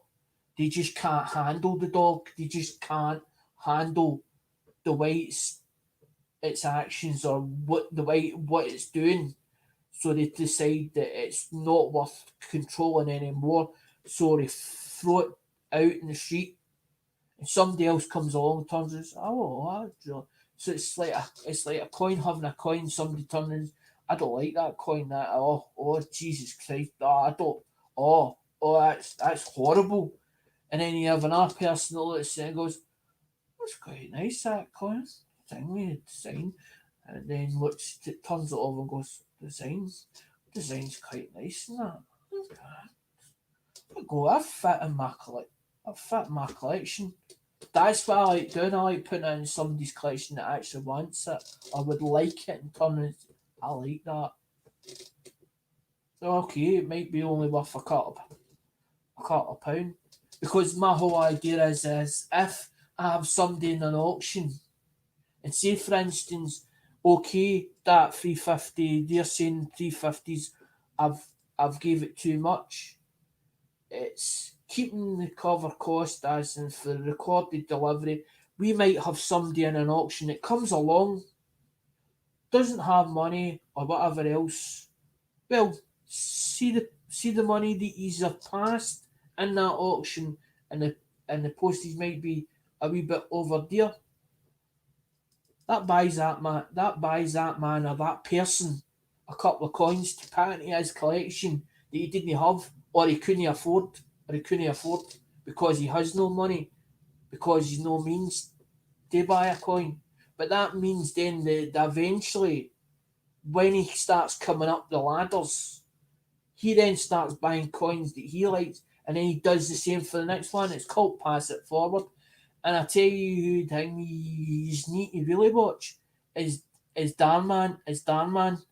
And I put a lot of his thing me, and when and you notice on my Facebook, I put a lot of content he has out as in thing me a Darman's, because I understand if he's actually watched the videos, you'll understand what he's trying to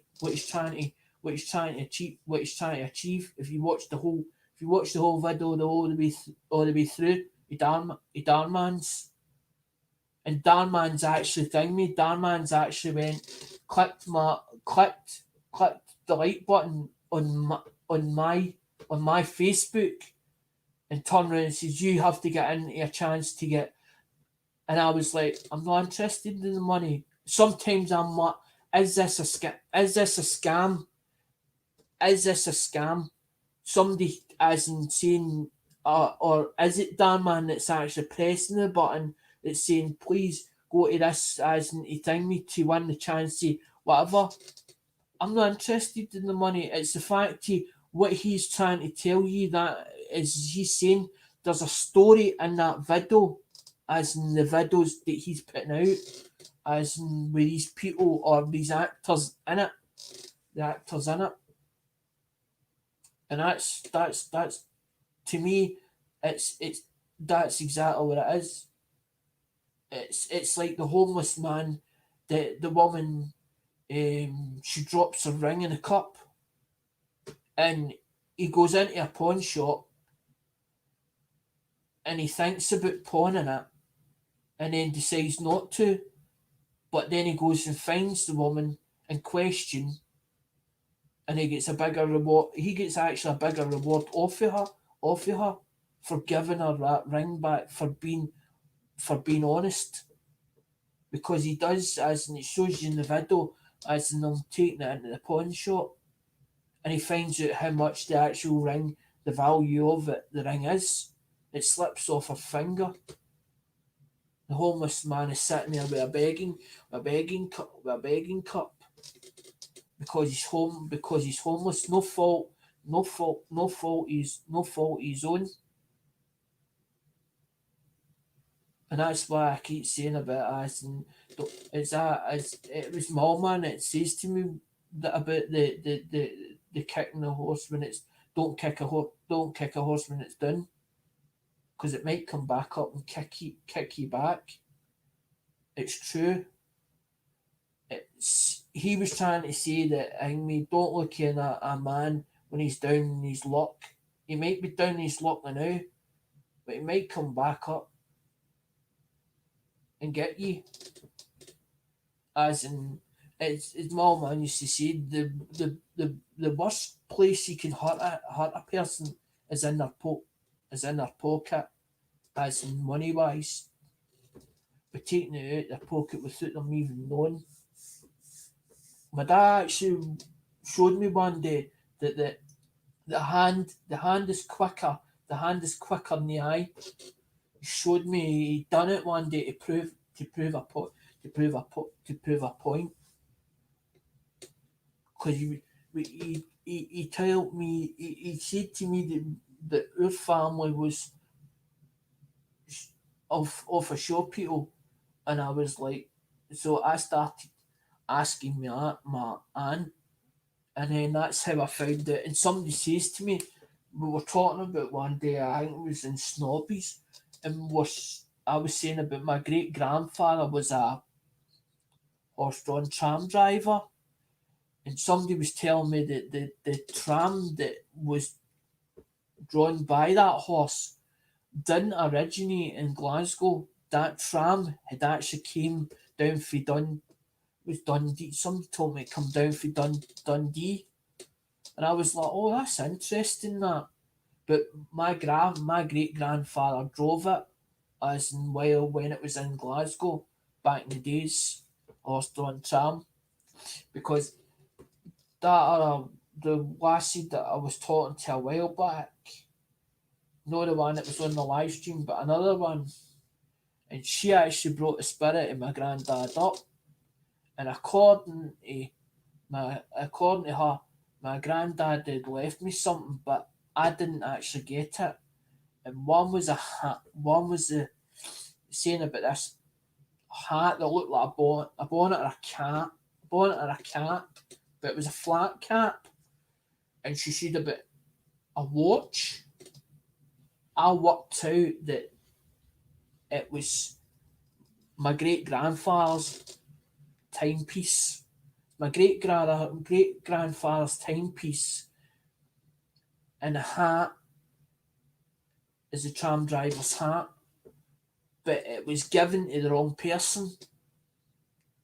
Somebody in the family has got that time. I'm hoping that timepiece and the hat didn't get sold. It's still in the family, but I'm not going to fight. I'm not going to fight for it, because if it's in the wrong hands, it'll do what it has to do. If it's in the wrong hands, it'll cause nothing but problems and mayhem for that person that's got it. If it went into the wrong hands, because she says my granddad was telling her to tell me that he hadn't forgotten me,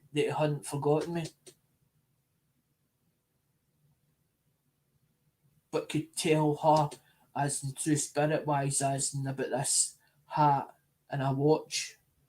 And that's when I worked it out. My great grandfather, because he would have had the hat on because he was a tram driver, because he would have had the suit to go with it, or the or the the waistcoat, probably the waistcoat and the and the top coat, as in which would have been like a black mat or whatever. But probably, if it was Glasgow, it would have been dark. It would have been dark green at that time, and the timepiece would have been either in his top pocket or in one of his pocket or in one of his pockets, because it would be a case of time watching, as in for when, because if the horse was the horse would be now pulling it for the bottom end to the top, and then it would have had to turn round. So he would be looking at the time as in when he got for the for bottom to top and then top to bottom to time me to watch the times, because it'd been 15 minutes at one end and 15 minutes at probably the bottom end to stay there to do a full turnaround, because it would have had to, as in on the tram track, it would have had to, if it was like a bend or whatever, it would have had to go down to the bottom and then turn round, or an intersection where it would be able to, as in we'd put a key or something in it and then turn the turntable round for it to go back up the other end, do the same back at the other end. Because the tram line is actually still in. A lot of the tram line that originated in Glasgow is still there. It's still in the road. It's still in the road. They lifted some of it out, but some of it's still there to prove it was. But Mum was like, no, no, no, it doesn't exist. And I was like, Mum, it does. It was like, and I showed her the thing. I showed her on the internet. I said, there, it's there. There's the horse-drawn tram. Because he took them out of operation. It only lasted a couple of years, and then they changed over to the one with the overhead tram. Because if the USA come over to United Kingdom, it's in the Kelvin. It used to be in the Kelvin Grove Transport Museum, but they moved they moved the Transport Museum. They moved it, shifted premises. But a lot of the old stuff is actually in there in the history. Because the reason why they named it Glasgow was because it was glass blown. So they named it after that. So they took, instead it being, because glass is spelled double S. They took the S out it and they put the go in it. GOW. Now where the GOW part comes from, I don't ask, because I haven't a clue. I remember as a boy years ago going down the Tron Gate, or just past the Tron Gate, and there was a guy actually blowing a piece of glass, and it was like a massive long stem on it, and at the bottom it was like it looked like a globe, actually blowing it. That's how I reckon. That's how I was like, hold on a minute, and then I was like, hold on a minute, and I was like, I haven't studied, it, but that's what I reckon. I would say that's definitely why it would named a city would be named Glasgow for. Because where would they have got that from? It must have originated from somewhere. They just didn't pick a name and say, or pick something out of a hat and turn and say, we're going to call it this.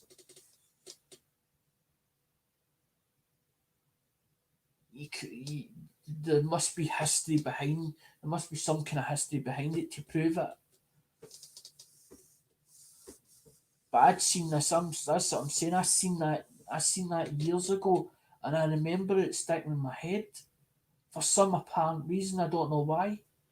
This was when I was as in younger. Because I was actually down me. I was born in Rotten Row. I was actually born in Rotten Row Maternity Hospital, and then brought up in me as in my mum started as in a married life in Denison, and then we moved.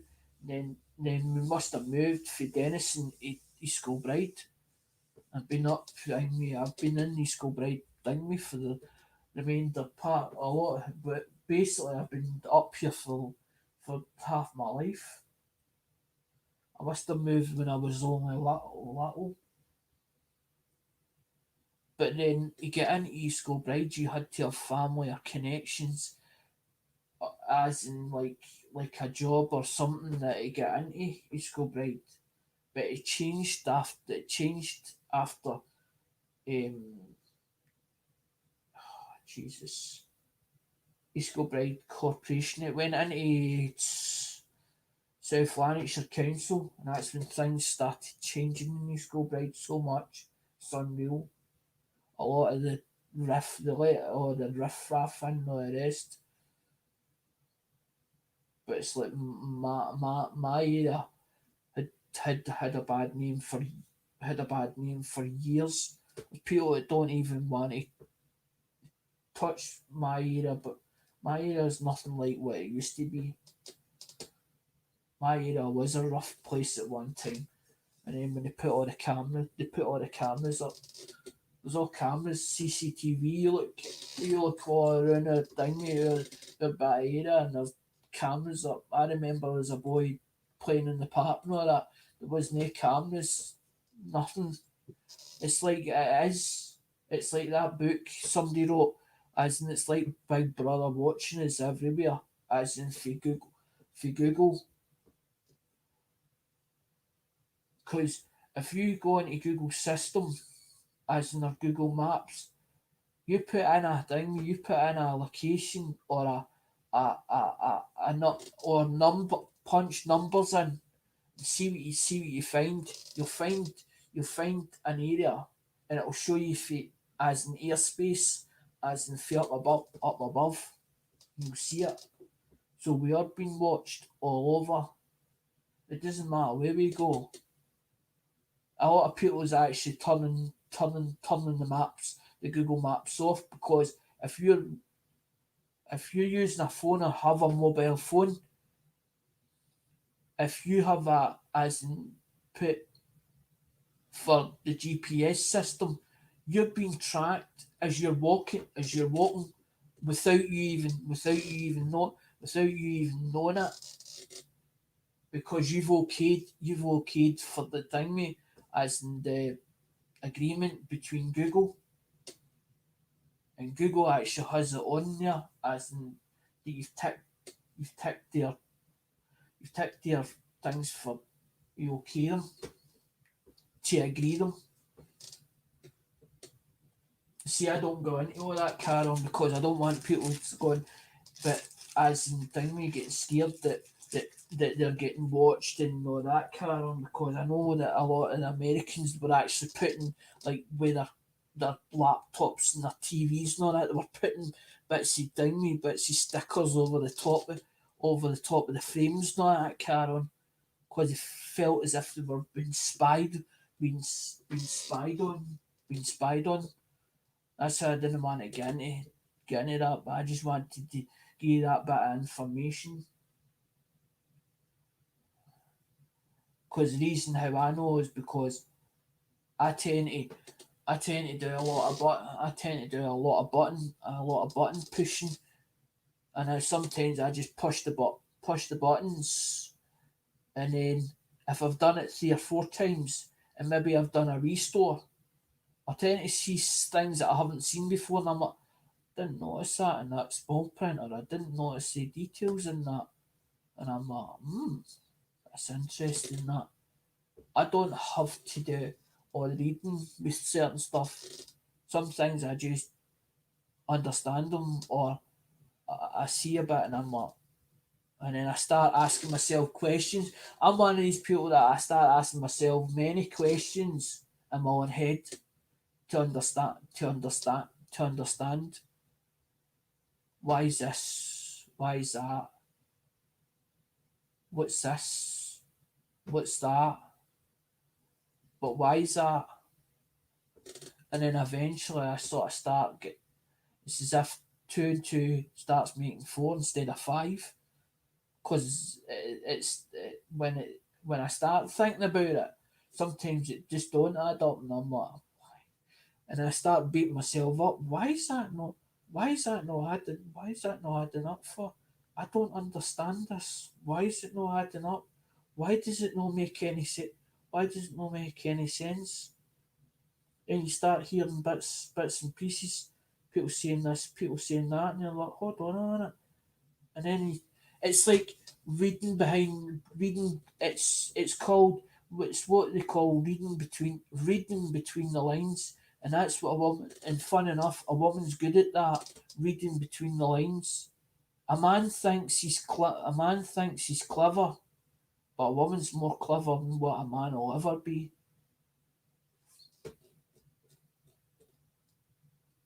I think that's sparky.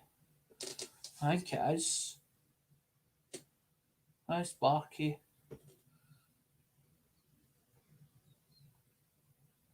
Aye, because a woman tends to read between the lines.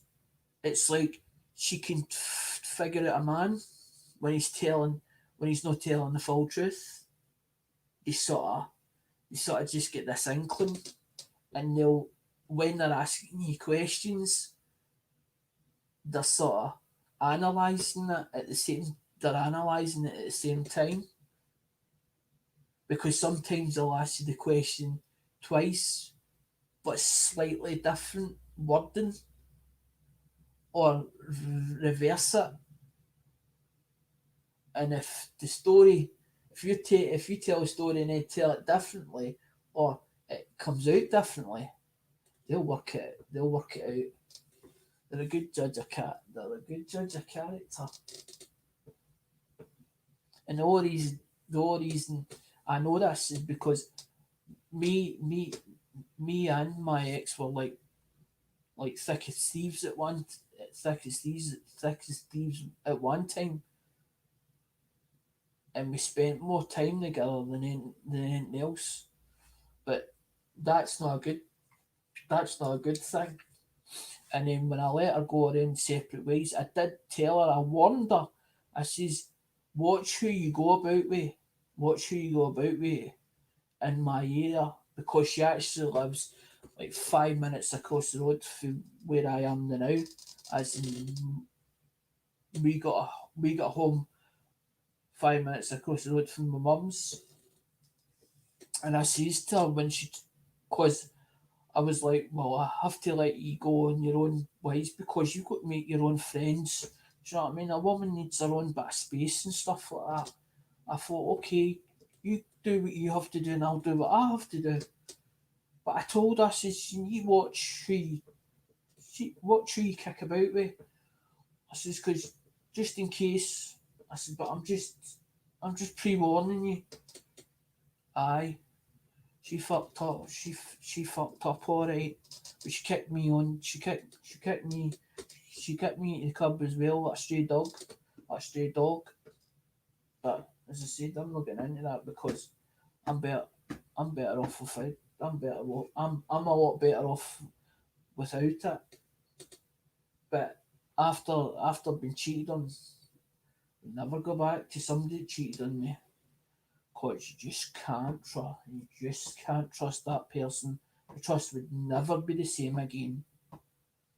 Because you would always be wondering, as soon as she walked out that door or he walked out that door, you'll always be wondering what they're up to, who they were, what they up to, what if this, what if that. You'll always be second guessing them. When you go into a relationship is built on trust. It's really built on trust and it's built on communication as well. If you communicate properly, it'll work. If you work with each other instead of against each other. Because some people tend to use kids as a weapon. That's what she tried to do that today. She tried to do that. It didn't work in her favour. Didn't work in her favour either. But then again, I didn't end up with my kids, and I ended up I got four beautiful lasses, and there's one that still writes to me, but she's not wrote to me for a while because I haven't wrote back to her for a bit because I don't know what to say. I don't know what to say to her. But she's now 14. She's now 14. She's a big lassie now. But what do you talk about? If you're not allowed physical contact, right? Although that you've made mistakes, right? Now you don't get a second. You've not had a second chance.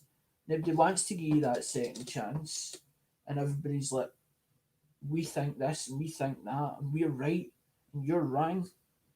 So they're assuming these things, right? But at the end of the day, I never said to my daughter she couldn't write to me. But what does a father write back to her at the age of 14? At the age of 14, she's going through hormone changes and stuff like that, and it's like if you haven't if you haven't had contact for 5 years, and then in the first 2 year or 3 year you were told that you weren't to write a letter, or whatever you put in a letter was wrong, and you stopped writing because of that, how are you supposed to build a relationship up with your own kids? As your own kids, and then when they become 14, a daughter, as in they're going through like women's stuff, and what if, for instance, I put the wrong things, or the way it's worded sounds vulgar or crude, and because it's open later, they're allowed to look at it first before she gets handed it. And what if they make out that that whatever happened behind closed doors, that I was involved in it when I wasn't? It's a hard call, and I've been thinking for it a while. But I tell you something, I do miss them. I miss them to bits. It's as if I feel as if I come back up to Scotland in false pretences to make things better, but it didn't in my favour. It just made things worse, and then end up everything was taken from me. As in, the wife decided that she'd go with somebody else. The kids end up get taken off of her, or she stopped me from seeing the kids. Then she get them taken off of her, but they wouldn't give them back to me. So I feel as if I'm a failure. And then I ended up, while that was happening, I ended up with, where is it? Which one is it again? That one there.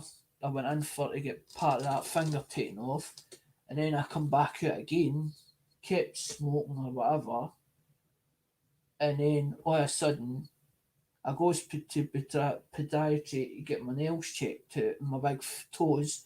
They found out the big toe was cold and shouldn't be like that.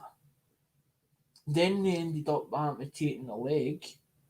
Then after the amputating the leg, I ended up I lost my dad, and then during lockdown last year, I ended up with bloody lost the cat.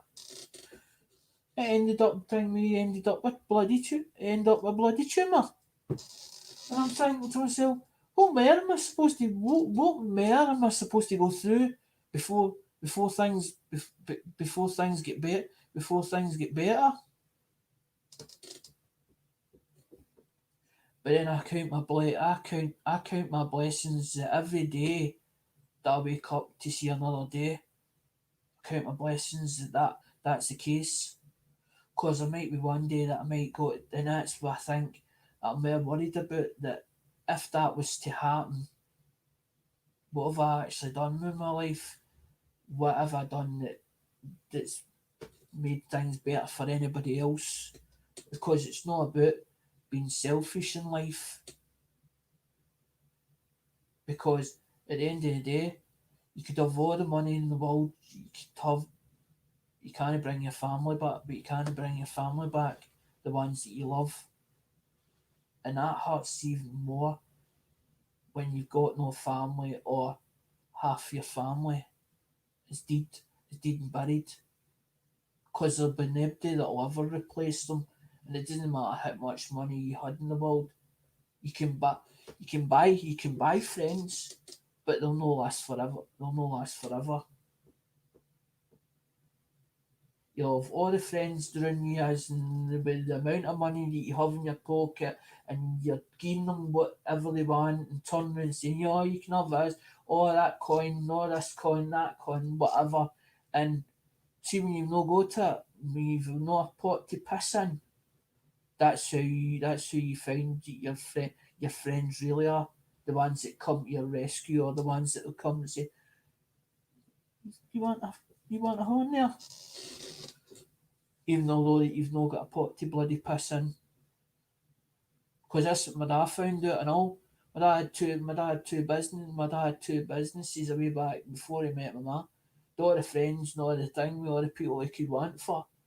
As soon as he hanged me, didn't have a pot of pissing. It was on his bloody own. It was on his bloody own. On his Jack Jones. There's only two or three people that was running about him. I see. He used to say, used to tell me stories, and I was like, I don't. Some of the stories I was like, I don't believe them, but they were true. They were true. They were true stories. They were true true facts. And then he's all man done one day. My dad had bought my dad bought this Vespa scooter. My dad took it to bits. My dad was painting it, and my grandpa was a petrol mechanic back in these days. And a place out in Airdrie. Well, it didn't belong to him out in Airdrie. It belonged to the Tallies. But my grandpa worked for the Tallies. My grandpa kept the vans on the road because he's a petrol mechanic. But he was a good petrol mechanic. So my dad buys this Vespa scooter, takes it home. Now my dad to hang me, my dad to drag it home because when they start, something rang with the back wheel or something like that. So he got a rope, he roped it, and he dragged it all the way home.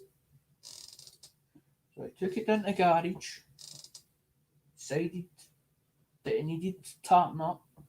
I think he painted it. I think that's the one he painted, tell me paint pink. Took it all to bits, took the engine to bits, to clean it all out. My grandpa decided to be smart. My grandpa decided to put two extra bolts in the pile my dad was working.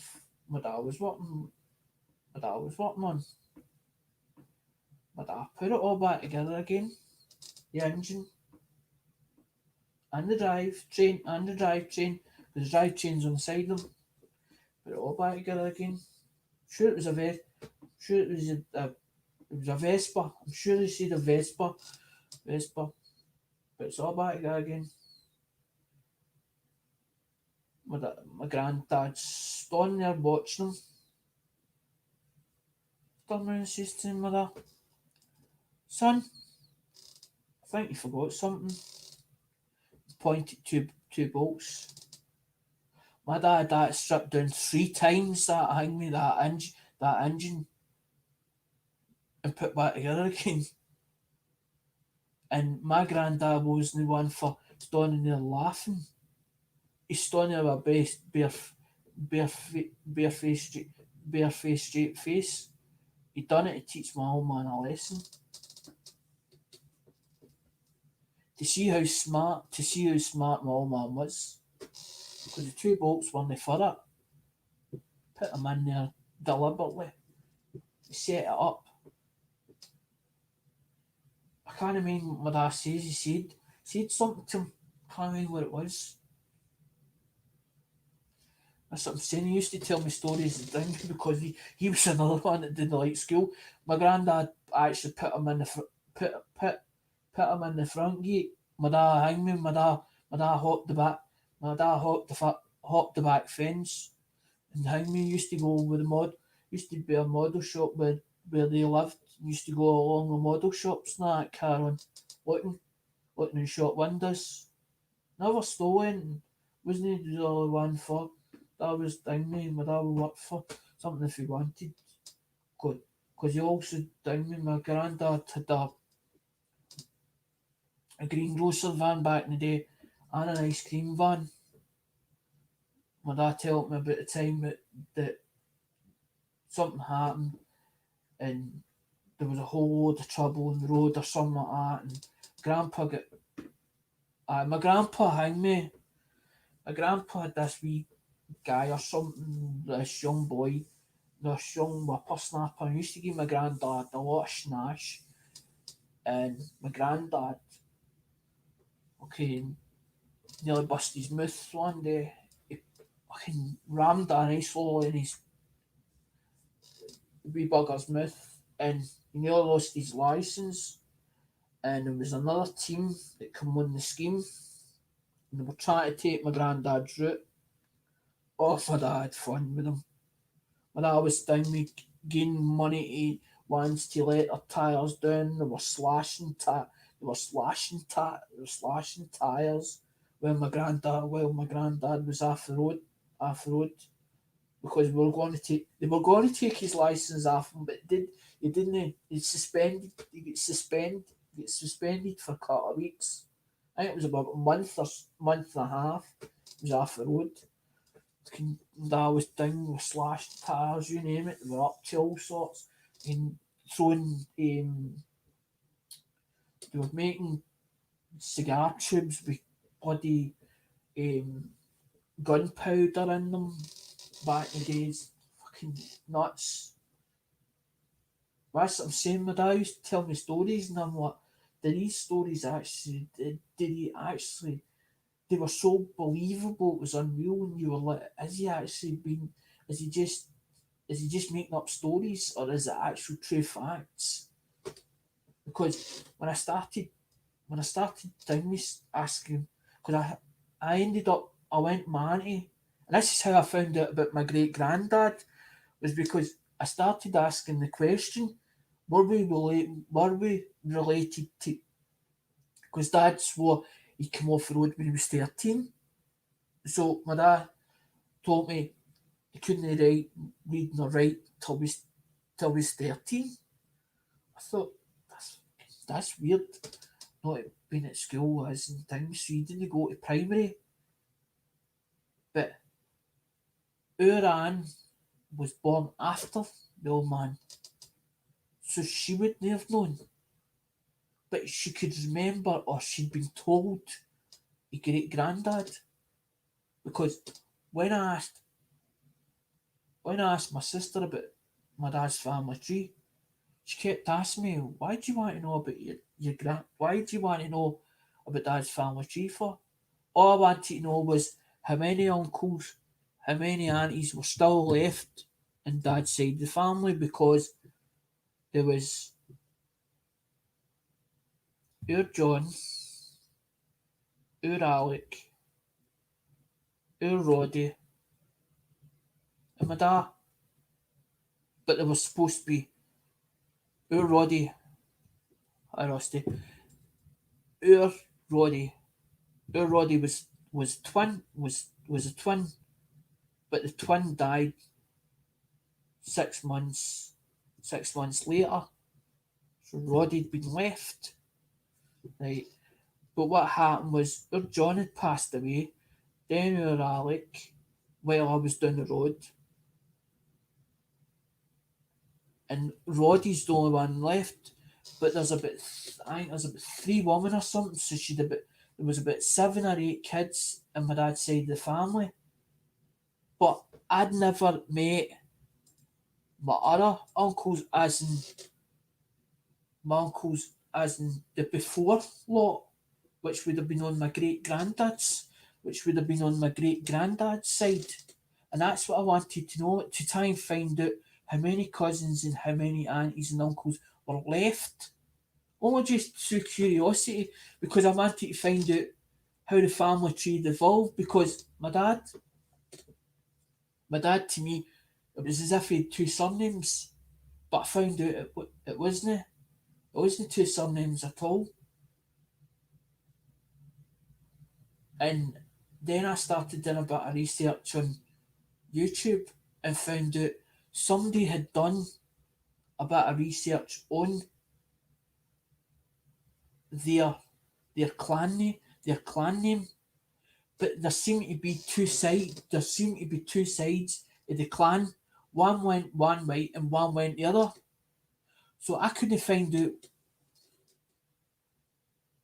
I couldn't find out. Aye, aye, rustic. Um, I couldn't find out what side we were actually what side we were actually from, because a lot of I've like when I've talked to a lot of Americans, they've turned around. Some of them were like they've got Scottish family or they've got connections as in from the UK from a way back further in their family history. And I know that some of the UK ones did go over when the times were good, as in over in America. But some of them didn't come back because they built a better life over in America than what they did actually in the UK.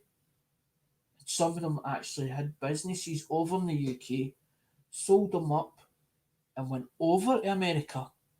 Never come back again because they said it was a better life over there than what it was over here, and they weren't. There was no way they were coming back because a lot of the older motor traders fell way back, as in some of their family that were still over here that I had spoken to or was friendly with. They told me that some of them had went over to America, and I says to them, "Do you ever think that some of the family members would come back?"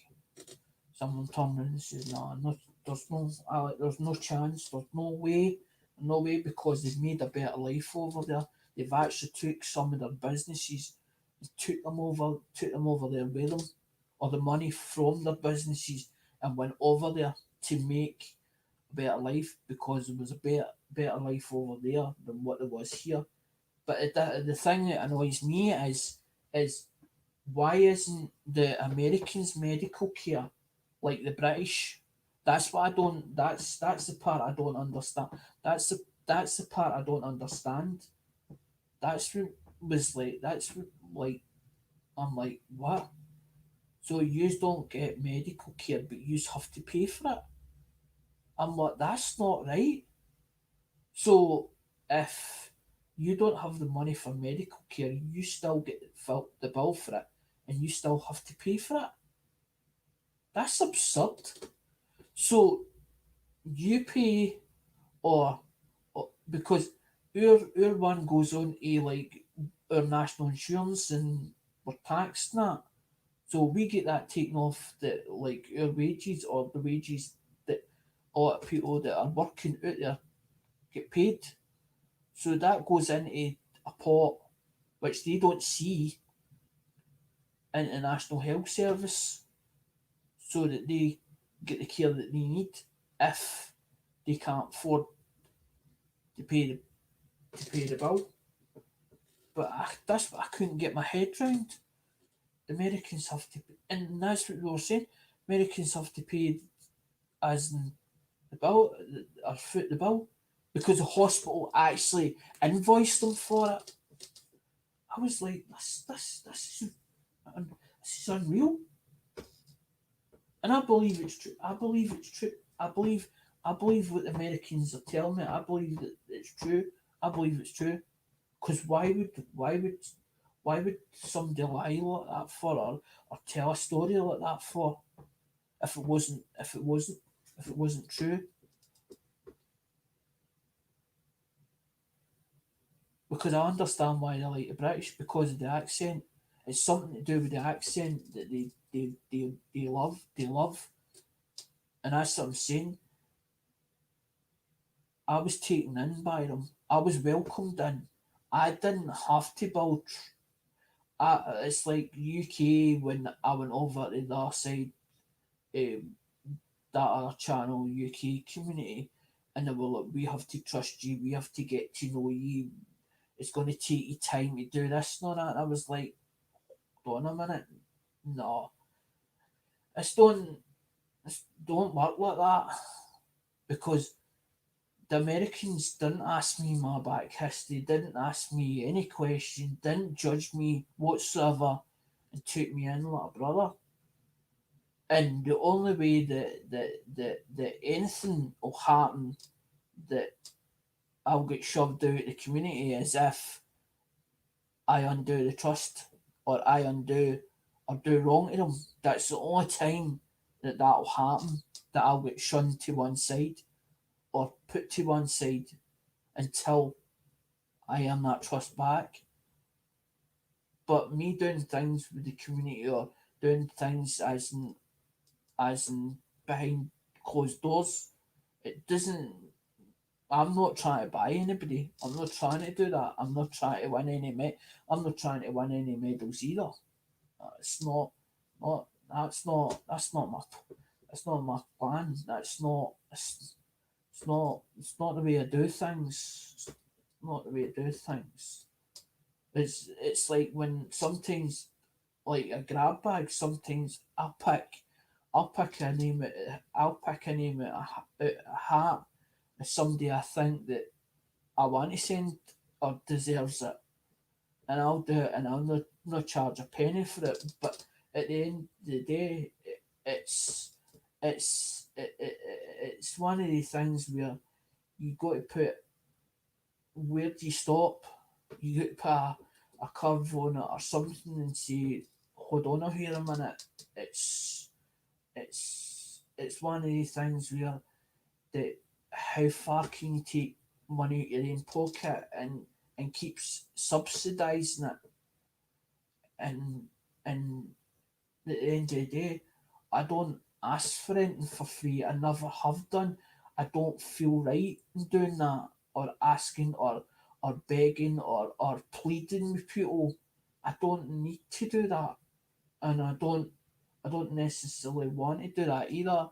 It's like when my dad died or passed away, I was like really worried as in how I was going to able to afford. But mum lucky had insurance or whatever else, but I knew there was still something to pay in it. Now my whole thing when I went on to YouTube is I was worried about how much the bill was going to be, and I was like, I'm going to leave that to the last resort, asking my supporters or whatever, please donate to me or whatever, because I've seen that done so many times, as in people, I can't afford this, and hoping that the community will pull together and money, they'll everybody will put their wee bit in, and I was like, that's my last resort if that happens, or if I have to do that. If I really, I'd need to be at my last to even go down that route. And I'm not getting on it anybody. I'm not having a go with anybody either. I'm just saying that I've seen that. I've seen what goes on. So I don't want people realize. I want people realizing that I'm not stupid as I look. I might look Dolly Dimple, but I'm not stupid. I ain't thick either. I ain't thick either. I ain't thick either. I float about YouTube. I see what goes on. I just do my own thing. I'm quite happy doing my own thing. I don't bother anybody. I don't hurt anybody. I don't get involved with as in certain things. If I don't like something, I won't say anything about it. It's like that one where, as in like the Carol with Justin, it took me a long time because I didn't know who to, I didn't know who to confide in. I didn't know even that I wasn't even going to think about going to anybody. But I got to this state and I was like, I need to talk to somebody. I need that second opinion, or I need that second bit of advice. What do I do in this situation? There was no way I was writing it off. There was no way, because I was like, well, that's my money at the end of the day. I can do what I like with it, but at the end of the day, if somebody ripped you off, how would you feel? You would feel gutted. what would you do in this situation? Just turn around and say, oh, it's fine, and let the person get away with it? So they think then that it's alright to go and rip others off? Because that's exactly what goes on. If somebody gets let away with it, they think, okay, it's okay, they won't mind. So how many more did he do it to? And I never even knew that it had been done to others. I never knew that. It wasn't until I eventually opened up that other people were coming to me and saying that they'd went through the similar thing. But I didn't know what was going. I didn't know what was going on, and I was buying it because I was building stock. I was building stock because I had a couple of ideas in my head, and I thought I'd like to be able to do this, but how am I going to get anything back if I don't have nothing to give in the first place? And that was the whole thing. And I saw that he was doing auctions, and I liked what I saw in the auctions, but I didn't know what was going on. And then eventually, when people realised what had happened in the situation or what had happened, they were like, I didn't know it. And I was like, well, why didn't you tell me? And they were like, but we thought you knew. No, I didn't, because I've always been, sometimes that's how I feel, is that I am an outsider. Just because I'm not USC doesn't mean to say that I'm not one of them. But if something's going on in the community, I would rather somebody turn around and say, I even if they have to do it privately, an email or some sort, and say, look, this is happening, just please be aware of this, because I heard such and such. Even if it's just as in somebody that's heard something, it could be even nothing. It's just so that I know, because, as I said, sometimes I have to find out through videos or whatever else what's happening in the community. Because sometimes that I would like to be asked to be part of it, because I actually do. I do like playing my part. I like to help. I like to make. I'm one of these people that I like to make others happy. I like to make others happy.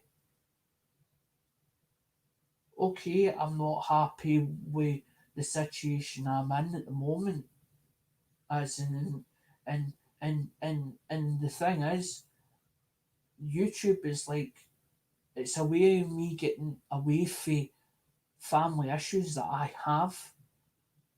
For basically, to sink my head into something and actually enjoy myself for even a couple of hours or a couple of days, to, instead of having to think about problems or situations that's going on in my life. Because sometimes there's days where I do get very emotional, and I'm like, I can't keep crying. How far do you cry until you stop crying? And then if you do go to a doctor's or a doctor and say, look, I have a problem, all they're going to do is prescribe you tablets. Tablets ain't going to help. It's like somebody sitting sinking their head into the sand, or sinking their into a bottle. The answer's not in the bottle. The answer's not in the bottom of a bottle. It feels good at the time. Doesn't doesn't make the problem go away. Doesn't make the problem go away. Never will do. It never will do. It just comes back. Takes that feeling away for a bit. It does come back. Right, I'm gonna off here anyway, because, as I said,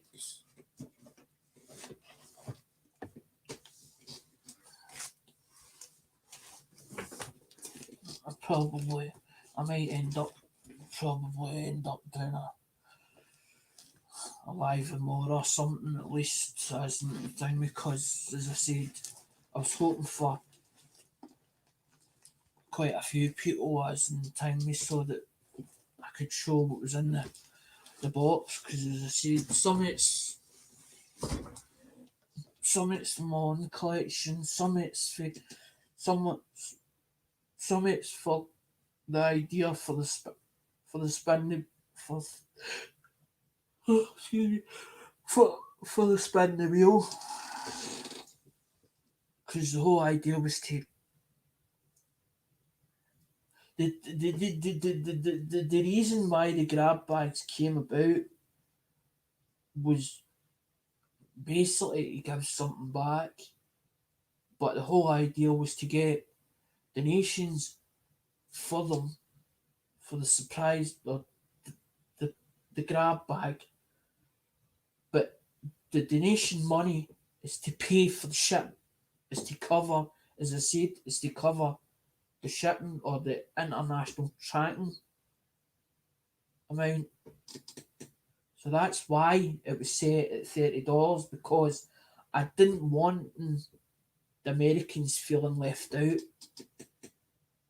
Because to me that'd be like, it's like me saying to Melissa, I want to be able to play box battles or do penny box battles. And Melissa turned around and says, but you can't. The only reason why Melissa said I couldn't play box battles wasn't because they were sectioning us out. The coins are different from UK to America. So the only way for me to play box battles or to play penny battles was to buy a box over in America and get it shipped. But then I'm thinking, hold on a minute, if I'm paying for over £1 a week or whatever, why not just get a medium priority box full of stuff, and then that covers the shipping cost? But because I'm buying that much yet, I started thinking, what's the point in me keeping it all? Because it's just going to get overrun. Because the room's already overrun with coins. But the thing is, I buy them because I like the coins and because create I wanted to create content on the channel. But the thing is, I haven't got the funds, or I don't feel as if I have the funds to keep the channel running a content. So the overstock, I want to be able to use it. And I was like, but then it's £20 or it's whatever cost to do it internationally. Some people do it like normal postage. But the thing is, if if I sent a coin and somebody didn't get it, that would really pee me off. It would pee me off. It would really pee me off them not getting it.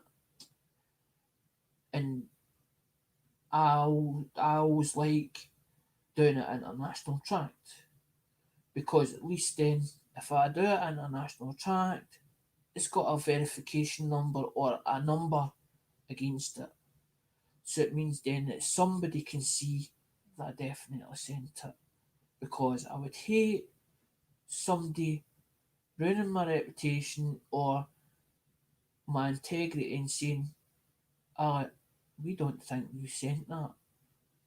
We think you're at the fanny.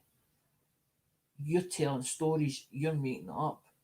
You never sent that at all. Difference is, if I've got an international tracking number, I can show you it. Plus, also, I can send you it and say, I sent you it. Or, I emailed you the tracking number. There it's there. Go and check it out. Because it'll show in the system. It actually shows in the system. Right, guys, I think I've had enough. Thanks for spending the time and coming by. Right, I'll say goodbye and cheerio.